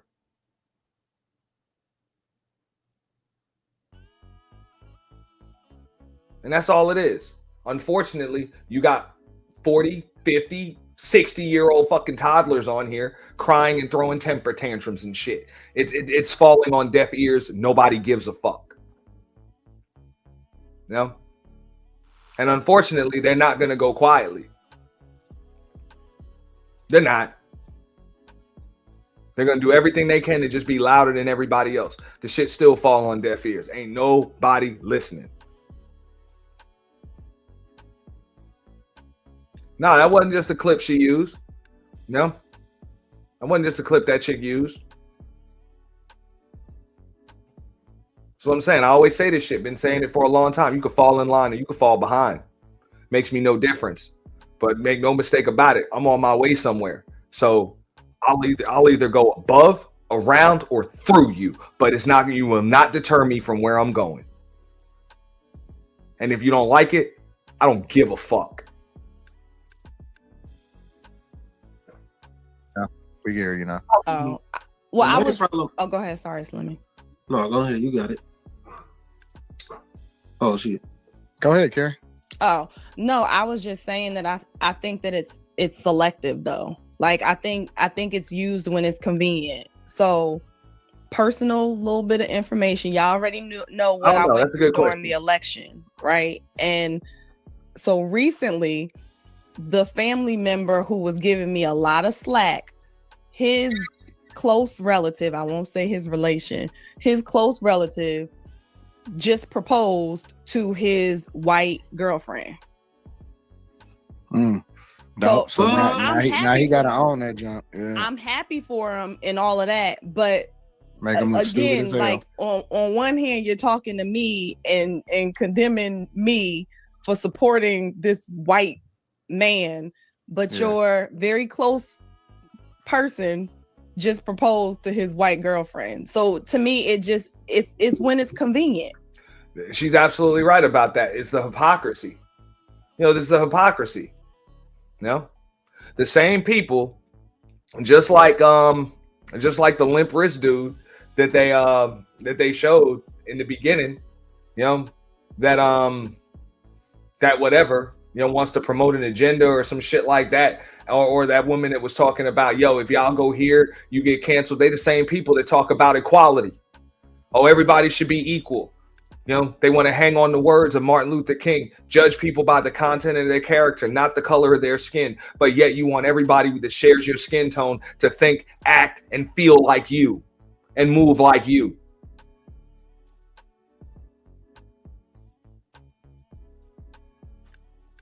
Ain't that some shit? Said it straight up.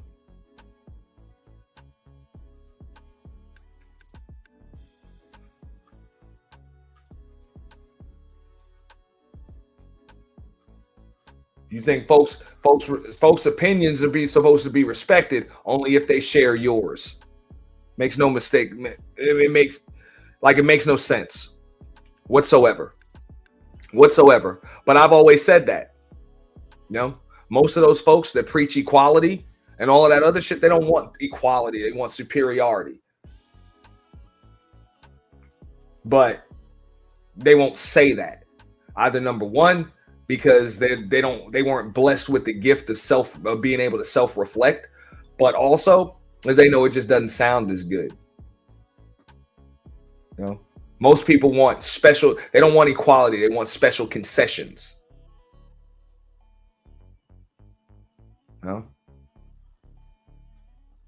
If you truly wanted equality, you would be okay with equality of opportunity. That's it. Just meaning that we each start from zero. But make no mistake about it. When you're talking about a competition, a race, there's going to be a winner. There's going to be a loser.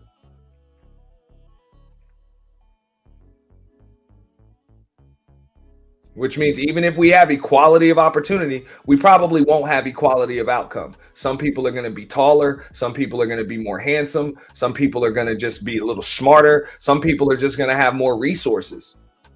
You know, growing up, some people are going to be raised in different households, more financially stable households, better environments.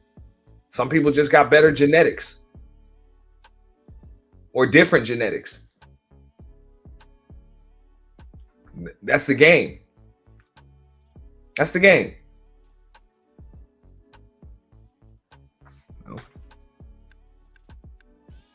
It's when it's convenient. And they're gonna have half white babies. Yeah. So, and I'm gonna be very. How much karma is that? Because now you're gonna have to contend with the very thing you were talking about. But if I were to go if I were to have a strong position against the engagement, the way the position was against who I chose to vote for, then it would be an issue. I'm sure. Well, that's rules for thee and not for me. That's how it works.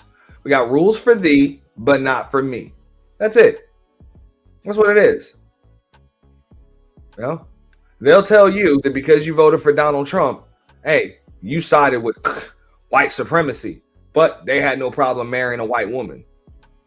You know? I personally don't see any problem with any of it. You want to marry a white woman, you want to marry a white man, fine, that's your fucking business. But if somebody else wants to vote for Donald Trump or somebody wants to vote for Kamala, that makes no fucking difference either. Who gives a shit? People have a right to do what they want. What I eat doesn't make you shit. You know? So people should be entitled to their damn opinions, but that doesn't mean that they can just make up facts. The whole thing was, and I'm just gonna really speak to what the dude that was saying though, because we actually know that Trump gave back to I might have to do some clipping of it. I'm not going to be up here much longer. I got to go check out kickoff and shit. But I appreciate that, Miss T. You hung out the whole time. Rarely do I get anybody who can sit there this long. After I break down this video and probably just get up out of here. What's up, Reels Network, Mrs. Reels? Shout out to you. Appreciate you. We know this for a fact. We know this is factual. Now, I would ask somebody who's pretty much pedestalizing themselves to look down on a whole university pretty much because they don't like what somebody else stands for. What do you know about the Albrecht brothers? Because he had on an Aldi shirt and I'm quite sure he don't know nothing about the owners and he don't give a fuck about how they live and they write his checks ultimately, and you don't give a fuck about them. So how can you knock a university for going to get money from somebody that for somebody that actually gave to the universities, multiple? How could you knock them for that? But you sitting there with your Aldi shirt on, and there's nothing wrong with working at Aldi, but you're judging a whole group of young kids that are doing what they should be doing, performing for somebody who paid money for them to have that program. It don't make sense. It don't make sense at all because you don't know nothing about them people that own Aldi and you don't give a fuck. I mean, it's the same reason, and that's why I said it was, hypocritical, because it's the same reason that they're calling Donald Trump a white supremacist when clearly Joe Biden is, if ever it was one, Joe Biden would be. So and y'all got to stop using that word too, white supremacy. Like, I ain't gonna get into that again. Me personally, I just think it's hypocritical because of the entire situation. So if they're not getting the money from the other side that has billionaires and all types of interest groups, if they're not getting the money from that side, which include white people, then they're going to the Republican side, which include white people, but only those white people. It wasn't just white people. I mean, they raised $1 billion from a bunch of elitists and shit. They raised money from a lot of motherfuckers, man. A lot of motherfuckers, and a lot of those it just is what it is. They raised a lot of money from a lot of people that don't give a shit about not just black people, but they don't give a damn about poor people. They don't give a damn about white people, white poor people. They don't give a damn about alternative lifestyle having people. They don't give a damn about any of that. Only thing they give a damn about is making more money. That's it. And they had no problem taking money from those people to run their shit. So like I say, it's just extremely hypocritical on each side. And as far as these young adults at Mississippi Valley State,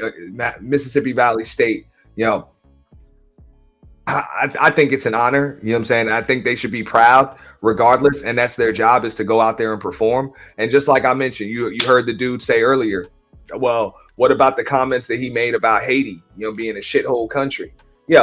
What about what the Clinton Foundation did to Haiti after that damn earthquake? Would have been an honor to go to Hillary Clinton's inauguration? I think just the same, it would have been an honor. If you're a marching band, your job is to perform, not debate politics. If you're in the marching band, if you want to debate politics, run for office. Then you can debate these people. You can do something else. But I don't think that that these young adults should be torn because of political ideologies when it's inauguration day. It's supposed to be a party, and it's just an honor. People are white supremacists. It makes absolutely no sense. Yeah, I mean, how could you overlook the shit that Joe Biden did? And just because he's a Democrat. Like, this shit is crazy to me. Because he's a Democrat. That's the only thing I can make sense of, because when you talk about the crime bill, because they'll go back to Donald Trump being doing an ad, taking out an ad. And I'll say, okay, let's give you that. He took out an ad. It was wrong. Okay, cool. But then you will ask them about all the things that Joe Biden has done, including not wanting to desegregate schools, not wanting to do the busing, including all of that. That's actual policies. Are you? They don't have an answer for that. Opinion that Joe Biden is under mental decline? I'm sorry. Is his mentals, are they fading? Are they going away? What about it? Who cares? Well, you can't say that he's doing this and he feels that way, and at the same time simultaneously saying that nigga got mental health problems. No, he has years of it, meaning years in office of it. Desegregating buses would be. I said okay. Where did that come from? All right. Anywho. You want to argue or something? I said, okay, I'll just ask the question. Anywho. So my point is, at the end of the day, it's definitely a hypocrisy going on. So any final thoughts on the HBCU ban? Yeah, fake outrage. Get the fuck out of here. That's all it is. It's fake outrage. Do you have any thoughts, Anton? I agree with him. Fake outrage. Get the fuck out of here. Straight up. It's just a bunch of fake outrage. Crazy, man. I said what I felt. I said that I think that people a lot of times are just inherently racist. And I know that people try to say, no, that's not racist, it's prejudice. No, it's racist. It's racist. So I just think that it's but don't nobody care. Like, don't nobody care. Honestly, it don't matter because you're not gonna stop nobody. They not stopping the HBCU from going. They not remind me of the people that's preaching on the corner. Like, that's nice, big dog. We're gonna go ahead and keep on doing what we've been doing. Shout out to you, Mrs. Ain't nobody stopping nothing. The most powerless voices on the internet. And let me also add this in there. I don't think it's most black people. I think that there is a group of the loudest people in the room that complain, like that guy, right? He is. And I'm glad Anton clarified on that. Now it's not most black people. Yeah, because it's not. It's really not. It's really not. That would be an honor. Most of us would be proud if our son or daughter came and said, yo, my college band was invited to perform at the inauguration. We would be honored. We wouldn't say, hell no, you can't go. Hell no. If you go perform at that inauguration, that's it. You're not invited to Christmas dinner. We would never do that. Most of us. So miss me with the bullshit. Just a bunch of folks saying that shit. But that's the way it is. Those throwing a temper tantrum because they don't get what they want are usually going to have the loudest voice. Not because they got the most shit to say, but because they crying, they whining. What up, Roasted Toast? Facts, I don't care who the damn president is, man. Especially if they were elected by the American people. Like, I don't give a shit. That's what democracy is all about. Majority is supposed to win. So if a majority of American people or a majority electoral college selected that person, because that's the rules we got to follow. Yo, that should be an honor, man. Whoever selected you. Because regardless, they could have selected anybody. He is the exemplification of what I think, like the profile of what a person is that is dusty and whiny. Bro, he got to get up and go to work in the morning. At the end of the day, he got to get up, put that Aldi uniform on, and get to stock and show. And if you know anything about Aldi, you know that they operate lean. That means that you may be a cashier and you may be stocking shelves and you may be going in the freezer and you may be unloading trucks and you may be going out there to get the carts that people didn't use the quarters to put back. So all for one wage? Yeah, and they make a decent wage for what they do. But the point is that he got to get up and go to work in the morning with his sassy ass. So, at the end of the day, do your TikTok and get your ass back there and get that shit rocking. So don't nobody care. Like, you can be outraged as much as you want, but get to stocking them shelves, big dog. Nah, that was a good one. Good panel breakdown. I kind of caught that the other night, and you know what? That actually gave me the idea to do that. I heard about that topic not too long ago, and I thought it was pretty cool. On that note, I'm actually about to get up out of here. I want to thank everybody for coming through. I'm going to drop the link to Auntie's The Boiler Room. You know what I'm saying? One more time. I want everybody to make sure that you, if you're not subbed over there now, please go ahead and sub, because that's where this show will be exclusively. Sometimes we'll simulcast it, but I can't exactly tell you when. But definitely, keep your membership content. Will be coming within the next 24 to 48 hours. Probably won't be doing much today. It's highly likely that we'll be doing some things tomorrow, and the schedule is rolling out for this upcoming week on both channels. Okay, we'll be doing body cam breakdowns and reactions. We'll have some kind of cool co-ed, neutral topic or something like that, something that everybody will be able to have fun with. And I'd like to do something a little bit later on tonight. Really just depends. You know what I'm saying? We want to throw like a cool party or something where everybody can just come through, kick it, have a little fun, relax a little bit, all of those other cool things. So I want to give a shout out to everybody that supported the stream, whether it be with your view, your like, your share, you know what I'm saying, your Cash App, your super chat, you know, your membership on buymeacoffee.com. Also follow me on Rumble. I appreciate that. On that note, we're just going to get all the way the fuck up out of here. Let me give a shout out to Mahogany Roots, who hit the panel earlier. You know what I'm saying? Everybody else is going to be leaving a comment in the thread after everything's over. You know what I'm saying? Miss T, Reek Money. You know what I'm saying? I see Roasted Toast. You know what I'm saying? Tutty Bug. You know, everybody. Thank you so much for coming through. I know I might have missed a few folks. You know what I'm saying? But I appreciate that. Boss Lady, I see you. I'm not going to scroll up and look at all of these comments. Shout out to Ray Midnight, too, by the way. You know what I'm saying? Membership. You know what I'm saying? We're going to have, well, the loyalty badges, I kind of kept those consistent.